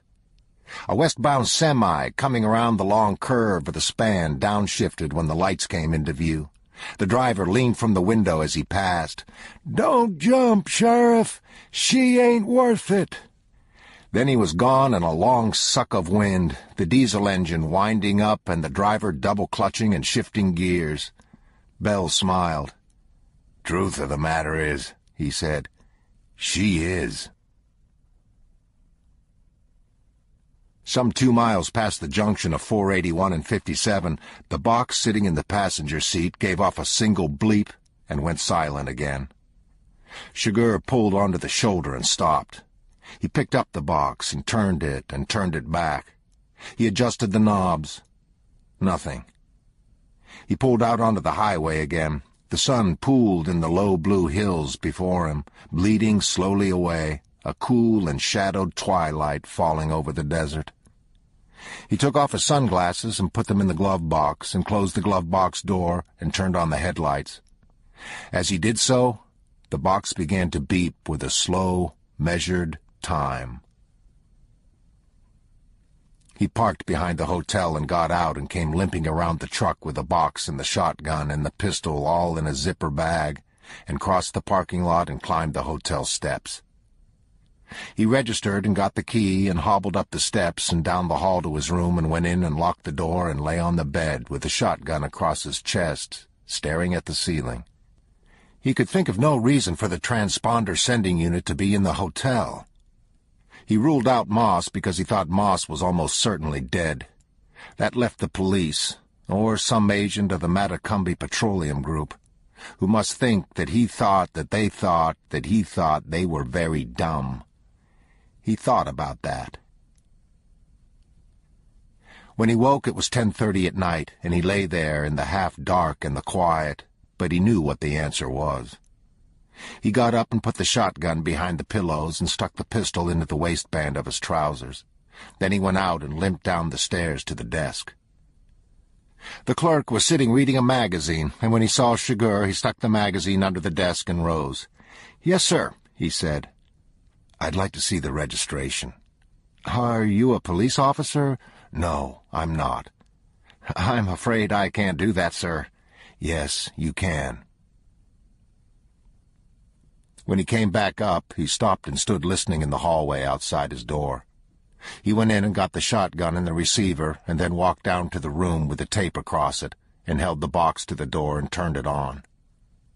He went down to the second door and tried the reception there.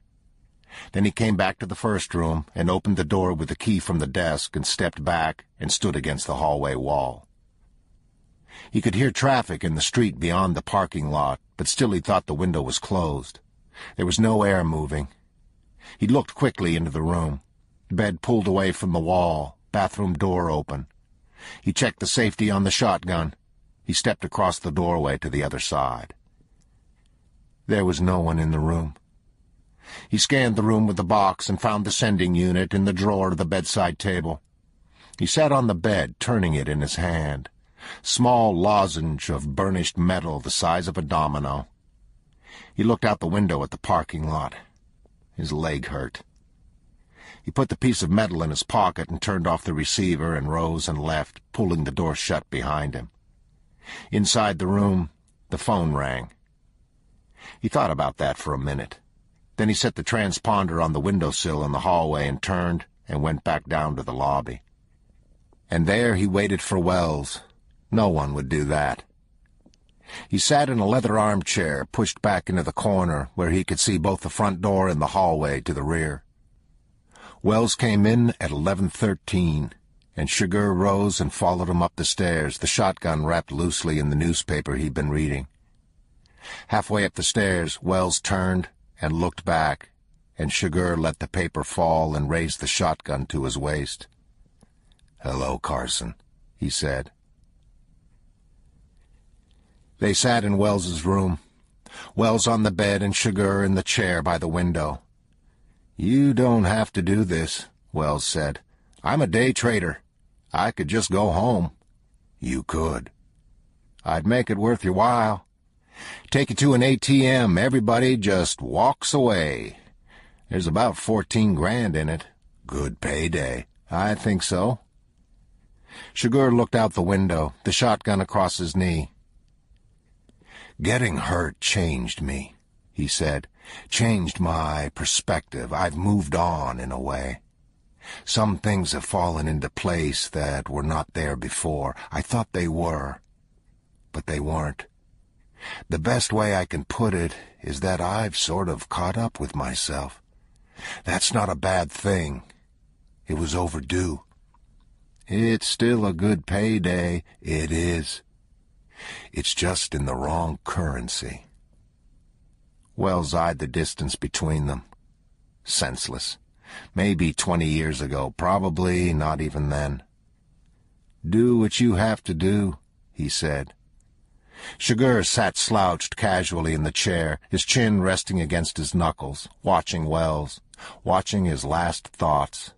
He'd seen it all before. So had Wells. "It started before that," he said. "I didn't realize it at the time. When I went down to the border, I stopped in a cafe in this town, and there were some men in there drinking beer, and one of them kept looking back at me. I didn't pay any attention to him.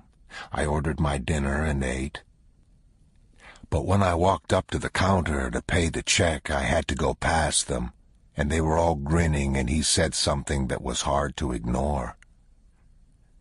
Do you know what I did? Yeah, I know what you did. I ignored him. I paid my bill, and I'd started to push through the door when he said the same thing again. I turned and looked at him. I was just standing there, picking my teeth with a toothpick, and I gave him a little gesture with my head for him to come outside, if he would like to. And then I went out, and I waited in the parking lot, and he and his friends came out, and I killed him in the parking lot, and then I got into my car. They were all gathered around him. They didn't know what had happened. They didn't know that he was dead. One of them said I'd put a sleeper hold on him, and then the others all said that. They were trying to get him to sit up. They were slapping him and trying to get him to sit up. An hour later, I was pulled over by a sheriff's deputy outside of Sonora, Texas, and I let him take me into town in handcuffs. I'm not sure why I did this, but I think I wanted to see if I could extricate myself by an act of will, because I believe that one can, that such a thing is possible. But it was a foolish thing to do, a vain thing to do. Do you understand? Do I understand? Yes. Do you have any notion of how goddamn crazy you are? The nature of this conversation, the nature of you. Chigurh leaned back. He studied Wells. Tell me something, he said. What? If the rule you followed led you to this, of what use was the rule? I don't know what you're talking about. I'm talking about your life, in which now everything can be seen at once. I'm not interested in your bullshit, Anton. I thought you might want to explain yourself. I don't have to explain myself to you, not to me. To yourself. I thought you might have something to say. You go to hell. You surprise me, that's all. I expected something different. It calls past events into question. Don't you think so?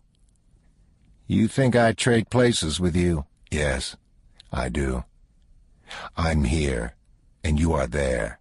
In a few minutes, I will still be here. Wells looked out the darkened window. I know where the satchel is, he said. If you knew where the satchel was, you would have it. I was going to have to wait until there was no one around, till night, 2 a.m, something like that. You know where the satchel is? Yes? I know something better. What's that? I know where it's going to be. And where is that? It will be brought to me and placed at my feet. Wells wiped his mouth with the back of his hand. It wouldn't cost you anything. It's 20 minutes from here. You know that's not going to happen, don't you? Wells didn't answer. Don't you? You go to hell. You think you can put it off with your eyes? What do you mean? You think that as long as you keep looking at me, you can put it off. I don't think that. Yes, you do. You should admit your situation. There would be more dignity in it. I'm trying to help you. You son of a bitch. You think you won't close your eyes, but you will. Wells didn't answer. Sugar watched him. "I know what else you think," he said. "You don't know what I think. You think I'm like you. That it's just greed, but I'm not like you. I live a simple life. Just do it. You wouldn't understand. A man like you, just do it." "Yes," Sugar said. "They always say that, but they don't mean it, do they?" "You piece of shit. It's not good, Carson. You need to compose yourself. If you don't respect me, what must you think of yourself? Look at where you are." "You think you're outside of everything," Wells said. "But you're not." "Not everything, no. You're not outside of death. It doesn't mean to me what it does to you." "You think I'm afraid to die?" "Yes." "Just do it. Do it, and goddamn you." "It's not the same," Sugar said. "You've been giving up things for years to get here. I don't think I even understood that. How does a man decide in what order to abandon his life? We're in the same line of work, up to a point. Did you hold me in such contempt? Why would you do that? How did you let yourself get in this situation?" Wells looked out at the street. "What time is it?" he said. Sugar raised his wrist and looked at his watch. 11:57, he said. Wells nodded. "By the old woman's calendar, I've got 3 more minutes. Well, the hell with it. I think I saw all this coming a long time ago, almost like a dream, déjà vu." He looked at Sugar. "I'm not interested in your opinions," he said. "Just do it, you goddamn psychopath. Do it, and goddamn you to hell." He did close his eyes. He closed his eyes, and he turned his head, and he raised one hand to fend away what could not be fended away. Sugar shot him in the face. Everything that Wells had ever known, or thought, or loved, drained slowly down the wall behind him. His mother's face, his first communion, women he had known, the faces of men as they died on their knees before him, the body of a child dead in a roadside ravine in another country. He lay half-headless on the bed with his arms outflung, most of his right hand missing. Sugar rose and picked up the empty casing off the rug and blew into it and put it in his pocket and looked at his watch. The new day was still a minute away. He went down the back stairs and crossed the parking lot to Wells's car and sorted out the door key from the ring of keys Wells carried and opened the door and checked the car, inside, front, and rear, and under the seats. It was a rental car, and there was nothing in it but the rental contract in the door pocket. He shut the door and hobbled back and opened the trunk. Nothing. He went around to the driver's side and opened the door and popped the hood and walked up front and raised the hood and looked in the engine compartment, and then closed the hood and stood looking at the hotel. While he was standing there, Wells's phone rang. He fished the phone from his pocket and pushed the button and put it to his ear. "Yes," he said. Moss made his way down the ward and back again, holding on to the nurse's arm. She said encouraging things to him in Spanish. They turned at the end of the bay and started back. The sweat stood on his forehead. "Ándale," she said. "Qué bueno." He nodded. "Damn right. Bueno," he said. Late in the night he woke from a troubling dream and struggled down the hallway and asked to use the telephone. He dialed the number in Odessa and leaned heavily on the counter and listened to it ring. It rang a long time. Finally, her mother answered. "It's Llewellyn." "She don't want to talk to you." "Yes, she does." "Do you know what time it is?" "I don't care what time it is. Don't you hang up this phone." I told her what was going to happen, didn't I? Chapter and verse, I said, this is what will come to pass. And now it has come to pass. Don't you hang up this phone. You get her and you put her on. When she picked up the phone, she said, I didn't think you'd do me this away. Hello, darling. How are you? Are you all right, Llewellyn? What happened to them words? Where are you? Piedras Negras. What am I supposed to do, Llewellyn? Are you all right? No, I'm not all right. How would I be all right? People calling here about you. I had the sheriff up here from Terrell County showed up at the damn door. I thought you was dead. I ain't dead. What did you tell him? What could I tell him? He might con you into saying something. You're hurt, ain't you? What makes you say that? I can hear it in your voice. Are you okay? I'm okay. Where are you? I told you where I was. You sound like you're in a bus station. Carla Jean, I think you need to get out of there. Out of where? Out of that house. You're scaring me, Llewellyn. Out of here to go where? It don't matter. I just don't think you should stay there. You could go to a motel. And do what with Mama? She'll be all right. She'll be all right? Yes. You don't know that. Llewellyn didn't answer. Do you? I just don't think anybody will bother her. You don't think? You need to get out. Just take her with you. I can't take my Mama to a motel. She's sick, if you ain't forgot. What did the sheriff say? Said he was looking for you. What do you think he said? What else did he say? She didn't answer. Carla Jean? She sounded like she was crying. What else did he say, Carla Jean? He said you was fixin' to get yourself killed. Well, that's what he would say. She was quiet a long time. Carla Jean. Llewellyn, I don't even want the money. I just want us to be back like we was. We will be. No, we won't. I've thought about it. It's a false god. Yeah, but it's real money. She said his name again, and then she did begin to cry. He tried to talk to her, but she didn't answer. He stood listening to her sobbing quietly in Odessa. What do you want me to do? He said. She didn't answer.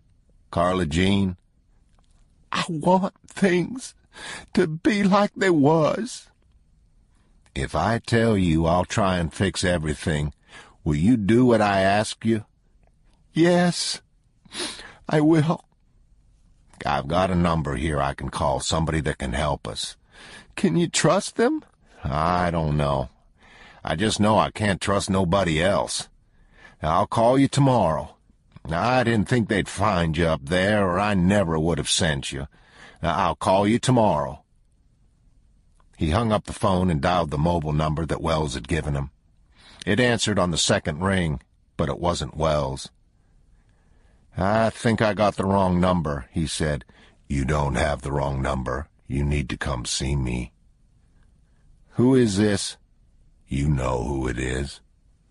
Moss leaned on the counter, his forehead against his fist. Where's Wells? He can't help you now. What kind of deal did you cut with him? I didn't cut any kind of deal. Yes, you did. How much was he going to give you? I don't know what you're talking about. Where's the money? What did you do with Wells?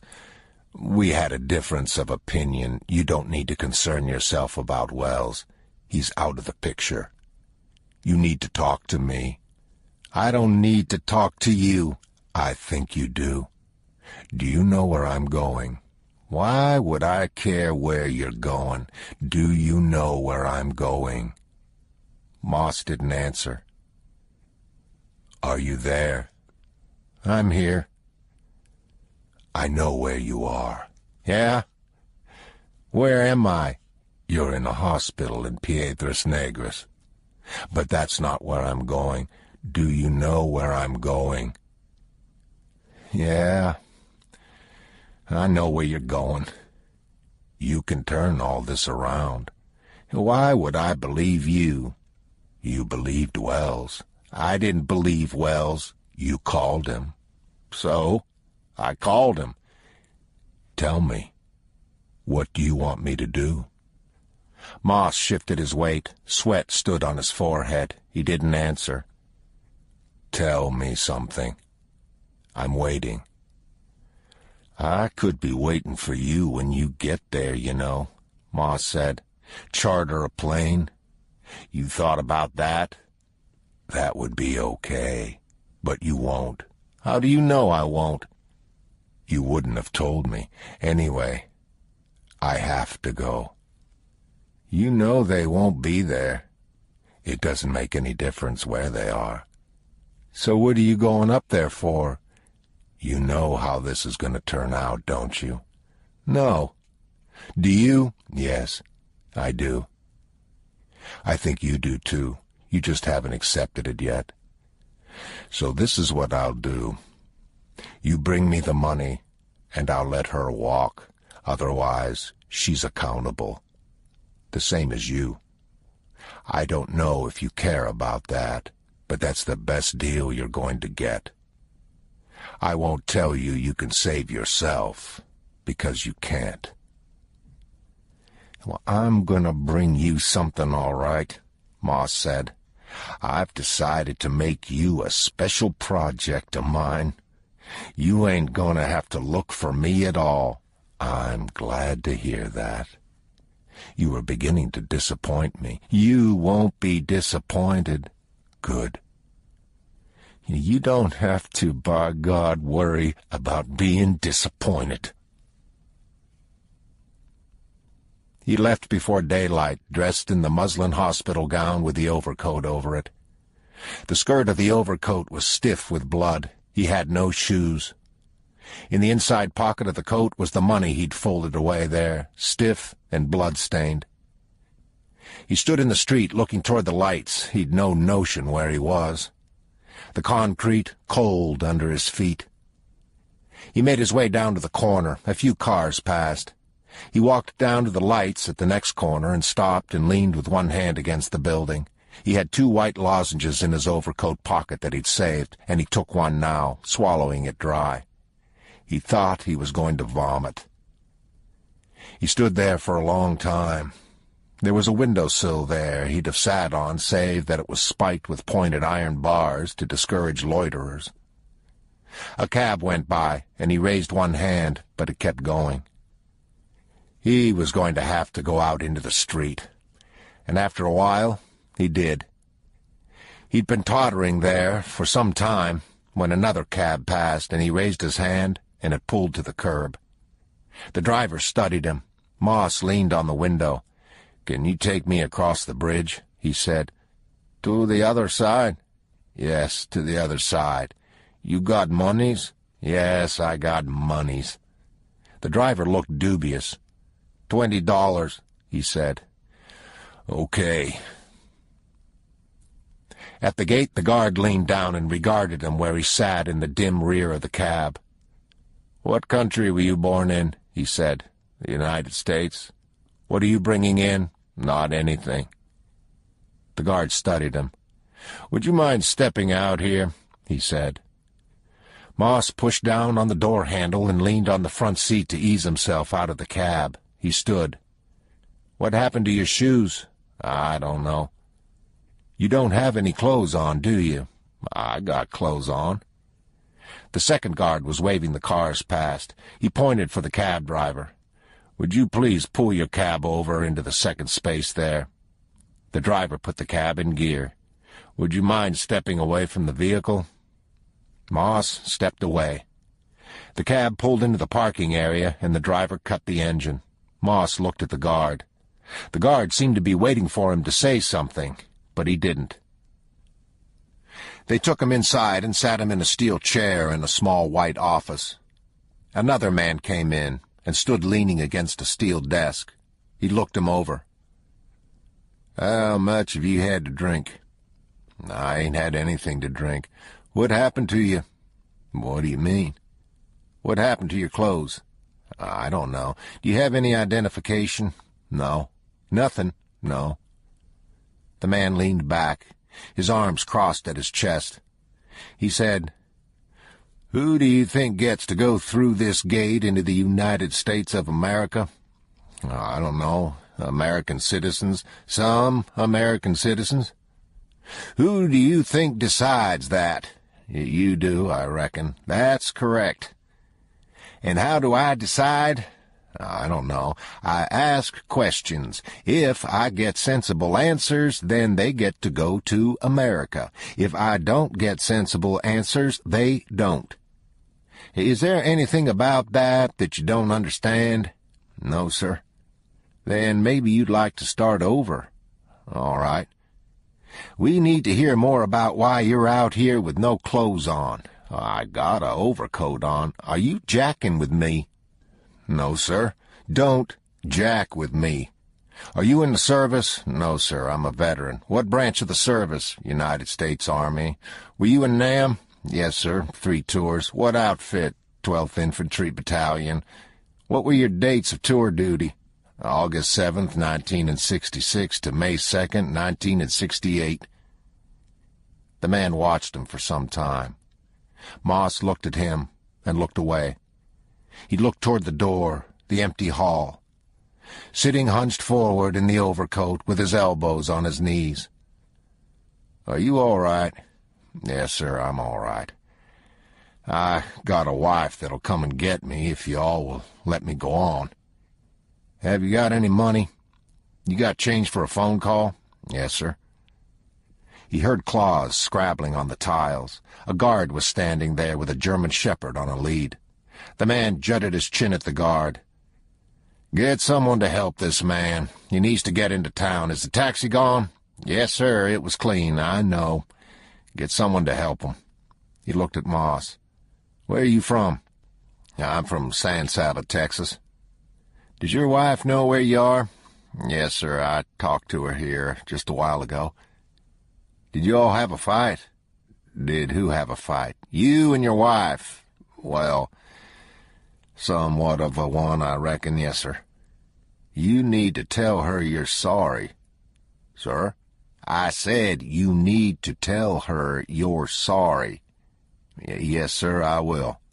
Even if you think it was her fault. Yes, sir. Go on, get your ass out of here. Yes, sir. Sometimes you have a little problem and you don't fix it, and then all of a sudden it ain't a little problem anymore. You understand what I'm telling you? Yes, sir, I do. Go on. Yes, sir. It was almost daylight and the cab was long gone. He set out up the street. A bloody serum was leaking from his wound, and it was running down the inside of his leg. People paid him little mind.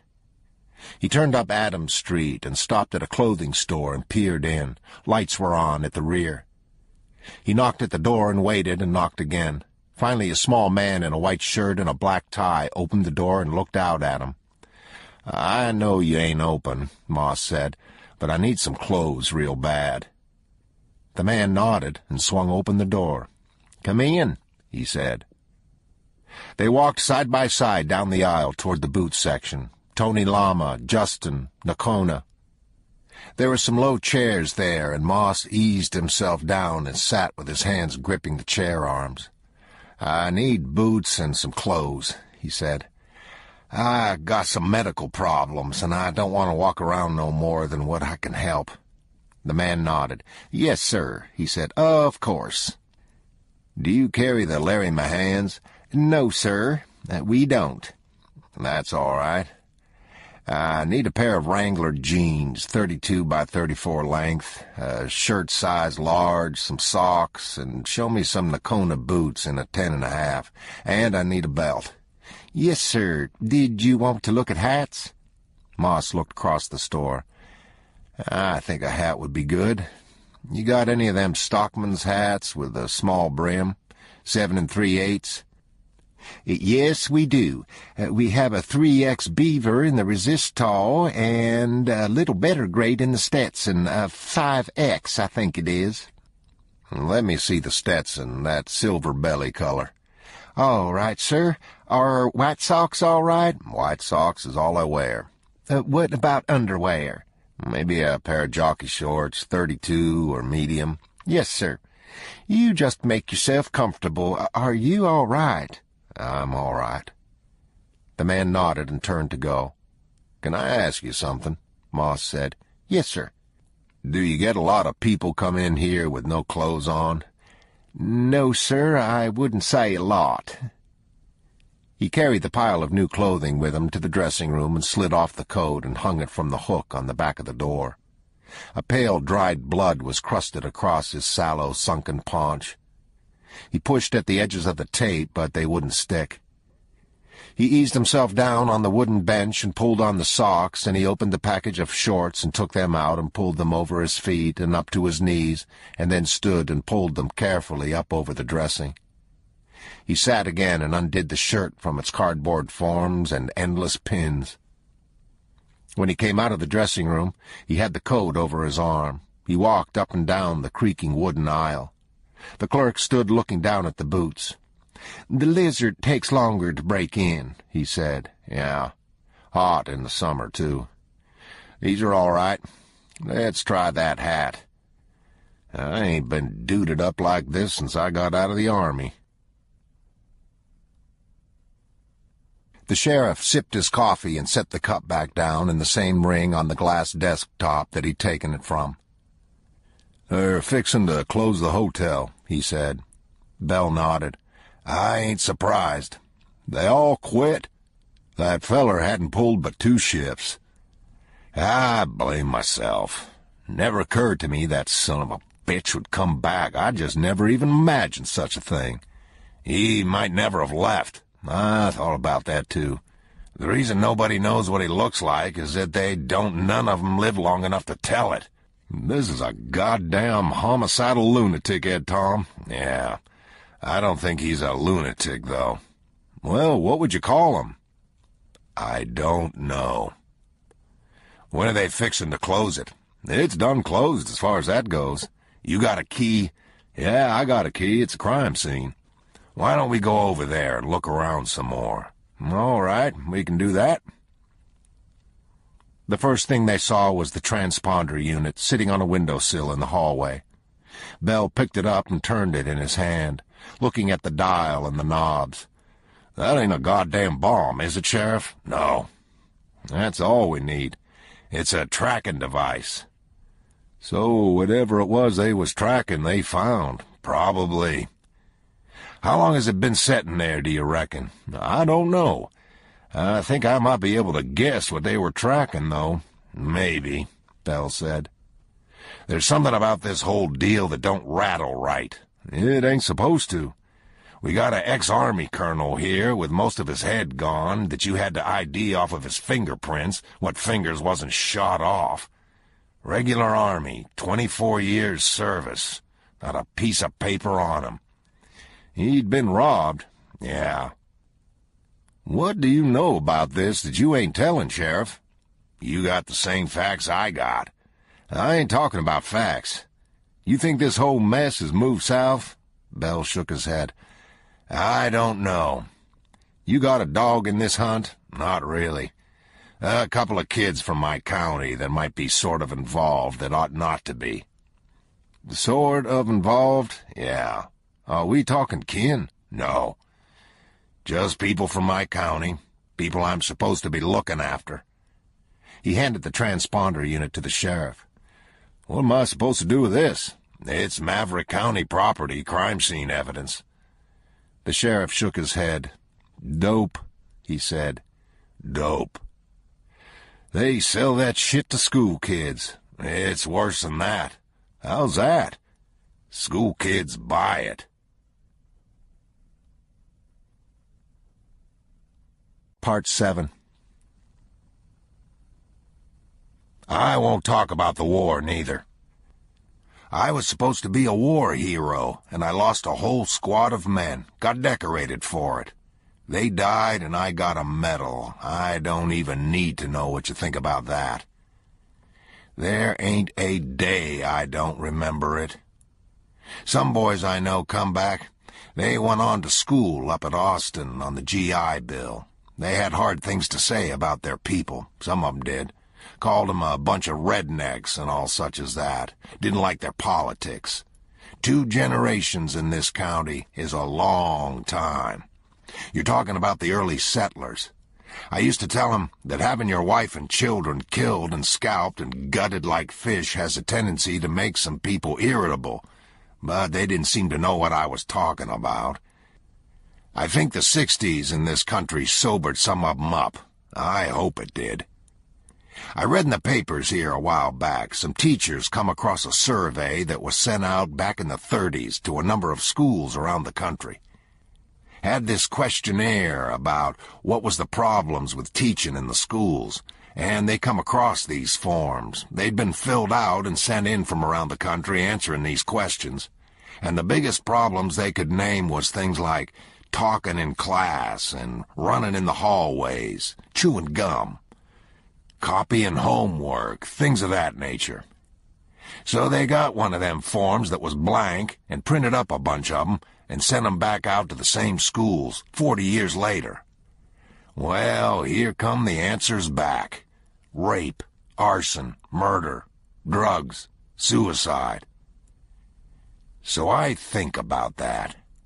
Because a lot of the time, ever when I say anything about how the world is going to hell in a handbasket, people will just sort of smile and tell me I'm getting old, that it's one of the symptoms. But my feeling about that is that anybody that can't tell the difference between raping and murdering people and chewing gum has got a whole lot bigger of a problem than what I've got. And 40 years is not a long time, neither. Maybe the next 40 of it will bring some of 'em out from under the ether, if it ain't too late. Here, a year or 2 back, me and Loretta went to a conference in Corpus Christi, and I got set next to this woman. She was the wife of somebody or other, and she kept talking about the right wing this and the right wing that. I ain't even sure what she meant by it. The people I know are mostly just common people. Common as dirt, as the saying goes. I told her that, and she looked at me funny. She thought I was saying something bad about 'em, but of course that's a high compliment in my part of the world. She kept on. Finally told me, said, "I don't like the way this country is headed. I want my granddaughter to be able to have an abortion." And I said, "Well, ma'am, I don't think you got any worries about the way the country is headed. The way I see it going, I don't have much doubt that what she'll be able to have an abortion. I'm going to say that not only will she be able to have an abortion, she'll be able to have you put to sleep." Which pretty much ended the conversation.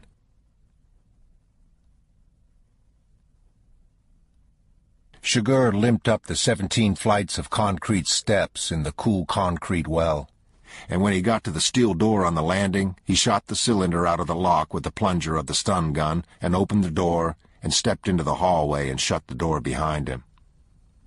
He stood leaning against the door with the shotgun in both hands, listening, breathing no harder than if he'd just got up out of a chair. He went back down the hallway and picked the crushed cylinder out of the floor and put it in his pocket and went on to the elevator and stood listening again.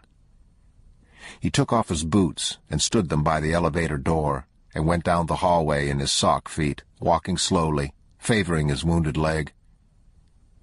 The doors to the office were open onto the hallway. He stopped. He thought that perhaps the man didn't see his own shadow on the outer hallway wall, ill-defined, but there. Sugar thought it an odd oversight, but he knew that fear of an enemy can often blind men to other hazards, not least the shape which they themselves make in the world. He slipped the strap from his shoulder and lowered the air tank to the floor. He studied the stance of the man's shadow, framed there by the light from the smoked glass window behind him. He pushed the shotgun's follower slightly back with the heel of his hand to check the chambered round, and pushed the safety off. The man was holding a small pistol at the level of his belt. Sugar stepped into the doorway and shot him in the throat with a load of number 10 shot, the size collectors use to take bird specimens. The man fell back through his swivel chair, knocking it over, and went to the floor and lay there, twitching and gurgling. Sugar picked up the smoking shotgun shell from the carpet and put it in his pocket and walked into the room with the pale smoke still drifting from the canister fitted to the end of the sawed-off barrel. He walked around behind the desk and stood looking down at the man. The man was lying on his back, and he had one hand over his throat, but the blood was pumping steadily through his fingers and out onto the rug. His face was full of small holes, but his right eye seemed intact, and he looked up at Sugar and tried to speak from out of his bubbling mouth. Sugar dropped to one knee and leaned on the shotgun and looked at him. "What is it?" he said. "What are you trying to tell me?" The man moved his head. The blood gurgled in his throat. "Can you hear me?" Sugar said. He didn't answer. "I'm the man you sent Carson Wells to kill. Is that what you wanted to know?" He watched him. He was wearing a blue nylon running suit and a pair of white leather shoes. Blood was starting to pool about his head, and he was shivering as if he were cold. "The reason I used the bird shot was that I didn't want to break the glass behind you, to rain glass on people in the street." He nodded toward the window where the man's upper silhouette stood outlined in the small gray pockmarks the lead had left in the glass. He looked at the man. The man's hand had gone slack at his throat, and the blood had slowed. He looked at the pistol lying there. He rose and pushed the safety back on the shotgun and stepped past the man to the window and inspected the pockings the lead had made. When he looked down at the man again, the man was dead. He crossed the room and stood at the doorway, listening. He went out and down the hall and collected his tank and the stun gun and got his boots and stepped into them and pulled them up. Then he walked down the corridor and went out through the metal door and down the concrete steps to the garage, where he'd left his vehicle. When they got to the bus station, it was just breaking daylight, gray and cold, and a light rain falling. She leaned forward over the seat and paid the driver and gave him a $2 tip. He got out and went around to the trunk and opened it and got their bags and set them in the portico and brought the walker around to her mother's side and opened the door. Her mother turned and began to struggle out into the rain. "Mama, will you wait? I need to get around there." "I knowed this is what it would come to," the mother said. "I said it 3 years ago. It ain't been 3 years. I used them very words. Just wait till I get around there. In the rain," her mother said. She looked up at the cab driver. "I got cancer," she said. "Now look at this. Not even a home to go to." "Yes, ma'am." "We're going to El Paso, Texas. You know how many people I know in El Paso, Texas?" "No, ma'am." She paused with her arm on the door and held up her hand and made an O with her thumb and forefinger. "That's how many," she said. "Yes, ma'am." They sat in the coffee shop, surrounded by their bags and parcels, and stared out at the rain and at the idling buses, at the gray day breaking. She looked at her mother. "Did you want some more coffee?" she said. The old woman didn't answer. "You ain't speaking, I reckon. I don't know what there is to speak about." "Well, I don't guess I do either. Whatever y'all done, you done. I don't know why I ought to have to run from the law." "We ain't running from the law, Mama." "You couldn't call on them to help you, though, could you?" "Call on who?" "The law." "No, we couldn't. That's what I thought." The old woman adjusted her teeth with her thumb and stared out the window. After a while, the bus came. The driver stowed her walker in the luggage bay under the bus, and they helped her up the steps and put her in the first seat. "I got cancer," she told the driver. Carla Jean put their bags in the bin overhead and sat down. The old woman didn't look at her. 3 years ago, she said, you didn't have to have no dream about it, no revelation nor nothing. I don't give myself no credit. Anybody could have told you the same thing. Well, I wasn't asking. The old woman shook her head, looking out through the window and down at the table they'd vacated. I give myself no credit, she said. I'd be the last in the world to do that.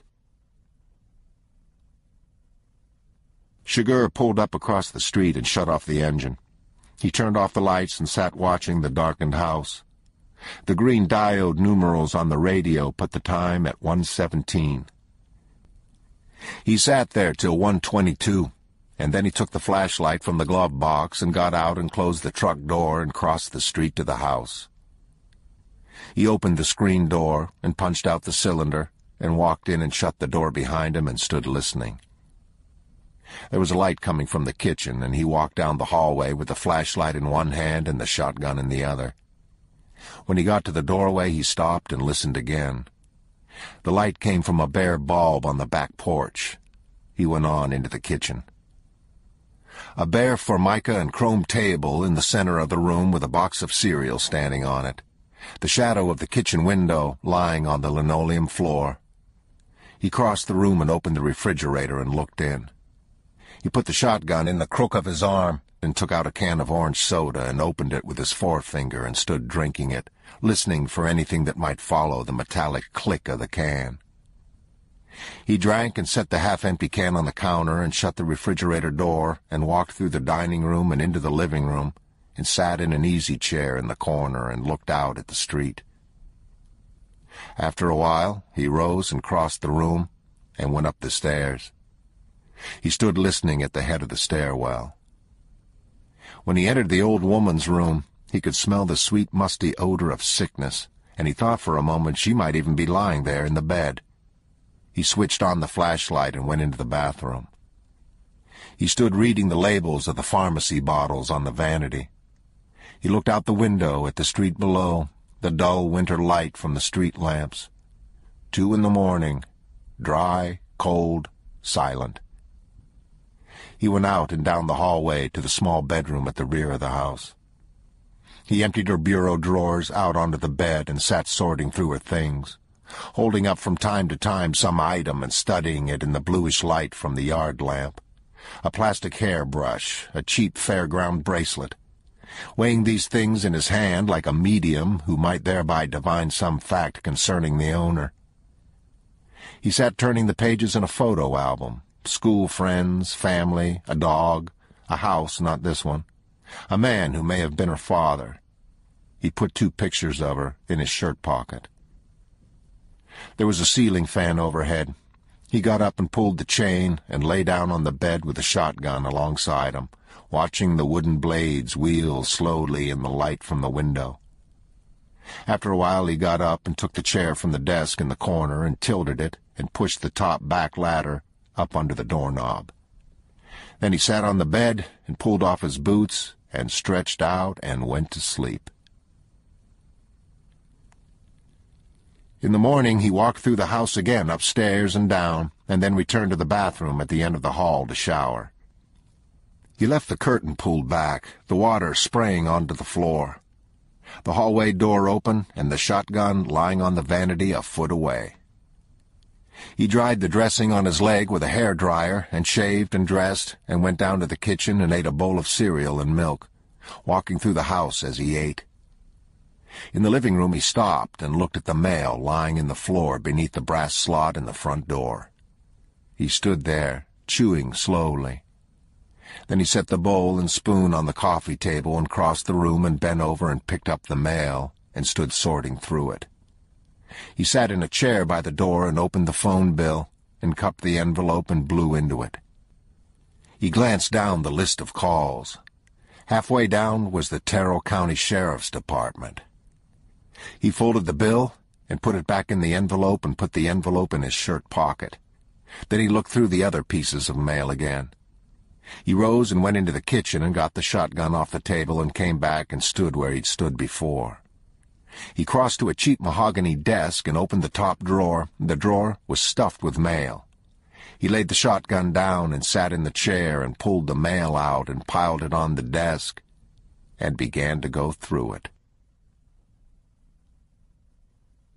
Moss spent the day in a cheap motel on the edge of town, sleeping naked in the bed with his new clothes on wire hangers in the closet. When he woke, the shadows were long in the motel courtyard, and he struggled up and sat on the edge of the bed, a pale blood stain the size of his hand on the sheets. There was a paper bag on the night table that held things he'd bought from a drugstore in town, and he picked it up and limped into the bathroom. He showered and shaved and brushed his teeth for the first time in 5 days, and then sat on the edge of the tub and taped fresh gauze over his wounds. Then he got dressed and called a cab. He was standing in front of the motel office when the cab pulled up. He climbed into the rear seat, got his breath, then reached and shut the door. He regarded the face of the driver in the rear-view mirror. "Do you want to make some money?" he said. "Yeah, I want to make some money." Moss took 5 of the hundreds and tore them in 2 and passed 1/2 across the back of the seat to the driver. The driver counted the torn bills and put them in his shirt pocket and looked at Moss in the mirror and waited. "What's your name?" "Paul," said the driver. "You got the right attitude, Paul. I won't get you in trouble. I just don't want you to lead me somewheres that I don't want to be left." "All right." "Have you got a flashlight?" "Yeah, I got a flashlight." "Let me have it." The driver passed the flashlight to the back. "You're the man," Moss said. "Where are we going?" "Down the river road." "I ain't picking nobody up." "We're not picking anybody up." The driver watched him in the mirror. "No drogas," he said. "No drogas." The driver waited. "I'm going to pick up a briefcase. It belongs to me. You can look inside if you want. Nothing illegal." "I can look inside." "Yes, you can." "I hope you're not jerking me around." "No." "I like money, but I like staying out of jail even better." "I'm the same way myself," Moss said. They drove slowly up the road toward the bridge. Moss leaned forward over the seat. "I want you to park under the bridge," he said. "All right. I'm going to unscrew the bulb out of this dome light." "They watch this road round the clock," the driver said. "I know that." The driver pulled off the road and shut off the engine and the lights and looked at Moss in the mirror. Moss took the bulb from the light and laid it in the plastic lens and handed it across the seat to the driver and opened the door. "I should be back in just a few minutes," he said. The cane was dusty, the stalks close-grown. He pushed his way through carefully, holding the light at his knees with his hand partly across the lens. The case was sitting in the brake, right side up and intact as if someone had simply set it there. He switched off the light and picked it up and made his way back in the dark, taking his sight by the span of the bridge overhead.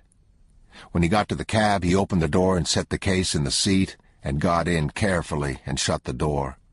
He handed the flashlight to the driver and leaned back in the seat. "Let's go," he said. "What's in there?" the driver said. "Money." "Money?" "Money." The driver started the engine and pulled out onto the road. "Turn your lights on," Moss said. He turned the lights on. "How much money?" "A lot of money." "What will you take to drive me to San Antonio?" The driver thought about it. "You mean on top of the 500? "Yes." "How about $1,000 all in?" "Everything?" "Yes." "You got it." The driver nodded. "Then how about the other half of these 5 Caesars I already got?" Moss took the bills from his pocket and handed them across the back of the seat. "What if the Migras stop us?" "They won't stop us," Moss said. "How do you know?" "There's too much shit still down the road that I got to deal with. It ain't gonna end here." "I hope you're right." "Trust me," Moss said. "Yeah, I hate hearing them words," the driver said. "I always did." "Have you ever said them?" "Yeah, I've said them. That's how come I know what they're worth." He spent the night in a roadway inn on Highway 90, just west of town, and in the morning he went down and got a paper and climbed laboriously back to his room. He couldn't buy a gun from a dealer because he had no identification, but he could buy one out of the paper, and he did. A Tech-9 with 2 extra magazines and a box and a half of shells. The man delivered the gun to his door, and he paid him in cash. He turned the piece in his hand. It had a greenish parkerized finish, semi-automatic. "When was the last time you fired it?" he said. "I ain't never fired it." "Are you sure it fires?" "Why would it not?" "I don't know." "Well, I don't either." After he left, Moss walked out onto the prairie behind the motel with one of the motel pillows under his arm, and he wrapped the pillow about the muzzle of the gun and fired off 3 rounds, and then stood there in the cold sunlight watching the feathers drift across the gray chaparral, thinking about his life, what was past and what was to come. Then he turned and walked slowly back to the motel, leaving the burnt pillow on the ground. He rested in the lobby and then climbed up to the room again. He bathed in the tub and looked at the exit hole in his lower back in the bathroom mirror. It looked pretty ugly. There were drains in both holes that he wanted to pull out, but he didn't. He pulled loose the plaster on his arm and looked at the deep furrow the bullet had cut there, and then taped the dressing back again. He dressed and put some more of the bills into the back pocket of his jeans, and he fitted the pistol and the magazines and the shells into the case and closed it, and called a cab, and picked up the document case and went out and down the stairs.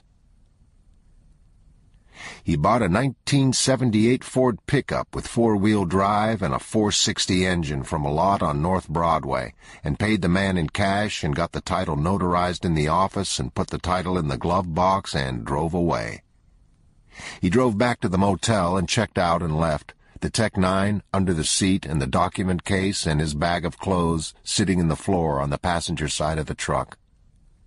At the on-ramp at Bernie, there was a girl hitchhiking, and Moss pulled over and blew the horn and watched her in the rearview mirror, running, her blue nylon knapsack slung over one shoulder. She climbed in the truck and looked at him. 15, 16, red hair. "How far are you going?" she said. "Can you drive?" "Yeah, I can drive. It ain't no stick shift, is it?" "No. Get out and come around." She left her knapsack on the seat and got out of the truck and crossed in front of it. Moss pushed the knapsack into the floor and eased himself across, and she got in and put the truck in drive, and they pulled out onto the interstate. "How old are you?" 18. "Bullshit. What are you doing out here? Don't you know it's dangerous to hitchhike?" "Yeah, I know it." He took off his hat and put it on the seat beside him, and leaned back and closed his eyes. "Don't go over the speed limit," he said. "You get us stopped by the cops, and you and me both will be in a shit pot full of trouble." "All right." "I'm serious. You go over the speed limit, and I'll set your ass out by the side of the road." "All right." He tried to sleep, but he couldn't. He was in a lot of pain. After a while he sat up and got his hat off the seat and put it on and looked over at the speedometer. "Can I ask you something?" she said. "You can ask." "Are you running from the law?" Moss eased himself in the seat and looked at her, and looked out at the highway. "What makes you ask that?" "On account of what you said back yonder about being stopped by the police." "What if I was?" "Then I think I ought to just get out up here." "You don't think that. You just want to know where you stand." She looked at him out of the corner of her eye. Moss studied the passing country. "If you spent 3 days with me," he said, "I could have you holding up gas stations. Be no trick at all." She gave him a funny little half smile. Is that what you do? She said. Hold up gas stations? No, I don't have to. Are you hungry? I'm all right. When'd you last eat?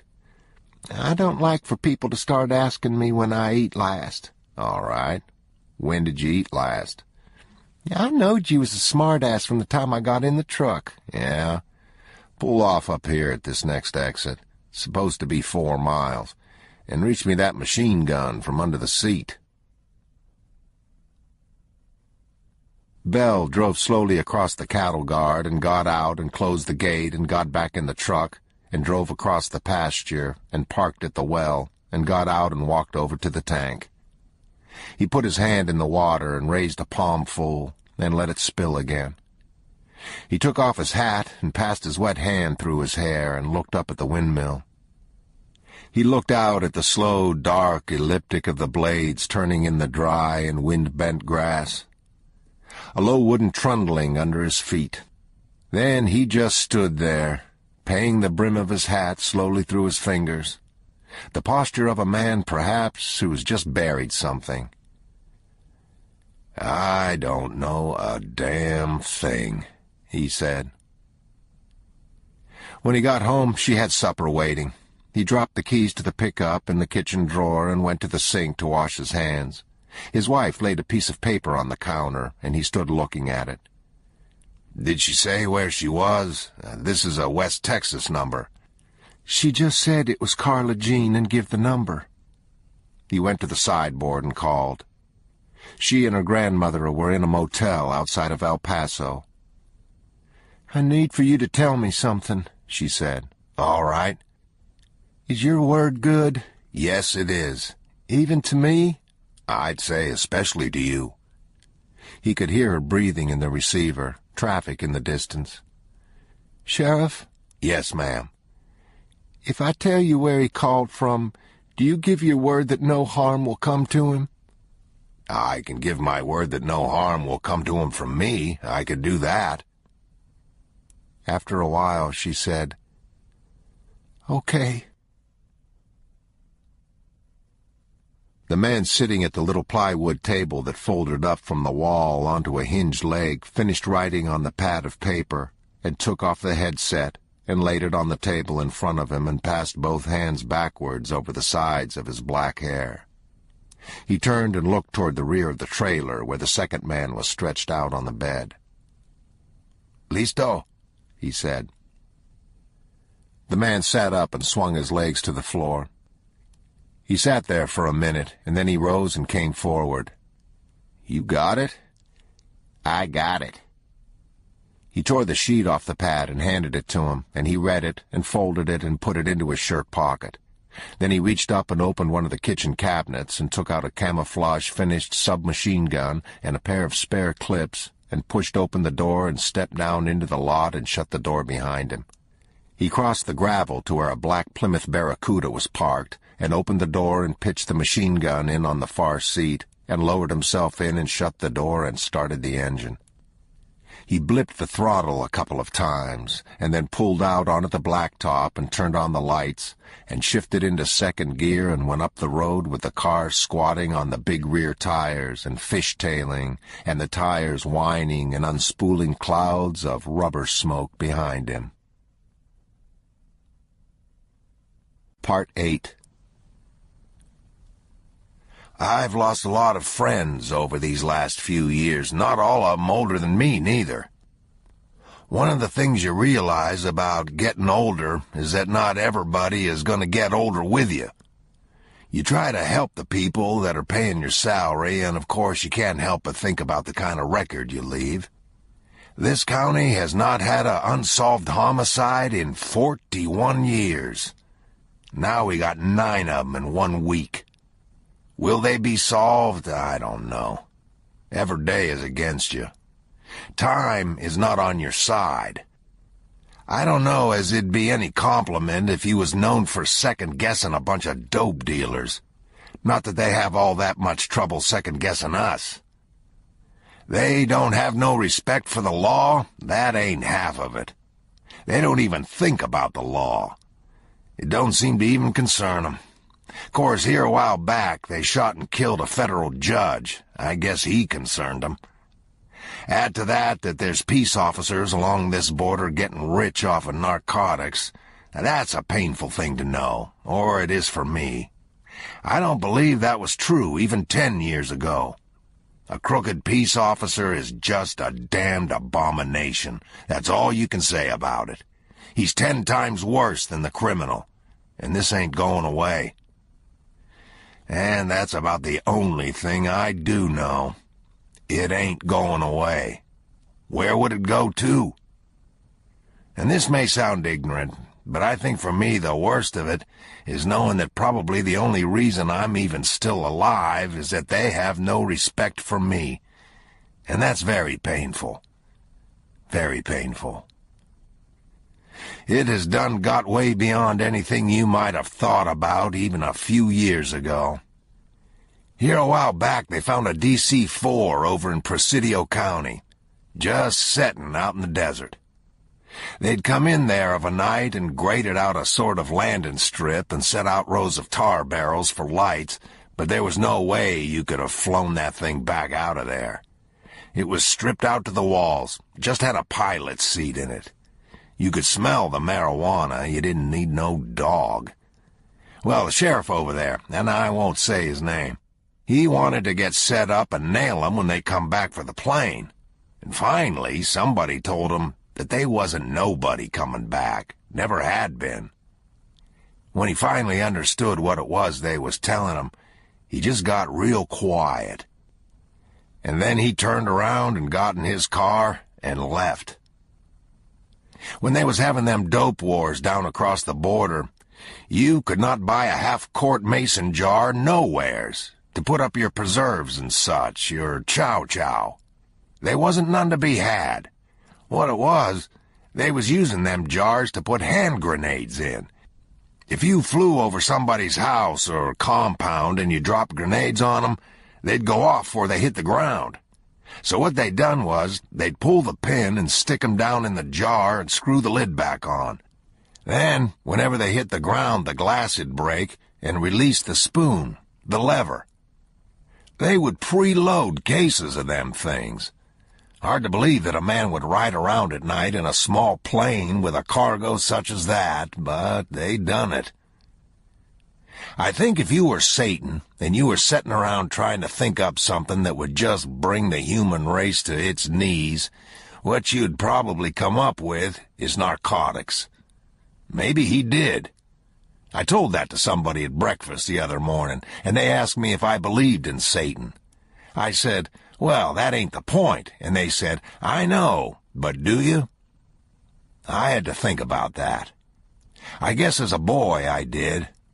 Come the middle years, my belief, I reckon, had waned somewhat. Now, I'm starting to lean back the other way. He explains a lot of things that otherwise don't have no explanation. Or not to me, they don't.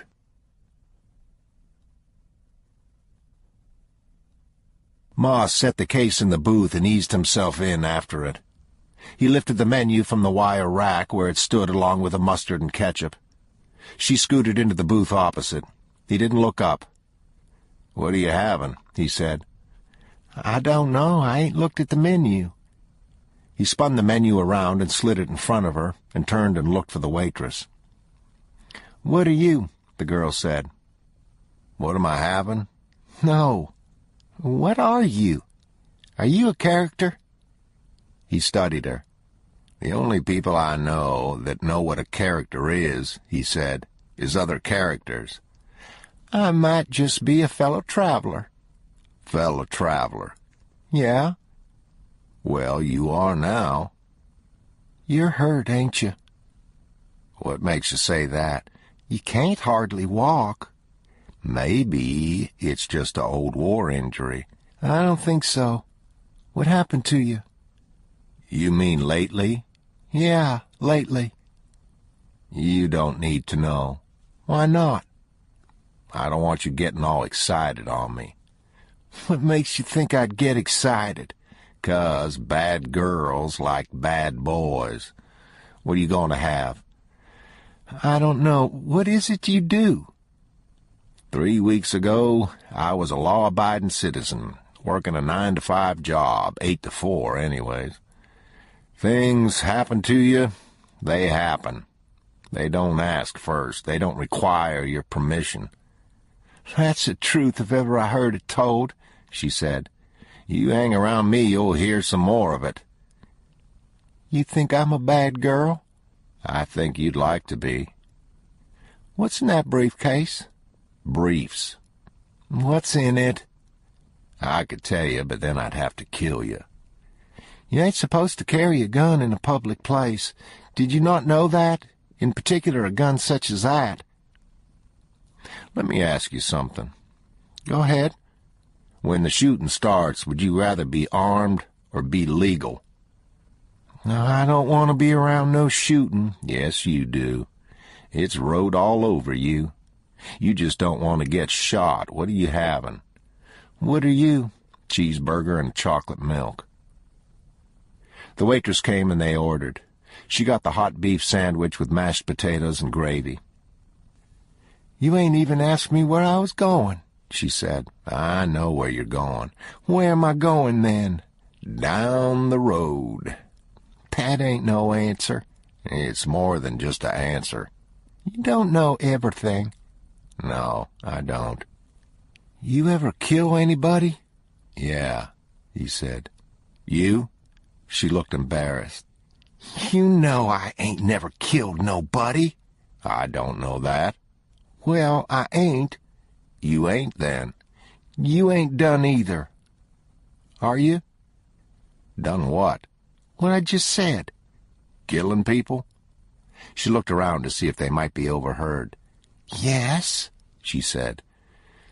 "Be hard to say." After a while, the waitress brought their plates. He bit the corner off a packet of mayonnaise and squeezed out the contents over his cheeseburger and reached for the ketchup. "Where are you from?" he said. She took a drink of her iced tea and wiped her mouth with a paper napkin. "Port Arthur," she said. He nodded.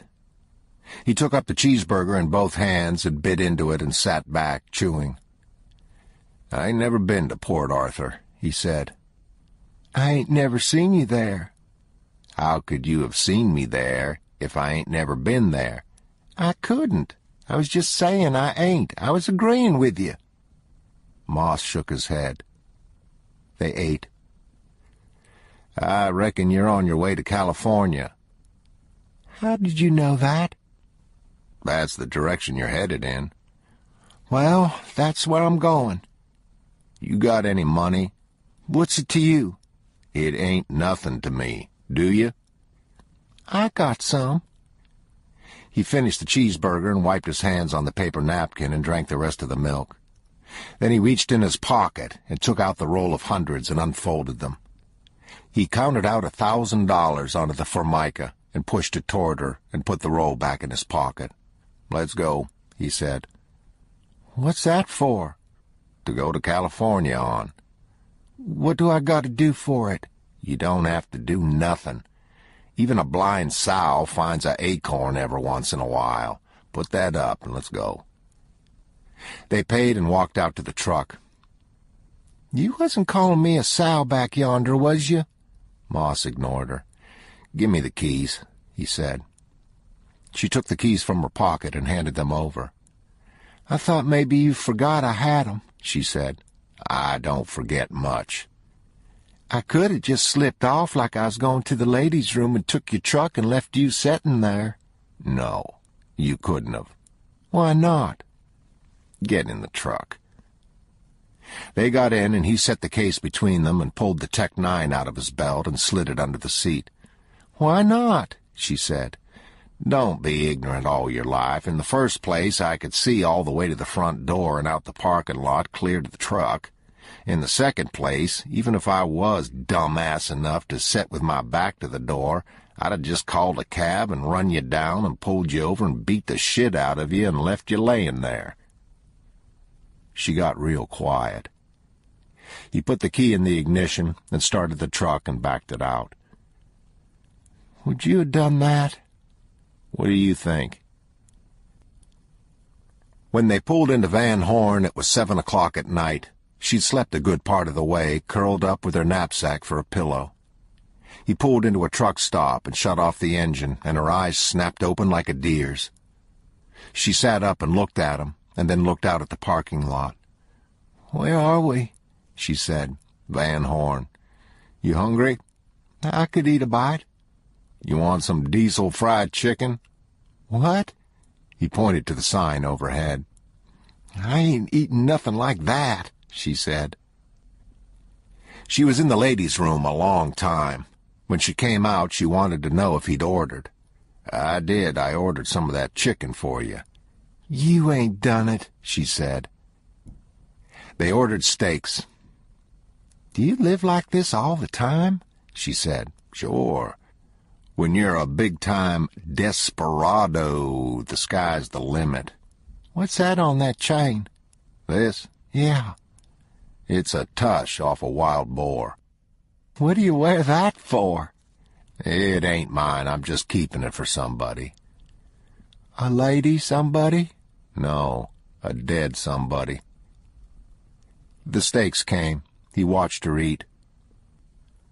"Does anybody know where you're at?" he said. "What?" "I said, does anybody know where you're at?" "Like who?" "Like anybody." "You?" "I don't know where you're at because I don't know who you are." "Well, that makes two of us." "You don't know who you are?" "No, silly. I don't know who you are." "Well, we'll just keep it that way, and they won't neither of us be out nothing, all right?" "All right. What'd you ask me that for?" Moss mopped up steak gravy with a half a roll. "I just thought it was probably true. For you, it's a luxury. For me, it's a necessity." "Why, because they's somebody after you?" "Maybe." "I do like it that way," she said. "You got that part right." "It don't take long to get a taste for it, does it?" "No," she said. "It don't." "Well, it ain't as simple as it sounds, you'll see." "Why's that?" "There's always somebody knows where you're at, knows where and why, for the most part." "Are you talking about God?" "No, I'm talking about you." She ate. "Well," she said, "you'd be in a fix if you didn't know where you was at." "I don't know. Would you?" "I don't know." "Suppose you was someplace that you didn't know where it was. The real thing you wouldn't know was where someplace else was, or how far it was. It wouldn't change nothing about where you was at." She thought about that. "I try not to think about stuff like that," she said. "You think when you get to California you'll kind of start over." "Them's my intentions." "I think maybe that's the point. There's a road going to California and there's one coming back. But the best way would be just to show up there." "Show up there?" "Yeah." "You mean, and not know how you got there?" "Yeah, and not know how you got there." "I don't know how you do that." "I don't either. That's the point." She ate. She looked around. "Can I get some coffee?" she said. "You can get anything you want. You got money." She looked at him. "I guess I ain't sure what the point is," she said. "The point is there ain't no point." "No, I mean what you said, about knowing where you are." He looked at her. After a while he said, "It's not about knowing where you are. It's about thinking you got there without taking anything with you. Your notions about starting over, or anybody's. You don't start over. That's what it's about. Every step you take is forever. You can't make it go away. None of it. You understand what I'm saying?" "I think so." "I know you don't, but let me try it one more time. You think when you wake up in the morning, yesterday don't count, but yesterday is all that does count. What else is there? Your life is made out of the days it's made out of, nothing else. You might think you could run away and change your name and I don't know what all, start over. And then one morning you wake up and look at the ceiling, and guess who's laying there? She nodded. You understand what I'm saying? I understand that. I've been there. Yeah, I know you have. So, are you sorry you become an outlaw? Sorry I didn't start sooner. Are you ready? When he came out of the motel office, he handed her a key. What's that? That's your key. She hefted it in her hand and looked at him. Well, she said, it's up to you. Yes, it is. I guess you're afraid I'll see what's in that bag. Not really. He started the truck and pulled down the parking lot behind the motel office. Are you queer? She said. Me? Yeah, I'm queer as a coot. You don't look it. Is that right? You know a lot of queers? You don't act it, I guess I should say. Well, darling, what would you know about it? I don't know. Say it again. What? Say it again. I don't know. I don't know. That's good. You need to practice that. It sounds good on you. Later, he went out and drove down to the quick stop.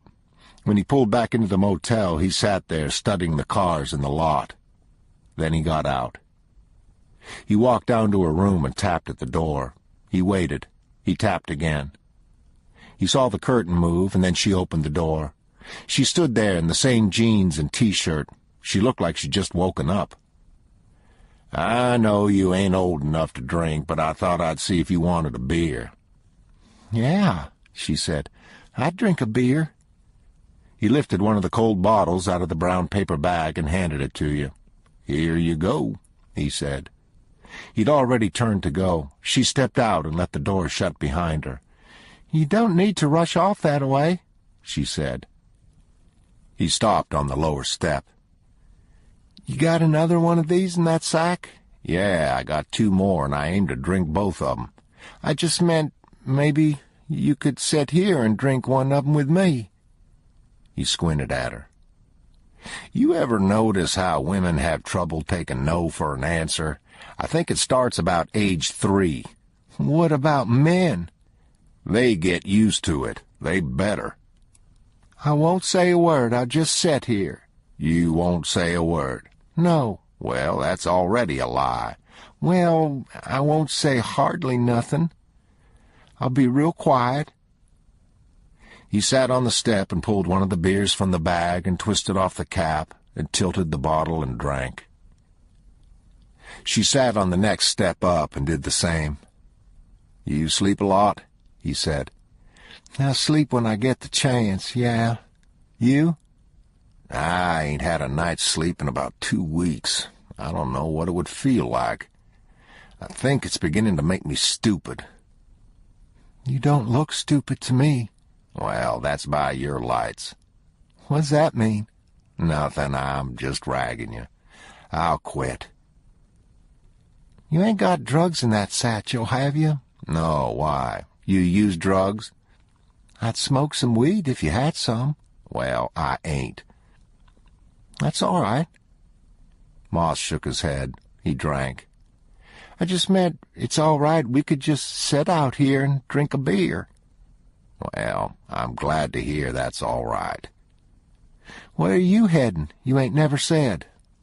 Hard to say. You ain't going to California, though, are you? No, I ain't. I didn't think so. I'm going to El Paso.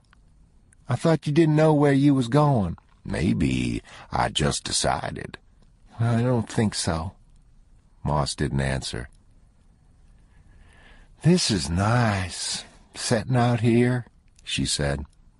I guess it depends on where you've been setting. You ain't just got out of the penitentiary or something, have you?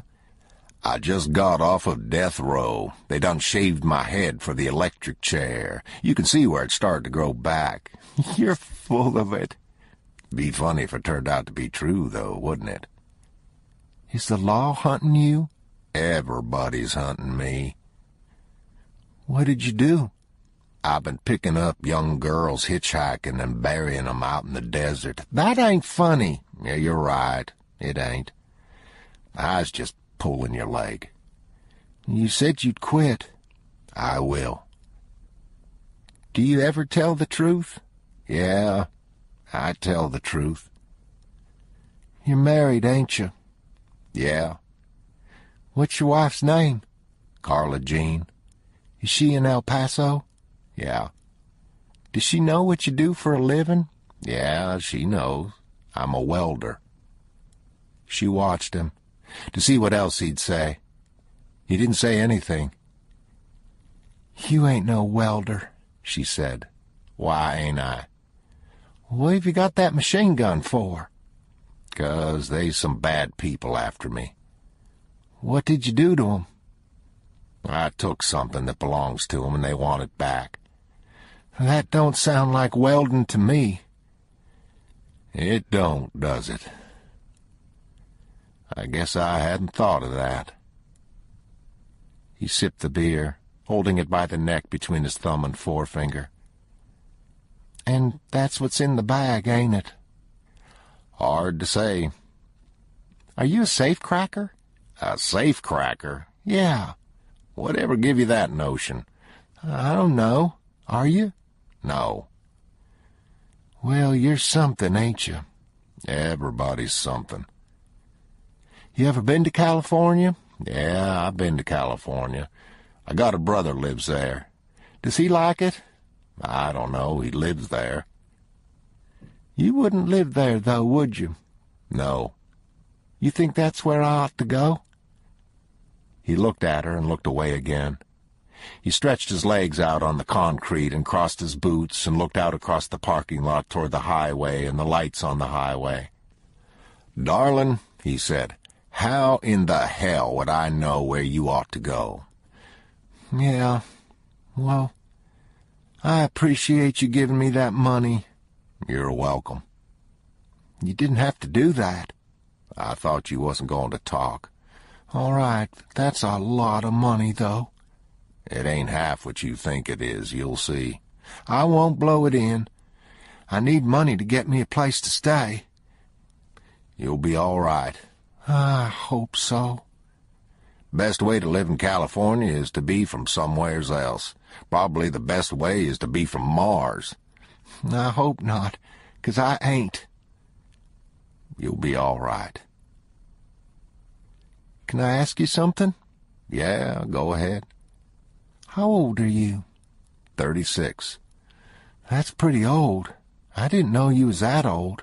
I know, it kind of took me by surprise my own self.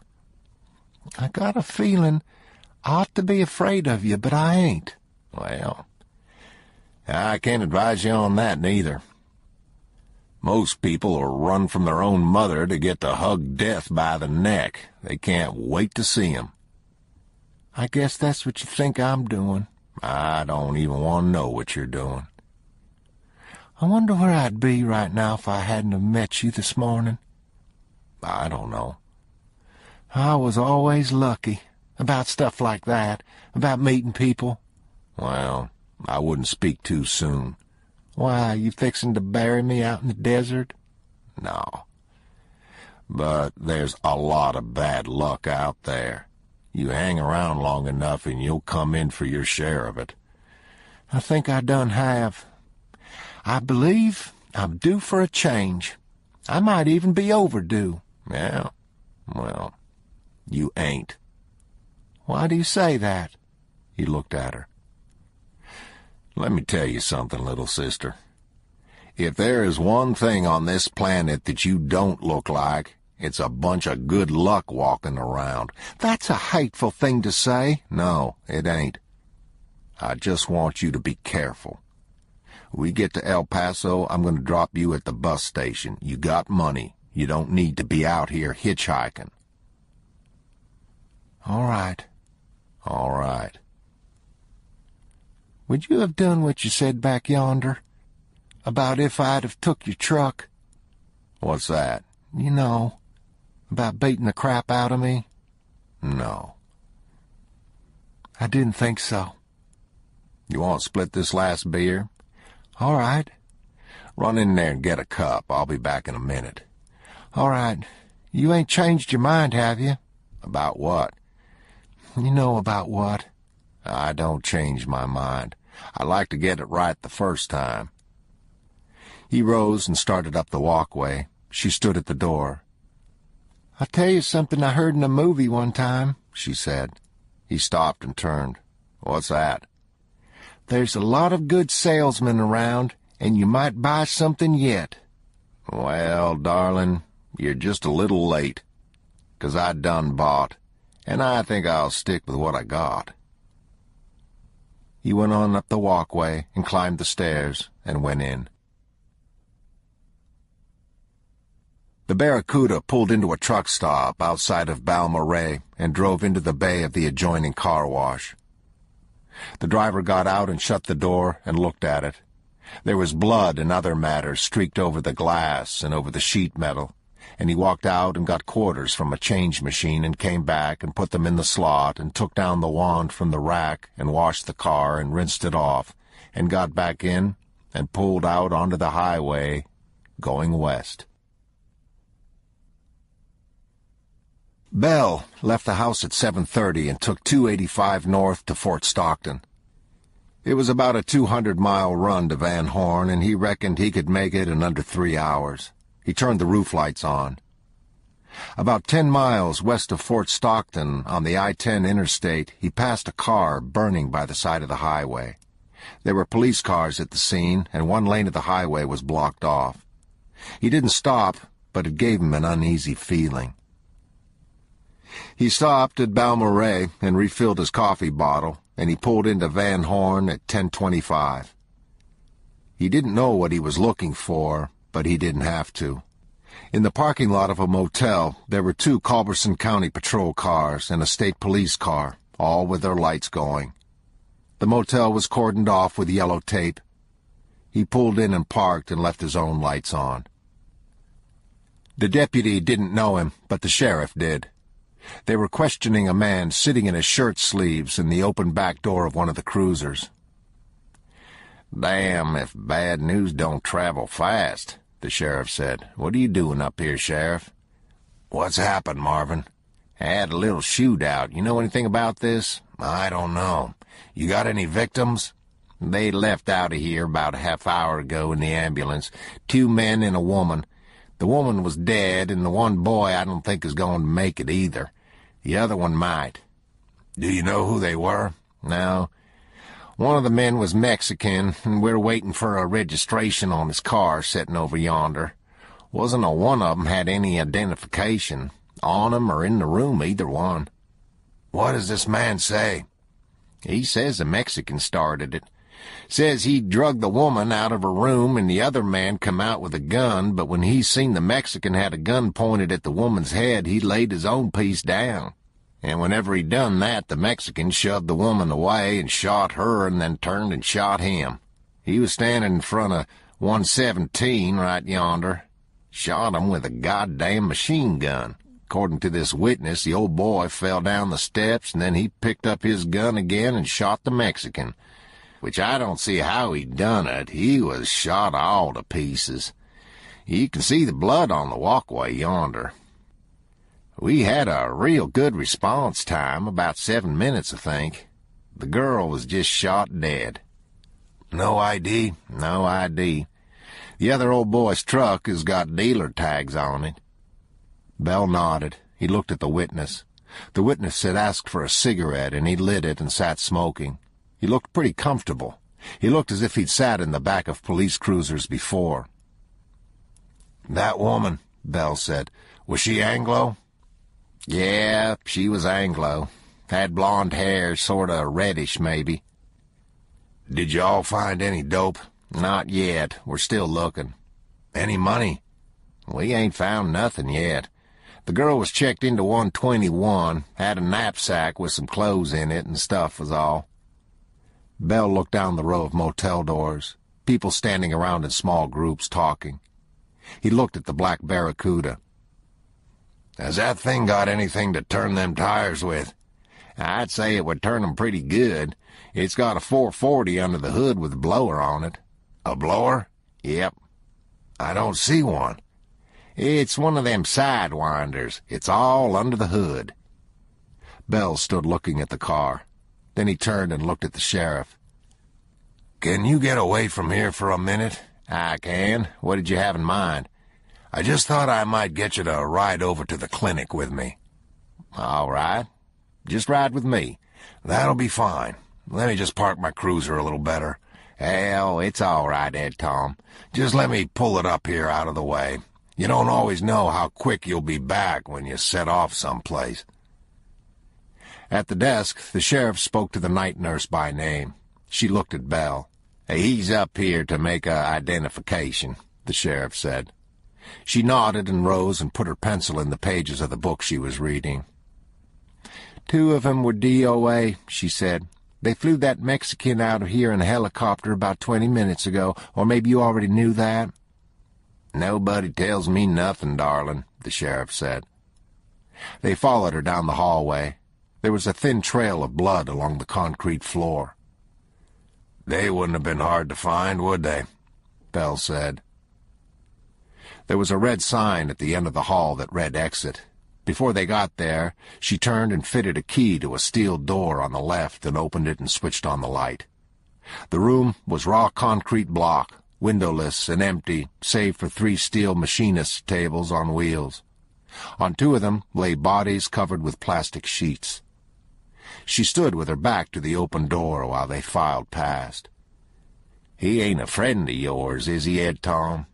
No. He took a couple of rounds in the face, so I don't think he's going to look too good. Not that I ain't seen worse. That highway out there's a goddamn war zone. You'd tell the truth about it. He pulled back the sheet. Bell walked around the end of the table. There was no chalk under Moss's neck, and his head was turned to the side. One eye partly opened. He looked like a bad man on a slab. They'd sponged the blood off of him, but there were holes in his face, and his teeth were shot out. Is that him? Yeah, that's him. You look like you wished it wasn't. I get to tell his wife. I'm sorry about that. Bell nodded.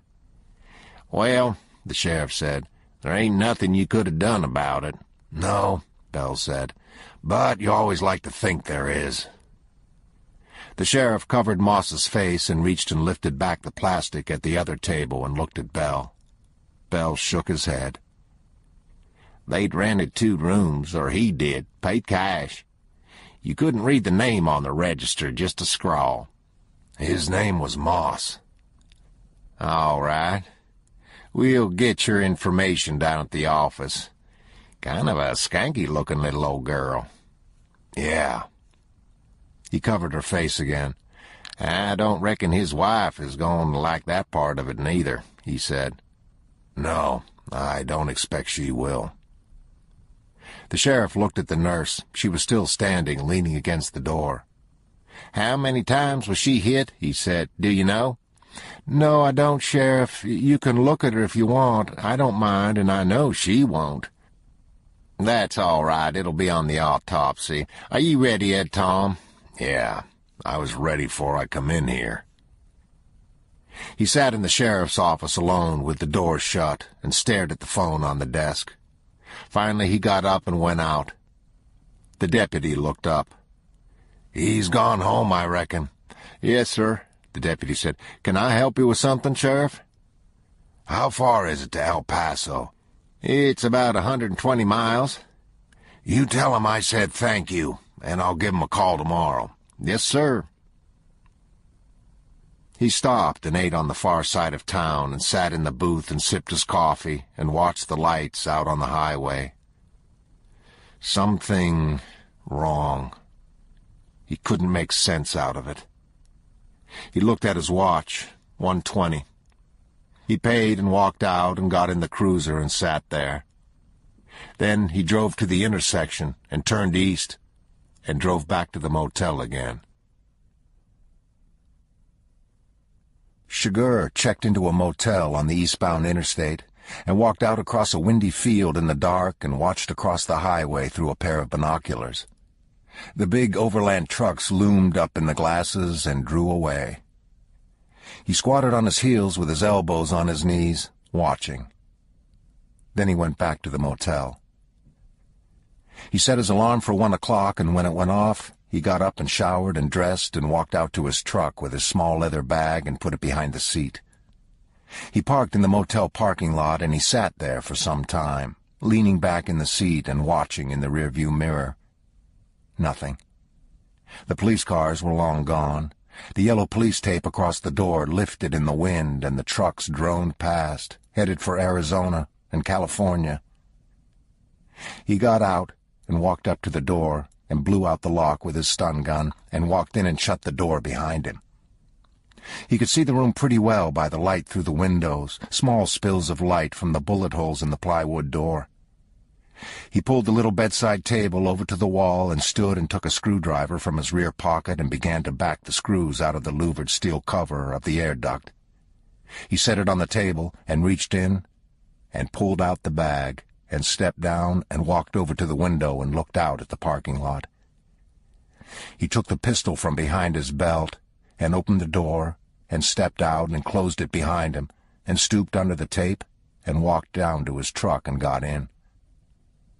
He set the bag in the floor, and he'd reached for the key to turn on the ignition when he saw the Terrell County cruiser pull into the lot in front of the motel office 100 feet away.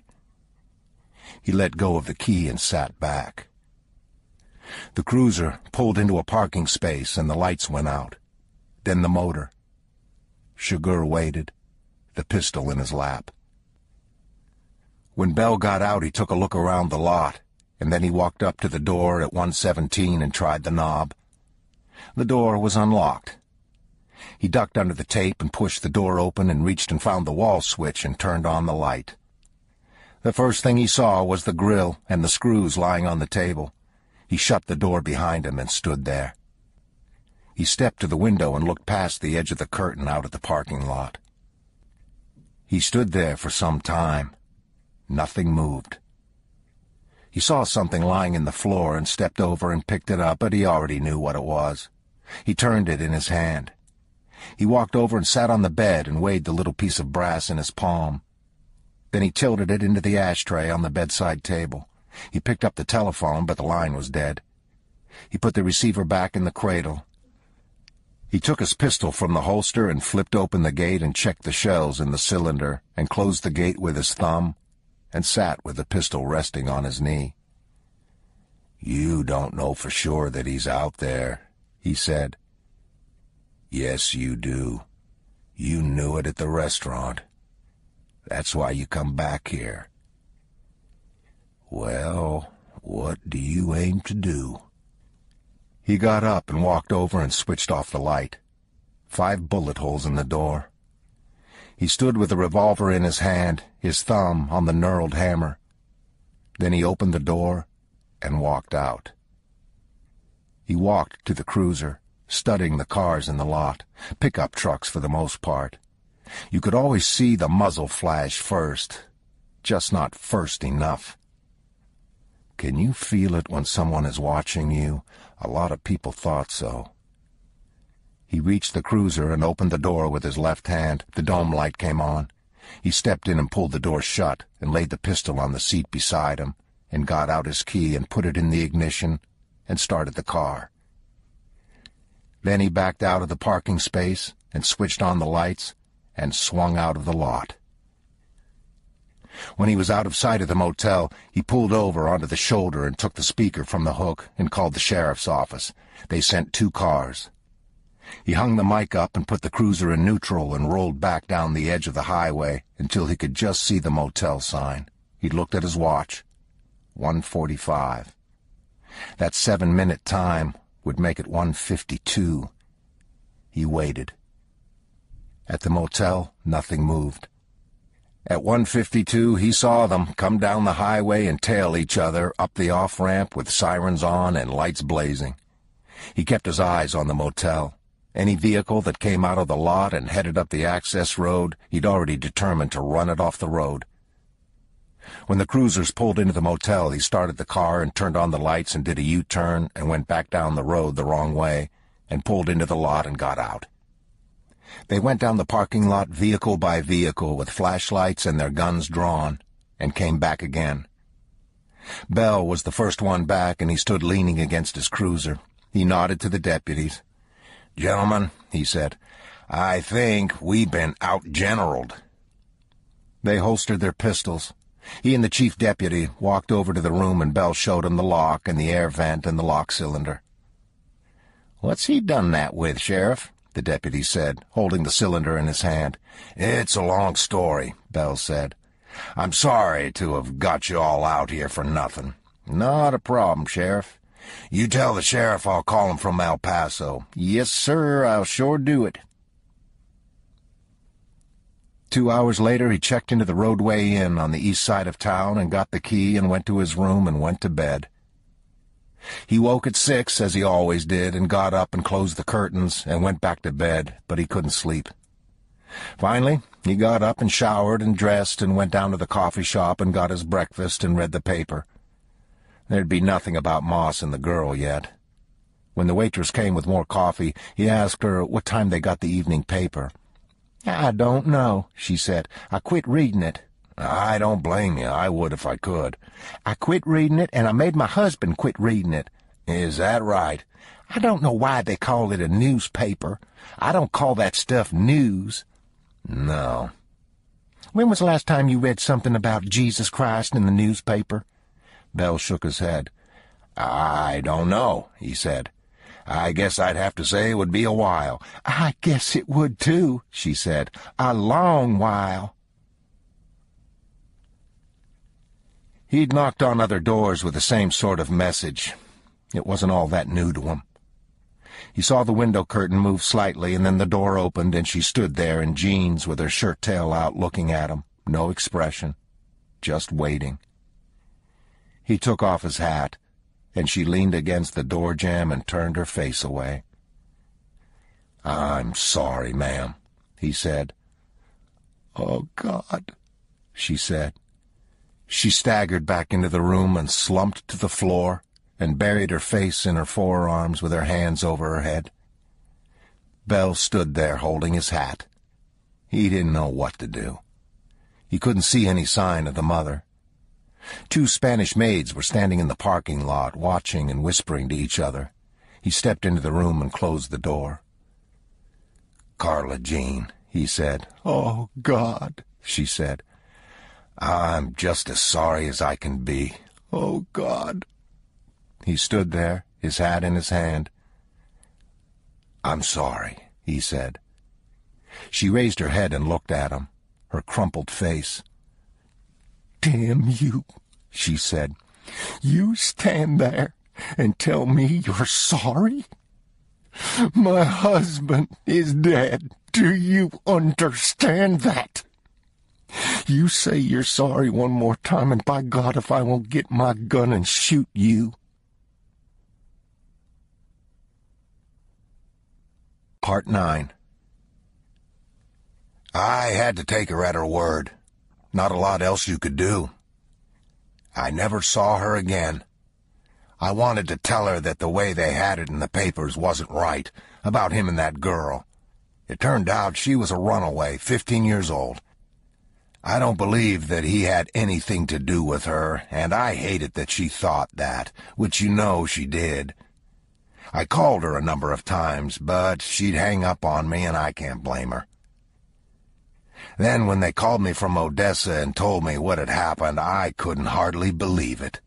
It didn't make no sense. I drove up there, but there wasn't nothing to be done. Her grandmother had just died, too.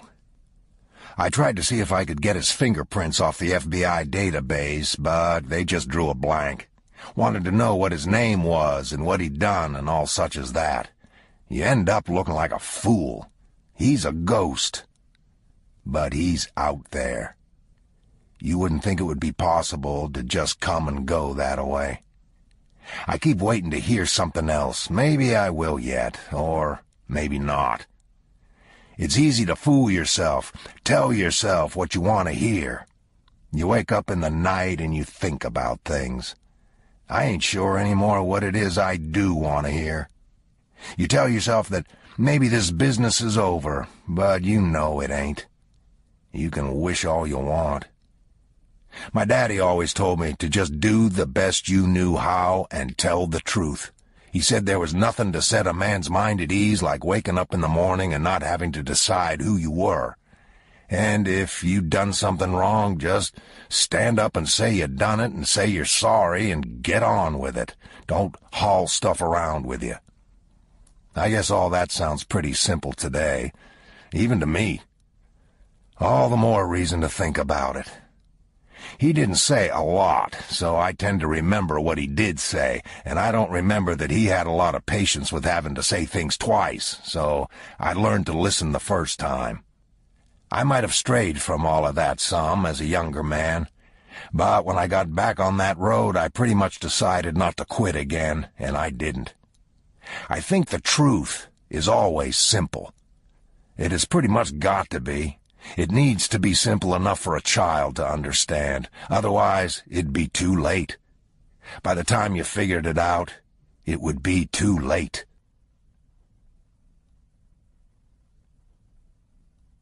Chigurh stood at the receptionist's desk, dressed in suit and tie.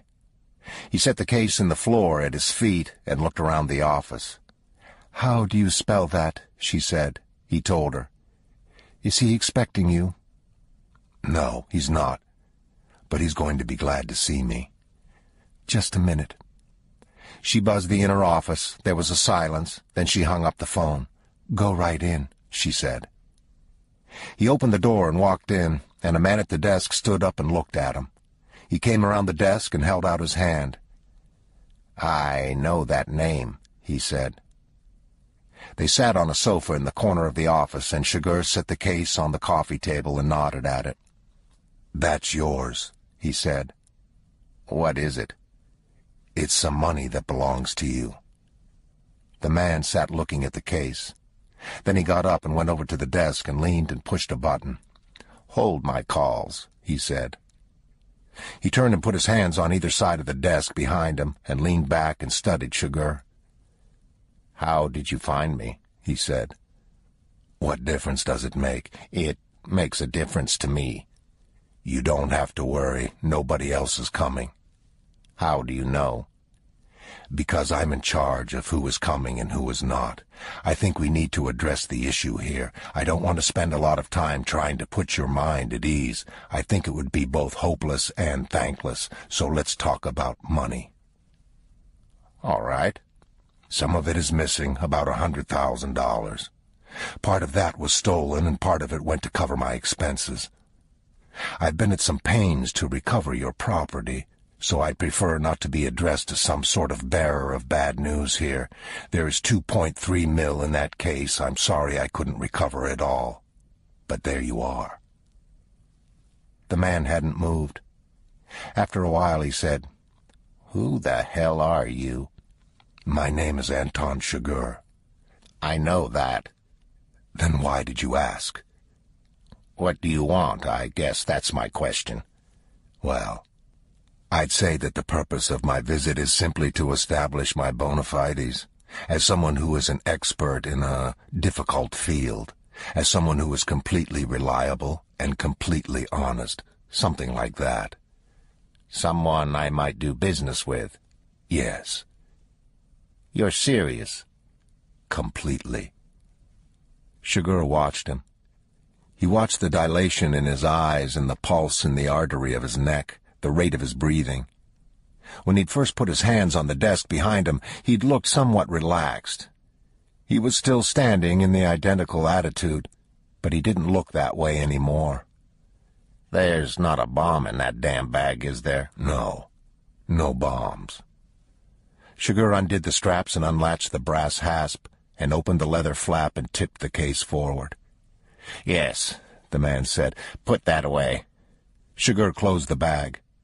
The man stood up from his leaning against the desk. He wiped his mouth with his foreknuckle.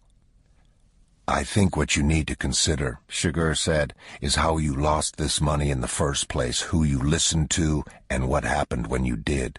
Yes. We can't talk here. I understand. In any case, I don't expect you to absorb all this at one sitting. I'll call you in 2 days' time.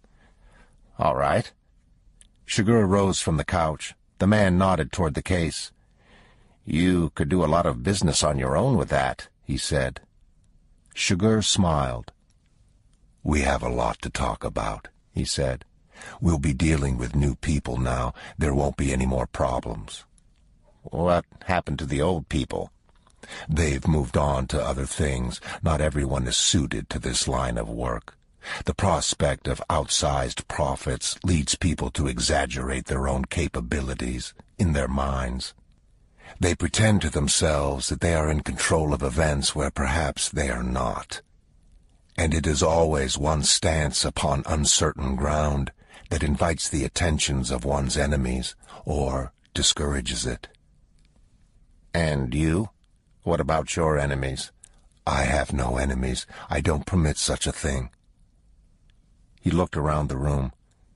Nice office, he said. Low key. He nodded to a painting on the wall. Is that original? The man looked at the painting. No, he said, it's not. But I own the original. I keep it in a vault. Excellent, said Sugar. The funeral was on a cold and windy day in March.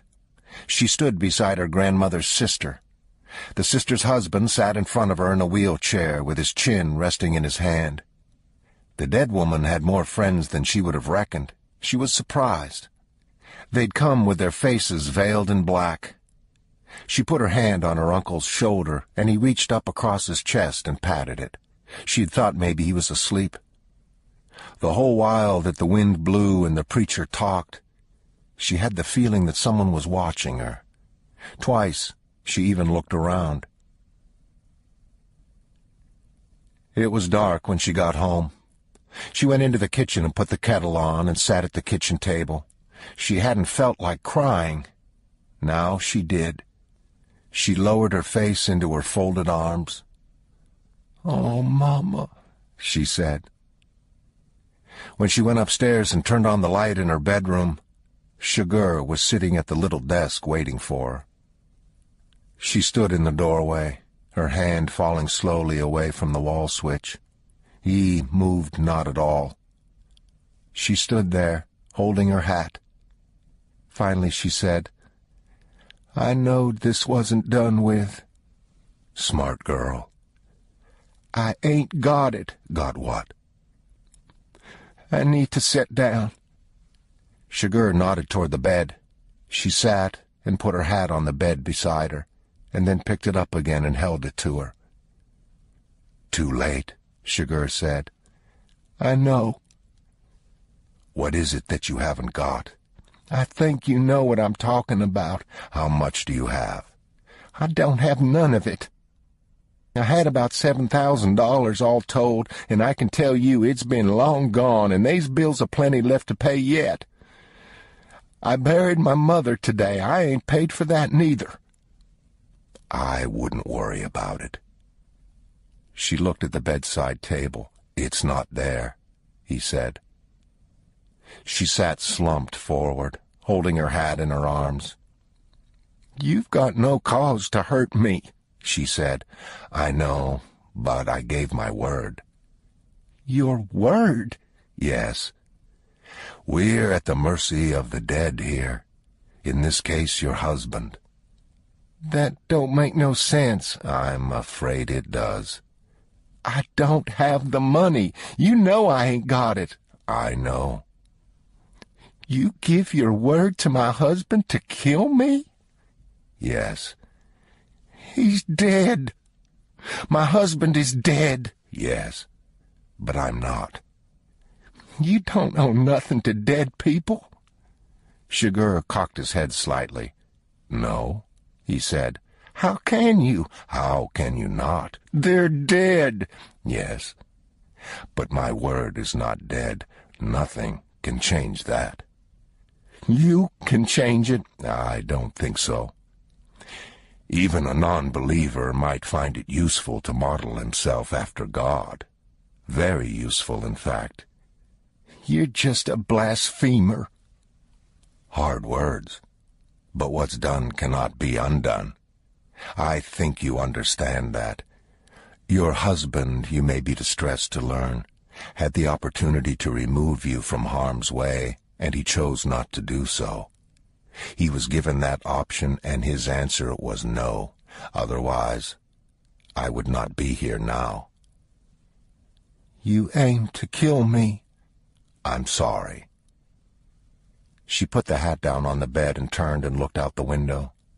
The new green of the trees and the light of the vapor lamp in the yard bending and writing again in the evening wind. I don't know what I ever done, she said. I truly don't. Sugar nodded. Probably you do, he said. There's a reason for everything. She shook her head. How many times I've said them very words. I won't again. You've suffered a loss of faith. I've suffered a loss of everything I ever had. My husband wanted to kill me? Yes. Is there anything that you'd like to say? To who? I'm the only one here. I don't have nothing to say to you. You'll be all right. Try not to worry about it. What? I see your look, he said. It doesn't make any difference what sort of person I am, you know. You shouldn't be more frightened to die because you think I'm a bad person. I knowed you was crazy when I seen you settin' there, she said. I knowed exactly what was in store for me, even if I couldn't have said it. Sugar smiled. It's a hard thing to understand, he said. I see people struggle with it. The look they get. They always say the same thing. What do they say? They say, you don't have to do this. You don't. It's not any help, though, is it? No. So why do you say it? I ain't never said it before. Any of you? There's just me, she said. There ain't nobody else. Yes, of course. She looked at the gun. She turned away. She sat with her head down, her shoulders shaking. Oh, Mama, she said. None of this was your fault. She shook her head, sobbing. You didn't do anything. It was bad luck. She nodded. He watched her, his chin in his hand. All right, he said. This is the best I can do. He straightened out his leg and reached into his pocket and drew out a few coins and took one and held it up. He turned it for her to see the justice of it. He held it between his thumb and forefinger and weighed it, and then flipped it, spinning in the air, and caught it and slapped it down on his wrist. Call it, he said. She looked at him, at his outheld wrist. What? She said. Call it. I won't do it. Yes, you will. Call it. God would not want me to do that. Of course he would. You should try to save yourself. Call it. This is your last chance. Heads, she said. He lifted his hand away. The coin was tails. I'm sorry. She didn't answer. Maybe it's for the best. She looked away. You make it like it was the coin, but you're the one. It could have gone either way. The coin didn't have no say. It was just you. Perhaps. But look at it my way. I got here the same way the coin did. She sat sobbing softly. She didn't answer. For things at a common destination, there is a common path, not always easy to see, but there. Everything I ever thought has turned out different, she said. There ain't the least part of my life I could have guessed. Not this. Not none of it. I know. You wouldn't have let me off no way. I had no say in the matter. Every moment in your life is a turning and everyone a choosing. Somewhere you made a choice, all followed to this. The accounting is scrupulous. The shape is drawn. No line can be erased. I had no belief in your ability to move a coin to your bidding. How could you? A person's path through the world seldom changes, and even more seldom will it change abruptly. And the shape of your path was visible from the beginning. She sat sobbing. She shook her head. Yet even though I could have told you how all of this would end, I thought it not too much to ask that you have a final glimpse of hope in the world, to lift your heart before the shroud drops, the darkness. Do you see? Oh, God, she said. Oh, God. I'm sorry. She looked at him a final time. You don't have to, she said. You don't. He shook his head. You're asking that I make myself vulnerable, and that I can never do. I have only one way to live. It doesn't allow for special cases, a coin toss perhaps. In this case, to small purpose. Most people don't believe that there can be such a person. You can see what a problem that must be for them, how to prevail over that which you refuse to acknowledge the existence of. Do you understand? When I came into your life was over. It had a beginning, a middle, and an end. This is the end. You can say that things could have turned out differently, that they could have been some other way, but what does that mean? They are not some other way. They are this way. You're asking that I second say the world. Do you see? Yes, she said, sobbing. I do. I truly do. Good, he said. That's good. Then he shot her. The car that hit Sugar in the intersection 3 blocks from the house was a 10-year-old Buick that had run a stop sign. There were no skid marks at the site, and the vehicle had made no attempt to brake. Sugar never wore a seatbelt driving in the city because of just such hazards, and although he saw the vehicle coming and threw himself to the other side of the truck, the impact carried the caved-in driver's side door to him instantly and broke his arm in 2 places and broke some ribs and cut his head and his leg. He crawled out of the passenger side door and staggered to the sidewalk and sat in the grass of someone's lawn and looked at his arm. Bone sticking up under the skin. Not good. A woman in a house dress ran out screaming. Blood kept running into his eyes, and he tried to think.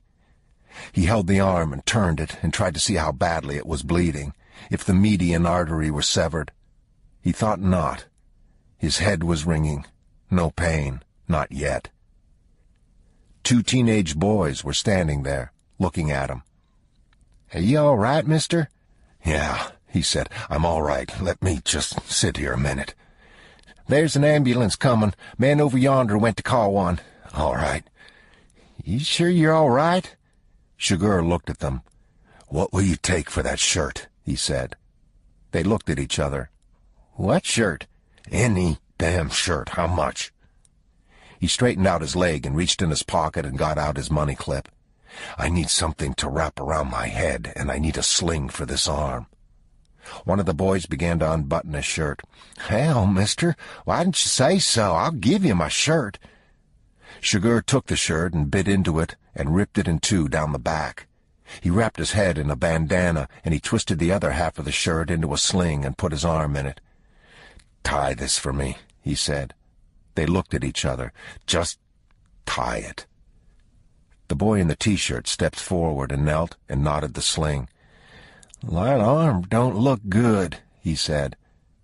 Chigurh thumbed a bill out of the clip and put the clip back in his pocket and took the bill from between his teeth and got to his feet and held it out.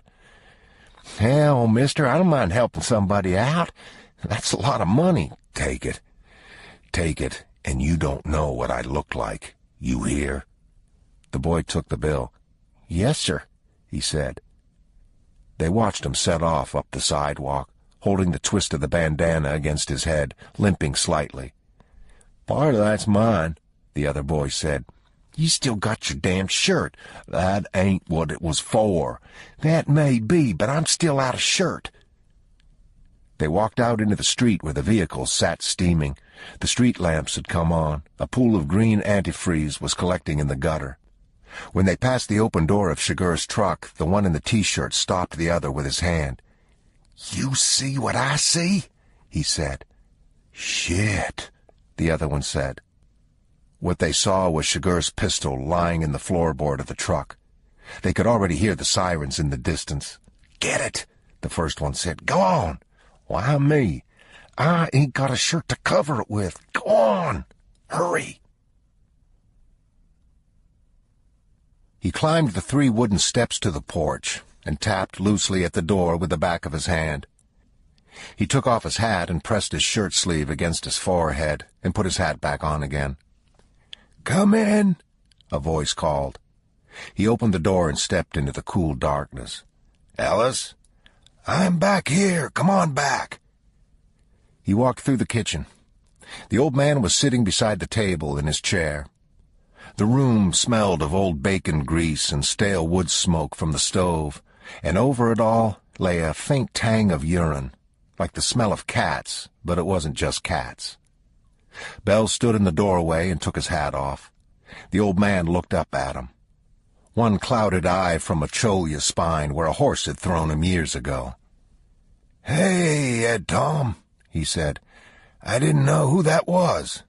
How you making it? You're looking at it. You by yourself? Yes, sir. Sit down. You want some coffee? Bell looked at the clutter on the checked oilcloth. Bottles of medicine, breadcrumbs, quarter-horse magazines. Thank you, no, he said. I appreciate it. I had a letter from your wife. You can call her Loretta. I know I can. Did you know she writes me? I guess I knew she'd wrote you a time or two.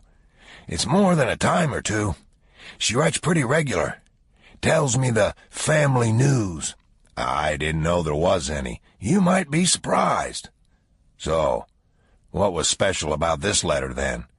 She just told me you was quitting, that's all. Sit down. The old man didn't watch to see if he would or he wouldn't. He fell to rolling himself a cigarette from a sack of tobacco at his elbow. He twisted the end in his mouth and turned it around and lit it with an old Zippo lighter worn through to the brass. He sat smoking, holding the cigarette pencil-wise in his fingers. Are you all right? Bell said. I'm all right. He wheeled the chair slightly sideways and watched Bell through the smoke. I got to say, you look older, he said. I am older. The old man nodded. Bell had pulled out a chair and sat, and he put his hat on the table. Let me ask you something, he said. All right. What's your biggest regret in life? The old man looked at him, gauging the question. I don't know, he said. I ain't got all that many regrets. I could imagine lots of things that you might think would make a man happier. I reckon being able to walk around might be one. You can make up your own list. You might even have one.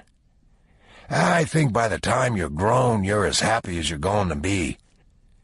You'll have good times and bad times, but in the end you'll be about as happy as you was before, or as unhappy. I've knowed people that just never did get the hang of it. I know what you mean.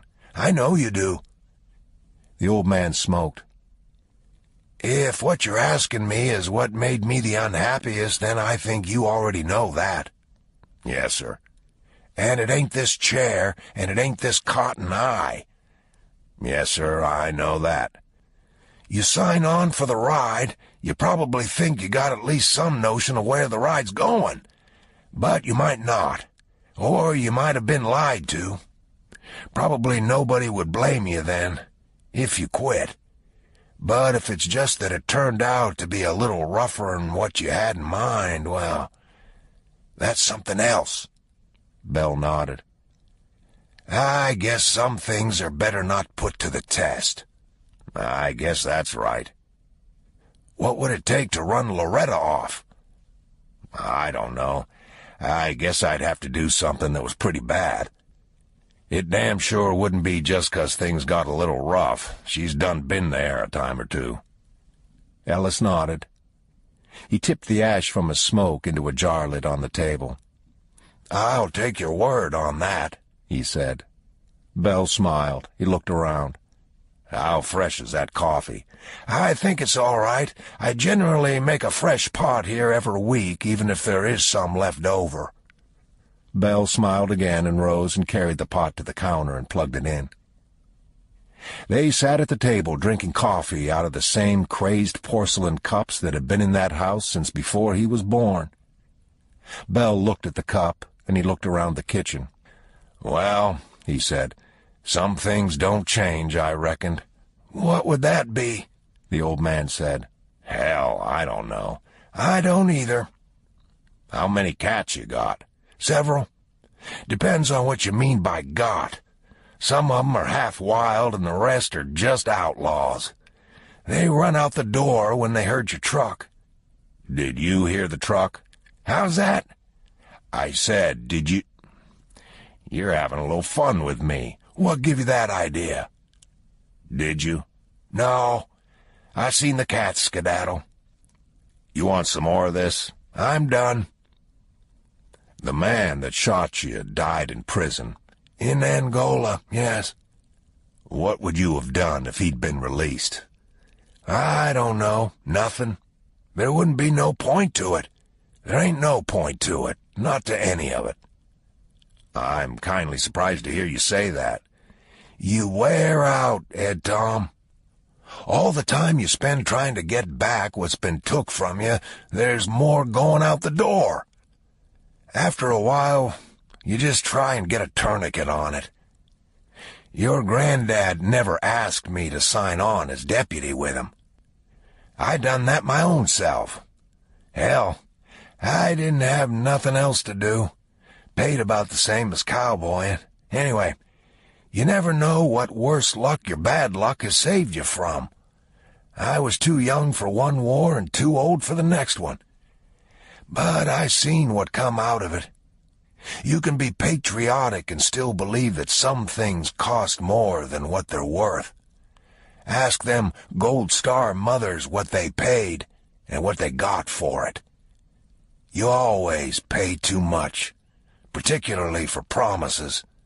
There ain't no such thing as a bargain promise, you'll see. Maybe you done have." Bell didn't answer.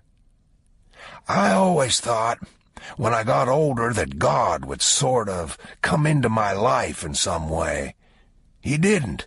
I don't blame him. If I was him, I'd have the same opinion about me that he does." "You don't know what he thinks." "Yes, I do." He looked at Bell. "I can remember one time you come to see me after y'all had moved to Denton. You walked in and you looked around and you asked me what I intended to do." "All right." "You wouldn't ask me now, though, would you?" "Maybe not." "You wouldn't." He sipped the rank black coffee. "You ever think about Harold?" Bell said. "Harold?" "Yes." "Not much. He was some older than me. He was born in '99, pretty sure that's right." "What made you think about Harold?" "I was reading some of your mother's letters to him, that's all. I just wondered what you remembered about him." "Was there any letters from him?" "No." "You think about your family, try to make sense out of all that. I know what it did to my mother. She never got over it. I don't know what sense any of it makes. You know that gospel song, 'We'll understand it all by and by'? That takes a lot of faith. You think about 'em going over there and dying in a ditch somewheres. 17-year-old. You tell me, 'cause I damn sure don't know. I hear you. Did you want to go somewheres? I don't need nobody hauling me around. I aim to just sit right here. I'm fine, Ed Tom. It ain't no trouble. I know it. All right. Belle watched him. The old man stubbed out a cigarette in the lid. Belle tried to think about his life. Then he tried not to. You ain't turned infidel, have you, Uncle Ellis? No. Nothing like that. Do you think God knows what's happening? I expect he does. You think he can stop it? No, I don't. They sat quietly at the table. After a while, the old man said, She mentioned there was a lot of old pictures and family stuff. What to do about it? Well, there ain't nothing to do about it, I don't reckon. Is there? No, I don't reckon there is. I told her to send Uncle Mac's old Cinco Peso badge and his thumb buster to the Rangers. I believe they've got a museum. But I didn't know what to tell her. There's all that stuff here. In the chifforobe in yonder, that roll-top desk is full of papers. He tilted the cup and looked into the bottom of it. He never rode with Coffee Jack, Uncle Mac. That's all bull. I don't know who started that. He was shot down on his own porch in Hudspeth County. That's what I always heard. They was 7 or 8 of 'em come to the house, wanting this and wanting that. He went back in the house and come out with a shotgun, but they was way ahead of him, and they shot him down in his own doorway. She run out and tried to stop the bleeding, tried to get him back in the house. Said he kept trying to get hold of the shotgun again. They just sat there on their horses, finally left. I don't know why. Something scared 'em, I reckon. One of 'em said something in Injun, and they all turned and left out. They never come in the house or nothing. She got him inside, but he was a big man, and there was no way she could have got him up in the bed. She fixed a pallet on the floor. Wasn't nothing to be done.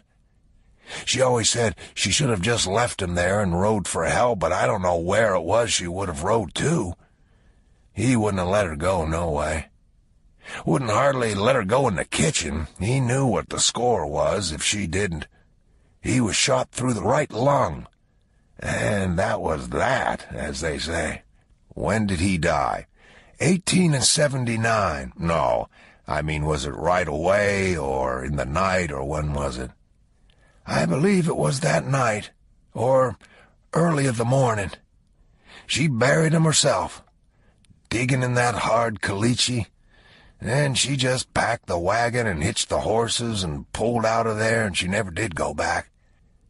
That house burned down sometime back in the 20s, what hadn't fell down. I could take you to it today. The rock chimney used to be standing, and it may be yet. There's a good bit of land proved up on, 8 or 10 sections, if I remember. She couldn't pay the taxes on it, little as they was, couldn't sell it. Did you remember her? No. I seen a photograph of me with her when I was about 4. She's setting in a rocker on the porch of this house, and I'm standing alongside of her. I wish I could say I remember her, but I don't. She never did remarry. Later years she was a school teacher, San Angelo. This country was hard on people, but they never seemed to hold it to account. In a way, that seems peculiar, that they didn't. You think about what all has happened to just this one family. I don't know what I'm doing here, still knocking around all them young people. We don't know where half of 'em is even buried at. You got to ask what was the good in all that. So I go back to that. How come people don't feel like this country has got a lot to answer for?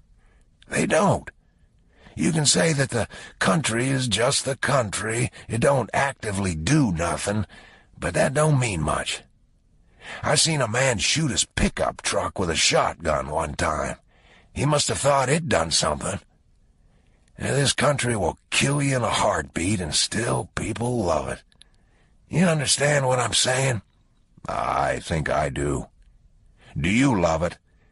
I guess you could say I do. But I'd be the first one to tell you I'm as ignorant as a box of rocks, so you sure don't want to go by nothing I'd say. Bell smiled. He got up and went to the sink. The old man turned the chair slightly to where he could see him. "What are you doing?" he said. "I thought I'd just wash these here dishes." "Hell, leave 'em, Ed Tom.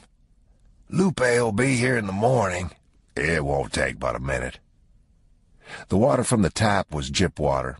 He filled the sink and added a scoop of soap powder. Then he added another. "I thought you used to have a television set in here." "I used to have a lot of things." "Why didn't you say something? I'll get you one." "I don't need one." "Keep you company some." "It didn't quit on me. I throwed it out." "You don't never watch the news?" "No. Do you?" "Not much." He rinsed the dishes and left them in the drain and stood looking out the window at the little weed-grown yard.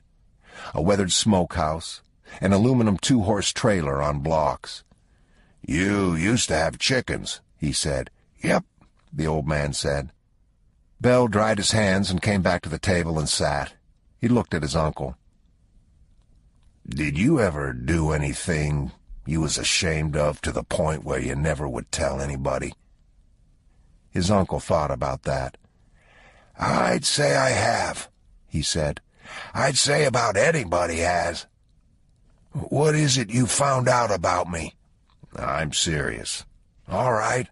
I mean something bad." "How bad?" "I don't know. Where it stuck with you." "Like something you could go to jail for?" "Well, it could be something like that, I reckon. It wouldn't have to be." "I'd have to think about that." "No, you wouldn't." "What's got into you? I ain't gonna invite you out here no more." "You didn't invite me this time." "Well, that's true." Bell sat with his elbows on the table and his hands folded together. His uncle watched him. "I hope you ain't fixing to make some terrible confession," he said. "I might not want to hear it." "Do you want to hear it?" "Yeah, go ahead." "All right. It ain't of a sexual nature, is it?" "No." "That's all right. Go ahead anyways." "It's about being a war hero." "All right. Would that be you?" "Yeah, that'd be me." "Go ahead." "I'm trying to." "This is actually what happened. What got me that commendation." "Go ahead." "We was in a forward position monitoring radio signals, and we was holed up in a farmhouse, just a two-room stone house. We'd been there 2 days, and it never did quit raining, rained like all get out. Somewhere about the middle of the second day, the radio operator had took his headset off, and he said, 'Listen.' Well, we did. When somebody said listen, you listened. And we didn't hear nothing. And I said, 'What is it?' And he said, 'Nothing.' I said, 'What the hell are you talking about, nothing? What did you hear?' And he said, 'I mean, you can't hear nothing. Listen.' And he was right. There was not a sound nowheres. No field piece or nothing. All you could hear was the rain. And that was about the last thing I remember. When I woke up, I was laying outside in the rain, and I don't know how long I'd been laying there. I was wet and cold, and my ears was ringing. And whenever I sat up and looked, the house was gone. Just part of the wall at one end was standing, was all. A mortar shell had come through the wall and just blowed it all to hell. Well, I couldn't hear a thing. I couldn't hear the rain or nothing. If I said something, I could hear it inside my head, but that was all. Well, I got up and walked over to where the house was, and there were sections of the roof laying over a good part of it, and I seen one of our men buried in them rocks and timbers, and I tried to move some stuff to see if I couldn't get to him. Well, my whole head just felt numb. And while I was doing that, I raised up and looked out, and here come these German riflemen across this field. They was coming out of a patch of woods about 200 yards off and coming across this field. I still didn't know exactly what had happened. I was kindly in a daze. I crouched down there by the side of the wall. The first thing I seen was Wallace's .30 caliber sticking out from under some timbers. Well, that thing was air-cooled and it was belt-fed out of a metal box, and I figured if I let 'em run up a little more on me, I could operate on 'em out there in the open, and they wouldn't call in another round 'cause they'd be too close. I scratched around, finally got the thing dug out, it and the tripod. And I dug around some more and come up with the ammo box for it, and I got set up behind the section of wall there and jacked back the slide and pushed off the safety, and here we went. It was hard to tell where the rounds was hitting on account of the ground being wet, but I knew I was doing some good. I emptied out about 2 feet of belt, and I kept watching out there, and after it'd been quiet 2 or 3 minutes, one of them crowds jumped up and tried to make a run for the woods, but I was ready for that. I kept the rest of 'em pinned down, and all the while I could hear some of our men groaning, and I sure didn't know what I was going to do come dark. And that's what they give me the Bronze Star for. The major that put me in for it was named McAllister, and he was from Georgia. And I told him I didn't want it. And he just sat there looking at me, and directly he said, "I'm waiting on you to tell me your reasons for wanting to refuse a military commendation." So I told him. And when I got done, he said, "Sergeant, you will accept the commendation." I guess they had to make it look good, look like it counted for something, losing that position. He said, "You will accept it, and if you tell it around what you told me, it will get back to me, and when it does, you are going to wish you was in hell with your back broke. Is that clear?" And I said, "Yes, sir." Said that was about as clear as you could make it. So that was it. "So now you're fixing to tell me what you done?" "Yes, sir." "When it got dark?" "When it got dark, yes, sir." "What did you do?" "I cut and run."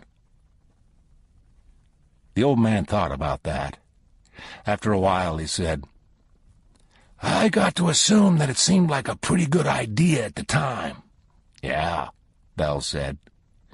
"It did." "What would have happened if you'd stayed there?" "They'd have come up in the dark and lobbed grenades in on me. Or maybe gone back up in the woods and called in another round." "Yeah." Bell sat there with his hands crossed on the oilcloth. He looked at his uncle. The old man said, "I ain't sure what it is you're asking me." "I ain't either." "You left your buddies behind." "Yeah." "You didn't have no choice." "I had a choice. I could have stayed." "You couldn't have helped them." "Probably not." "I thought about taking that .30 caliber off about 100 feet or so and waiting till they throwed their grenades or whatever. Letting them come on up. I could have killed a few more, even in the dark. I don't know. I sat there and watched it come night. Pretty sunset. It had done cleared up by then. It finally quit raining. That field had been sowed in oats, and there was just the stalks, fall of the year. I watched it get dark, and I had not heard nothing from anybody that was in the wreckage there for a while. They could have all been dead by then, but I didn't know that. And quick as it got dark, I got up and I left out of there. I didn't even have a gun. I dang sure wasn't hauling that .30 caliber with me. Well, my head had quit hurting some, and I could even hear a little. It had quit raining, but I was wet through, and I was cold to where my teeth was chattering. I could make out the dipper, and I headed due west as near as I could make it, and I just kept going. I passed a house or two, but there wasn't nobody around. It was a battle zone, that country. People had just left out. Come daylight, I laid up in a patch of woods. What woods it was. That whole country looked like a burn. Just the tree trunks was all that was left. And sometime the next night I come to an American position, and that was pretty much it. I thought after so many years it would go away. I don't know why I thought that. Then I thought that maybe I could make up for it, and I reckon that's what I have tried to do. They sat. After a while, the old man said, Well, in all honesty, I can't see it being all that bad. Maybe you ought to ease up on yourself some. Maybe. But you go into battle, it's a blood oath to look after the men with you. And I don't know why I didn't. I wanted to. When you're called on like that, you have to make up your mind that you'll live with the consequences, but you don't know what the consequences will be. You end up laying a lot of things at your own door that you didn't plan on. If I was supposed to die over there doing what I'd give my word to do, then that's what I should have done. You can tell it any way you want, but that's the way it is. I should have done it. And I didn't. And some part of me has never quit wishing I could go back, and I can't. I didn't know you could steal your own life. And I didn't know that it would bring you no more benefit than about anything else you might steal. I think I done the best with it I knew how, but it still wasn't mine. It never has been. The old man sat for a long time. He was bent slightly forward, looking at the floor. After a while he nodded. I think I know where this is going, he said. Yes, sir. What do you think he would have done? I know what he would have done. Well, I guess I do too. He'd have sat there till hell froze over and then stayed a while on the ice. Do you think that makes him a better man than you? Yes, sir, I do. I might could tell you some things about him that would change your mind. I knew him pretty good. Well, sir, I doubt that you could, with all due respect. Besides which, I doubt that you would. I ain't. But then I might say that he lived in different times. Had Jack have been born 50 years later, he might have had a different view of things. You might, but nobody in this room would believe it. Yeah, I expect that's true. He looked up at Belle. What did you tell me for? I think I just needed to unload my wagon. You waited long enough about doing it. Yes, sir. Maybe I needed to hear it myself. I'm not the man of an older time they say I am. I wish I was. I'm a man of this time. Or maybe this was just a practice run. Maybe. You aim to tell her? Yes, sir, I guess I do. Well, what do you think she'll say? Well, I expect you might come out of it a little better than what you think. Yes, sir, Belle said. I surely hope so. Part 10. He said I was being hard on myself. Said it was a sign of old age, trying to set things right. I guess there's some truth to that, but it ain't the whole truth. I agreed with him that there wasn't a whole lot good you could say about old age, and he said he knew one thing, and I said, what is that? And he said, it don't last long.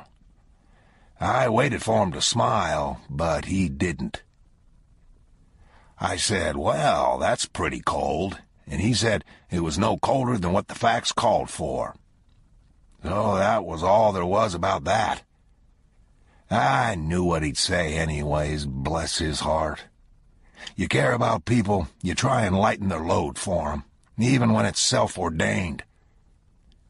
The other thing that was on my mind I never even got around to, but I believe it to be related, because I believe that whatever you do in your life, it'll get back to you.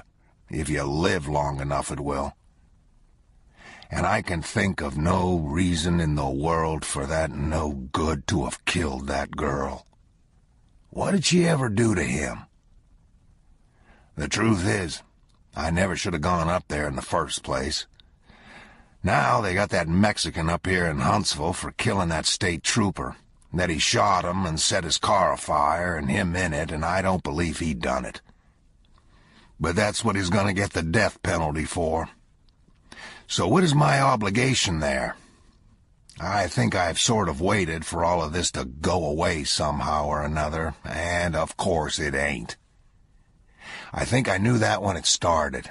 It had that feel to it.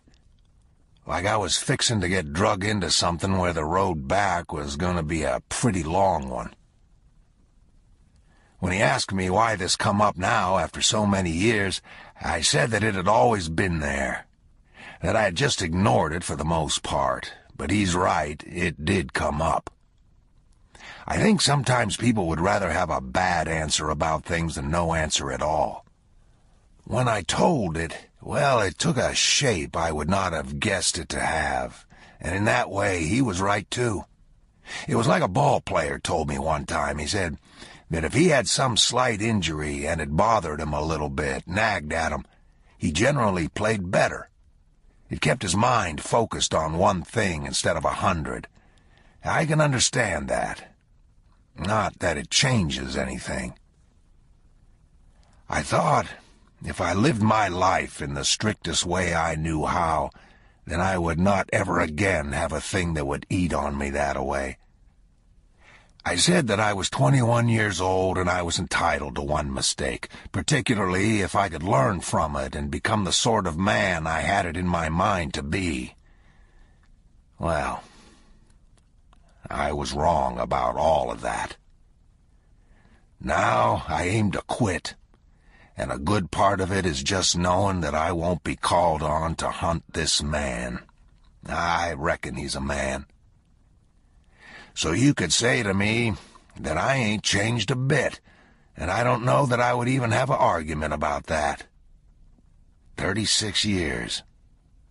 That's a painful thing to know. One other thing he said. You'd think a man that had waited 80-some-odd years on God to come into his life, well, you'd think he'd come. If he didn't, you'd still have to figure that he knew what he was doing. I don't know what other description of God you could have. So what you end up with is that those he has spoke to are the ones that must have needed it the worst. And that's not an easy thing to accept, particularly as it might apply to someone like Loretta. But then, maybe we are all of us looking through the wrong end of the glass. Always have been. Aunt Carolyn's letters to Harold. The reason she had them letters was that he had saved them. She was the one raised him, and she was the same as his mother. Them letters was dog-eared and tore and covered with mud and I don't know what all. The thing about them letters, well, for one thing, you could tell they were just country people. I don't think he'd ever been out of Erie County, let alone the state of Texas.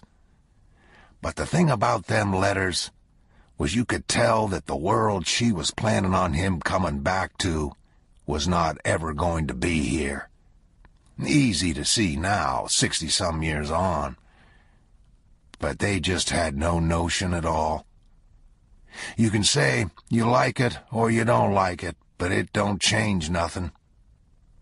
I've told my deputies more than once that you fix what you can fix and you let the rest go. If there ain't nothing to be done about it, it ain't even a problem. It's just an aggravation. And the truth is, I don't have no more idea of the world that is brewing out there than what Harold did. Of course, as it turned out, he never come home at all. There was not nothing in them letters to suggest that she had reckoned on that possibility. Well, you know she did. She just wouldn't have said nothing about it to him.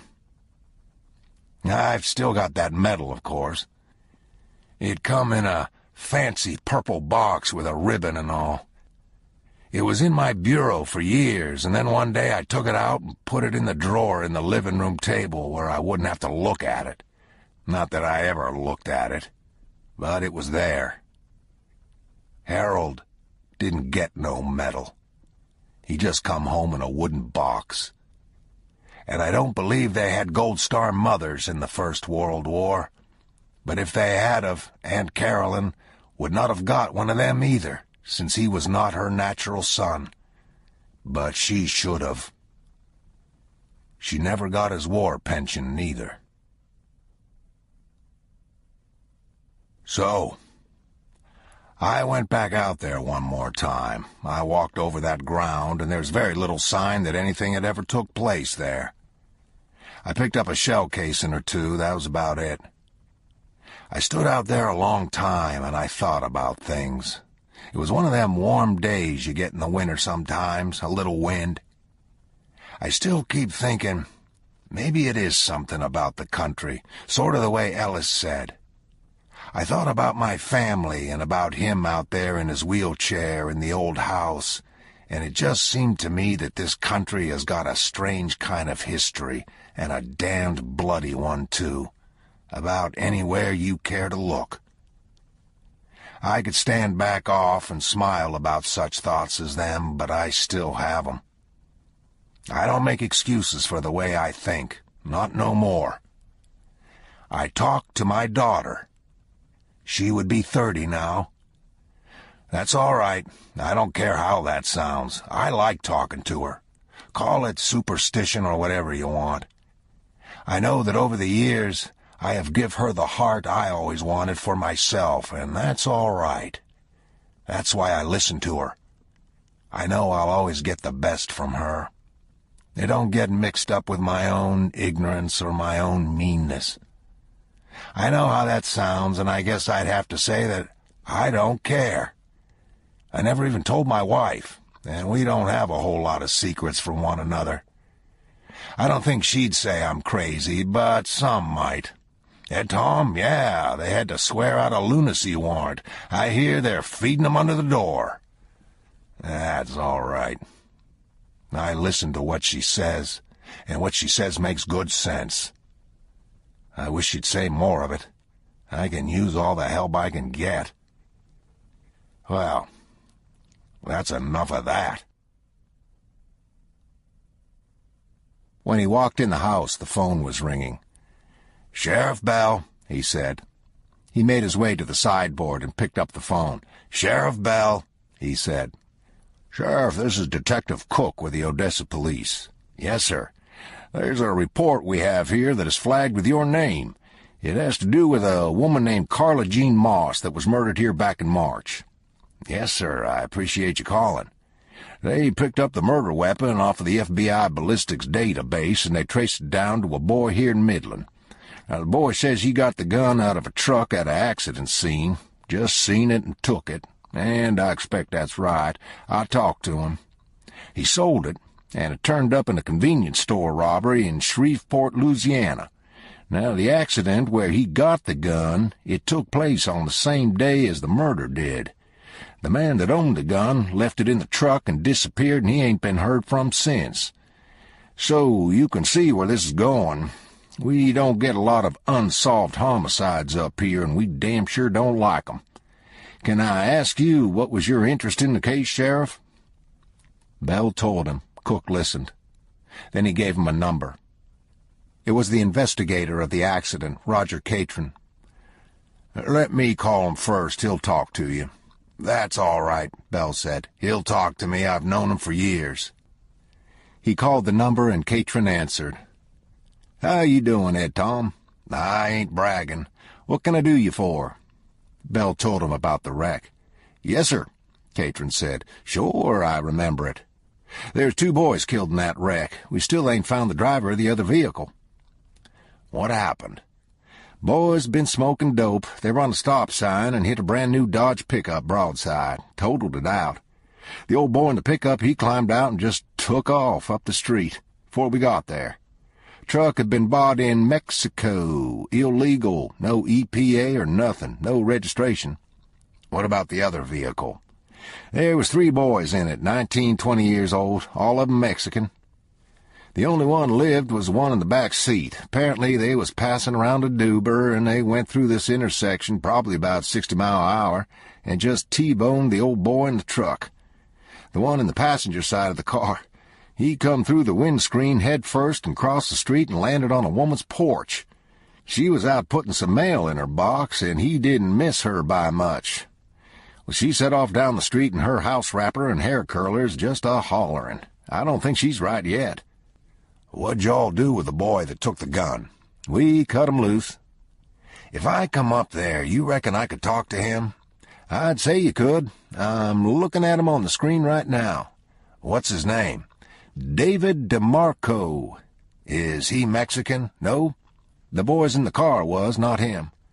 Will he talk to me? One way to find out. I'll be there in the morning. I'll look forward to seeing you. Catron had called the boy and talked to him, and when the boy walked into the cafe, he didn't seem particularly worried about anything. He slid into the booth and propped up one foot and sucked at his teeth and looked at Belle. You want some coffee? Yeah, I'll take some coffee. Belle raised a finger, and the waitress came over and took his order. He looked at the boy. What I wanted to talk to you about was the man that walked away from that wreck. I wonder if there's anything that comes to mind about him, anything you might remember. The boy shook his head. No, he said. He looked around the room. How bad was he hurt? I don't know. Looked like his arm was broke. What else? Had a cut in his head. I couldn't say how bad he was hurt. He could walk. Belle watched him. How old a man would you say he was? Hell, Sheriff, I don't know. He's pretty bloody and all. On the report you said he was maybe in his late 30s. Yeah, something like that. Who were you with? What? Who were you with? Wasn't with nobody. The neighbor there who called in the report, he said there was 2 of you. Well, he's full of it. Yeah. I talked to him this morning, and he seemed to me to be about as unfull of it as they come. The waitress brought the coffee. DeMarco poured about a quarter cup of sugar into his and sat stirring it. You know, this man had just got done killing a woman 2 blocks away when he got in that wreck. Yeah, I didn't know it at the time. You know how many people he's killed? I don't know nothing about him.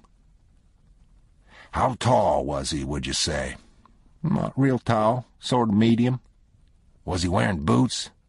Yeah, I think he was wearing boots. What kind of boots? I think they might have been ostrich. Expensive boots? Yeah. How badly was he bleeding? I don't know. He's bleeding. Had a cut on his head. What did he say? He didn't say nothing. What did you say to him? Nothing. I asked him was he all right. You think he might have died? I got no idea. Belle leaned back. He turned the salt cellar a half-turn on the tabletop. Then he turned it back again. Tell me who you were with. Wasn't with nobody. Belle studied him. The boy sucked his teeth. He picked up the coffee mug and sipped the coffee and set it down again. You ain't going to help me, are you? I done told you all I know to tell. You seen the report. That's all I know to tell you. Belle sat watching him. Then he got up and put on his hat and left. In the morning he went to the high school and got some names from DeMarco's teacher. The first one he talked to wanted to know how he'd found him. He was a big kid, and he sat with his hands folded and looked down at his tennis shoes. They were about a size 14 and had left and right written on the toe caps in purple ink. There's something you all ain't telling me. The boy shook his head. Did he threaten you? No. What did he look like? Was he Mexican? I don't think so. He was kindly dark-complected is all. Were you afraid of him? I wasn't till you showed up. Hell, Sheriff, I knew we shouldn't have took the damn thing. It's a dumbass thing to do. I ain't going to sit here and say it was David's idea, even if it was. I'm big enough to say no. Yes, you are. It was all just weird. Them boys in the car was dead. Am I in trouble over this? What else did he say to you? The boy looked around the lunchroom. He looked almost in tears. If I had it to do over again, I'd do it different. I know that. What did he say? He said that we didn't know what he looked like. You give David $100 bill. $100? Yeah. David give him his shirt to make a sling for his arm. Bell nodded. All right. What did he look like? He was medium height, medium build. Looked like he was in shape. In his mid-30s, maybe. Dark hair, dark brown, I think. I don't know, Sheriff. He looked like anybody. Like anybody. The kid looked at his shoes. He looked up at Bell. He didn't look like anybody. I mean, there wasn't nothing unusual looking about him, but he didn't look like anybody you'd want to mess with. When he said something, you damn sure listened. There was a bone sticking out under the skin on his arm, and he didn't pay no more attention to it than nothing.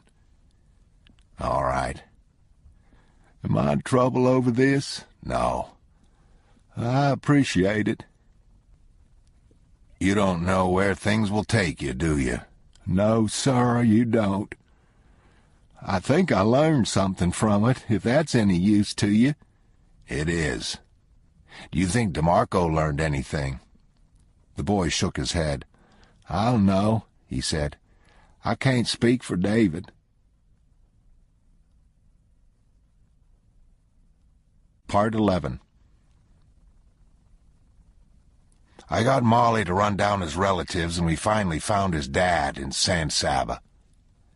I left to go up there on a Friday evening, and I remember thinking to myself when I left that this was probably another dumb thing I was fixing to do, but I went anyways.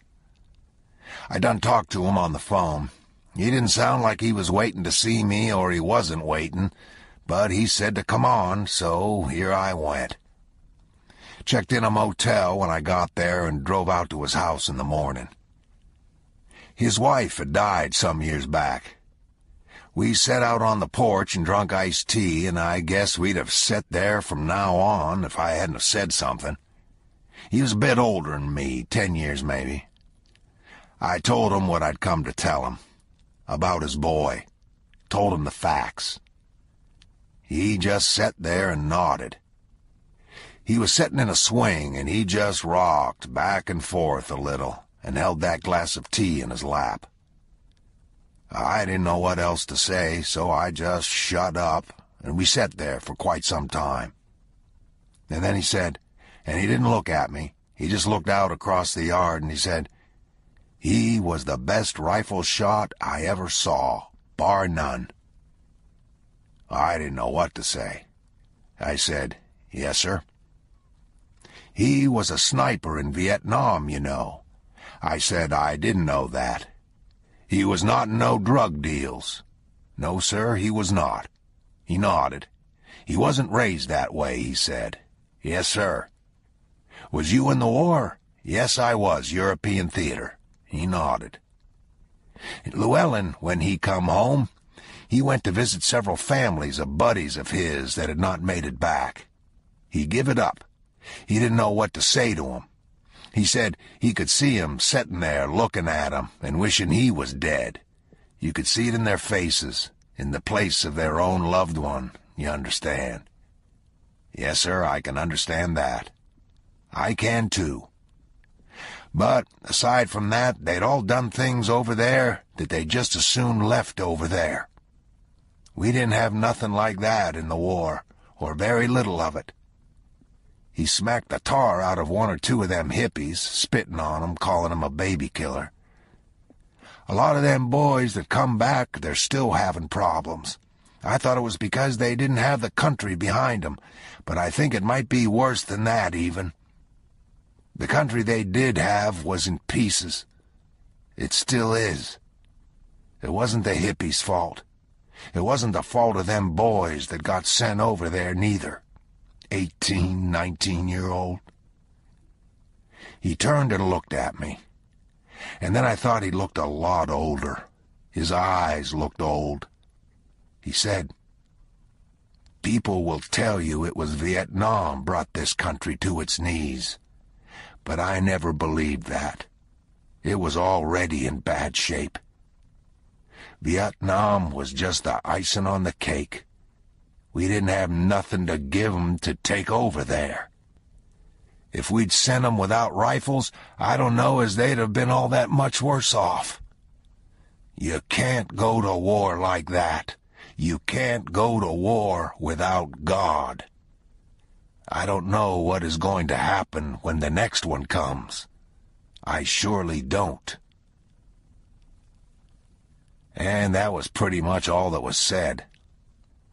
I thanked him for his time. The next day was going to be my last day in the office, and I had a good deal to think about. I drove back to I-10, along the back roads, drove down to Cherokee and took 501. I tried to put things in perspective, but sometimes you're just too close to it. It's a life's work to see yourself for what you really are, and even then you might be wrong. And that is something I don't want to be wrong about. I've thought about why it was I wanted to be a lawman. There was always some part of me that wanted to be in charge, pretty much insisted on it. Wanted people to listen to what I had to say. But there was a part of me, too, that just wanted to pull everybody back in the boat. If I've tried to cultivate anything, it's been that. I think we are all of us ill-prepared for what is to come, and I don't care what shape it takes. And whatever comes, my guess is that it will have small power to sustain us. These old people I talk to, if you could have told them that there would be people on the streets of our Texas towns with green hair and bones in their noses, speaking a language they couldn't even understand, well, they just flat out wouldn't have believed you. But what if you'd have told them it was their own grandchildren? Well, all of that is signs and wonders, but it don't tell you how it got that way, and it don't tell you nothing about how it's fixin' to get, neither. Part of it was, I always thought I could at least some way put things right, and I guess I just don't feel that way no more. I don't know what I do feel like. I feel like them old people I was talking about, which ain't gonna get better, neither. I'm being asked to stand for something that I don't have the same belief in it I once did. Asked to believe in something I might not hold with the way I once did. That's the problem. I failed at it even when I did. Now I've seen it held to the light, seen any number of believers fall away. I've been forced to look at it again, and I've been forced to look at myself. For better or for worse, I do not know. I don't know that I would even advise you to throw in with me, and I never had them sorts of doubts before. If I'm wiser in the ways of the world, it come at a price. Pretty good price, too. When I told her I was quitting, she at first didn't take me to mean it literally, but I told her I did so mean it. I told her I hoped the people of this county would have better sense than to even vote for me. I told her I didn't feel right taking their money. She said, "Well, you don't mean that," and I told her I meant it, every word. We're $6,000 in debt over this job, too, and I don't know what I'm going to do about that, either. Well, we just sat there for a time. I didn't think it would upset her like it done. Finally, I just said, Loretta, I can't do it no more." And she smiled, and she said, "You aim to quit while you're ahead?" And I said, "No, ma'am. I just aim to quit. I ain't ahead by a damn sight. I never will be." One other thing, and then I'll shut up. I would just as soon that it hadn't have got told, but they put it in the papers. I went up to Ozona and talked to the district attorney up there, and they said I could talk to that Mexican's lawyer if I wanted, and maybe testify at the trial, but that was all they could do, meaning that they wouldn't do nothing. So I wound up doing that, and of course it didn't come to nothing, and the old boy got the death penalty. So I went up to Huntsville to see him, and here's what happened. I walked in there and sat down, and he, of course, knew who I was, as he'd seen me at the trial and all, and he said, "What did you bring me?" And I said, "I didn't bring him nothing." And he said, well, he thought I must have brung him something, some candy or something. Said he figured I was sweet on him. I looked at the guard, and the guard looked away. I looked at this man. Mexican, maybe 35, 40-year-old, spoke good English. I said to him that I didn't come up there to be insulted, but I just wanted him to know that I'd done the best I could for him, and that I was sorry because I didn't think he'd done it. And he just reared back and laughed, and he said, "Where do they find somebody like you? Have they got you in diapers yet?" I shot that son of a bitch right between the eyes and drug him back to his car by the hair of the head and set the car on fire and burned him to grease. Well, these people can read you pretty good. If I had have smacked him in the mouth, that guard would not have said word one, and he knew that. He knew that. I seen that county prosecutor coming out of there, and I knowed him just a little to talk to, and we stopped and visited some. I didn't tell him what had happened, but he knew about me trying to help that man, and he could have put two and two together. I don't know. He didn't ask me nothing about him. Didn't ask me what I was doing up there or nothing. There's two kinds of people that don't ask a lot of questions. One is too dumb to, and the other don't need to. I'll leave it to you to guess which one I figure him to be. He's just standing there in the hall with his briefcase, like he had all the time in the world.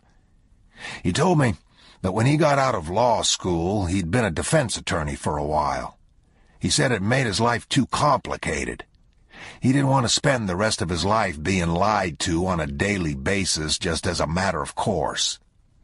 I told him that a lawyer one time told me that in law school they try and teach you not to worry about right and wrong, but just follow the law, and I said I wasn't so sure about that.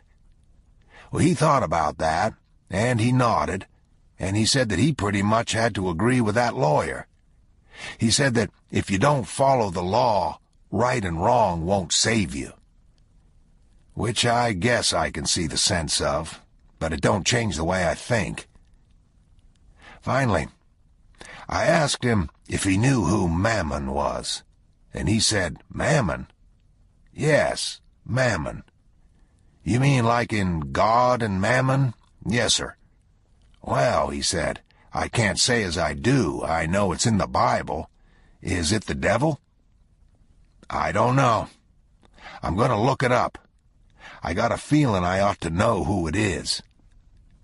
He kindly smiled, and he said, "You sound like he might be getting ready to take up the spare bedroom." "Well," I said, "that would be one concern. In any case, I feel I need to familiarize myself with his habits." He nodded, kind of smiled. Then he did ask me a question. He said, "This mystery man you think killed that trooper and burned him up in his car, what do you know about him?" "I don't know nothing. I wish I did. Or I think I wish it. Yeah, He's pretty much a ghost. Is he pretty much, or is he one? No, he's out there. I wish he wasn't, but he is. He nodded. I guess if he was a ghost, you wouldn't have to worry about him. I said that was right. But I've thought about it since, and I think the answer to his question is that when you encounter certain things in the world, the evidence for certain things, you realize that you have come upon something that you may very well not be equal to, and I think that this is one of them things. When you've said that it's real, and not just in your head, I'm not all that sure what it is you have said. Loretta did say one thing. She said something to the effect that it wasn't my fault, and I said it was. And I had thought about that, too. I told her that if you got a bad enough dog in your yard, people will stay out of it. And they didn't.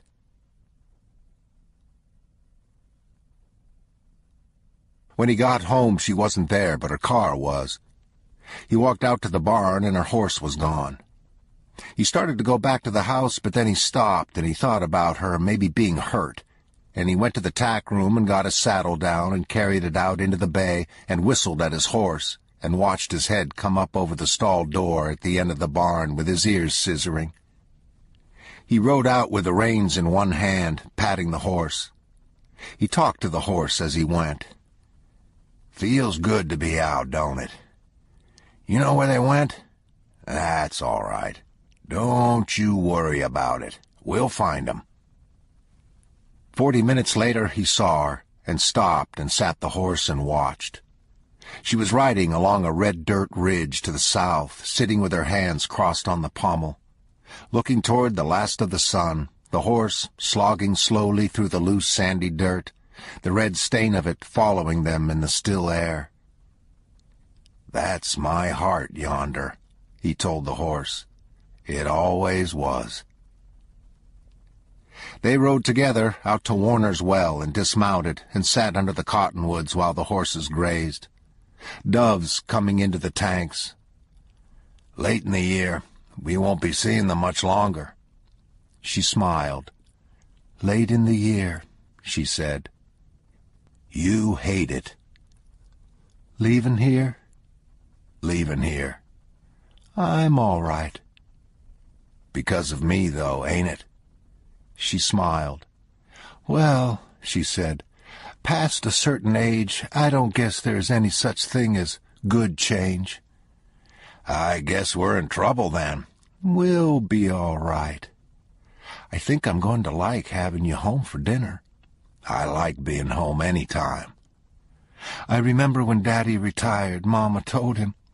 I said for better or for worse, but I didn't say nothing about lunch."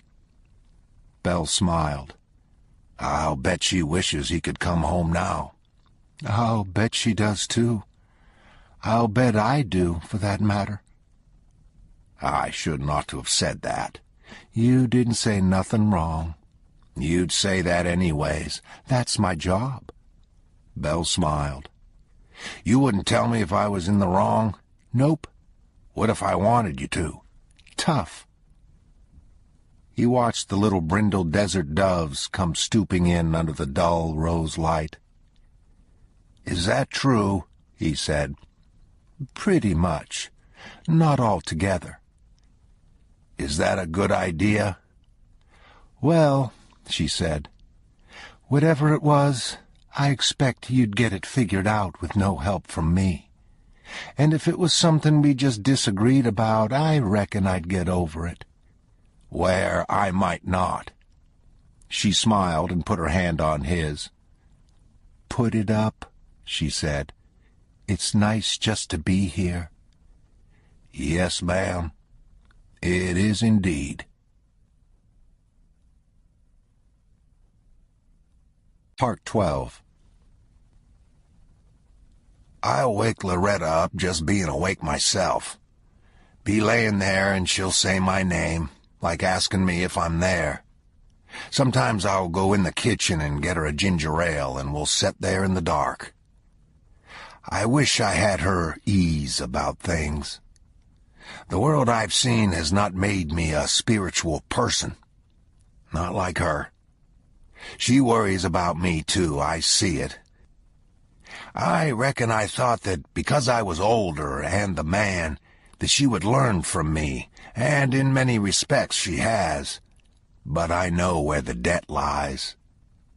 I think I know where we're headed. We're being bought with our own money, and it ain't just the drugs. There is fortunes being accumulated out there that they don't nobody even know about. What do we think is going to come of that money? Money that can buy whole countries. It done has. Can it buy this one? I don't think so. But it will put you in bed with people you ought not to be there with. It's not even a law enforcement problem. I doubt that it ever was. There's always been narcotics, but people don't just up and decide to dope themselves for no reason, by the millions. I don't have no answer about that. In particular, I don't have no answer to take heart from. I told a reporter here a while back, young girl, seemed nice enough. She was just trying to be a reporter. She said, "Sheriff, how come you let crime get so out of hand in your county?" Sounded like a fair question, I reckon. Maybe it was a fair question. Anyway, I told her, I said, "It starts when you begin to overlook bad manners. Any time you quit hearing sir and ma'am, the end is pretty much in sight." I told her, I said, "It reaches into ever strata. You've heard about that, ain't you? Ever strata? You finally get into the sort of breakdown in mercantile ethics that leaves people setting around out in the desert dead in their vehicles, and by then it's just too late." She give me kindly a funny look. So the last thing I told her, and maybe I shouldn't have said it, I told her that you can't have a dope business without dopers. A lot of 'em are well-dressed and holding down good-paying jobs, too. I said, "You might even know some yourself." The other thing is the old people, and I keep coming back to them. They look at me, it's always a question. Years back, I don't remember that. I don't remember it when I was sheriff back in the 50s. You see 'em, and they don't even look confused. They just look crazy. That bothers me. It's like they woke up and they don't know how they got where they're at. Well, in a manner of speaking, they don't. At supper this evening, she told me she'd been reading St. John, the Revelations. Any time I get to talking about how things are, she'll find something in the Bible. So I asked her if Revelations had anything to say about the shape things was taking, and she said she'd let me know. I asked her if there was anything in there about green hair and nose bones, and she said not in so many words there wasn't. I don't know if that's a good sign or not. Then she come around behind my chair and put her arms around my neck and bit me on the ear. She's a very young woman in a lot of ways. If I didn't have her, I don't know what I would have. Well, yes, I do. You wouldn't need a box to put it in, neither.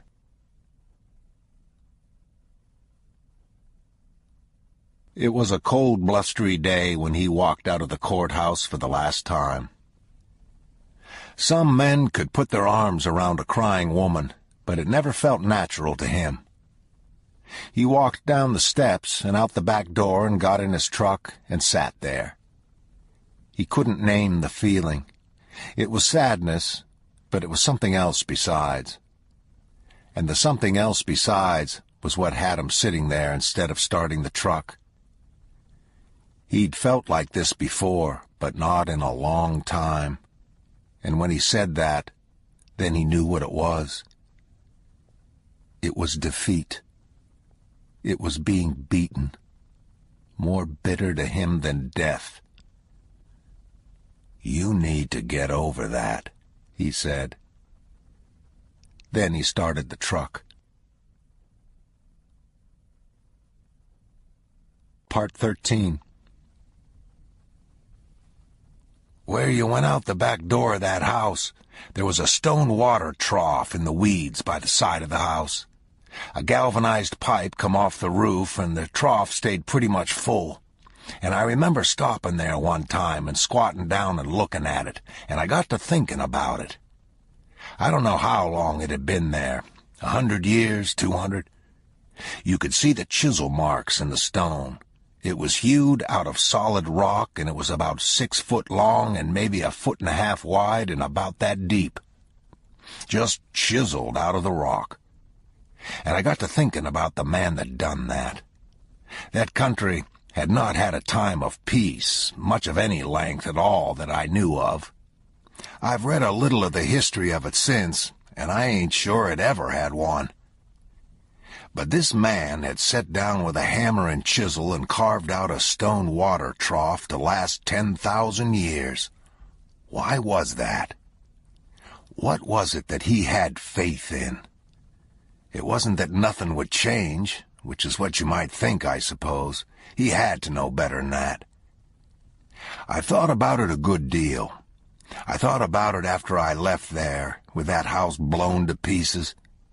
I'm going to say that water trough is there yet. It would have took something to move it, I can tell you that. So I think about him sitting there with his hammer and his chisel, maybe just an hour or two after supper, I don't know. And I have to say that the only thing I can think is that there was some sort of promise in his heart. And I don't have no intentions of carving a stone water trough, but I would like to be able to make that kind of promise. I think that's what I would like most of all. The other thing is that I have not said much about my father, and I know I have not done him justice. I've been older now than he ever was for almost 20 years, so, in a sense, I'm looking back at a younger man. He went on the road trading horses when he was not much more than a boy. He told me the first time or two he got skinned pretty good, but he learned.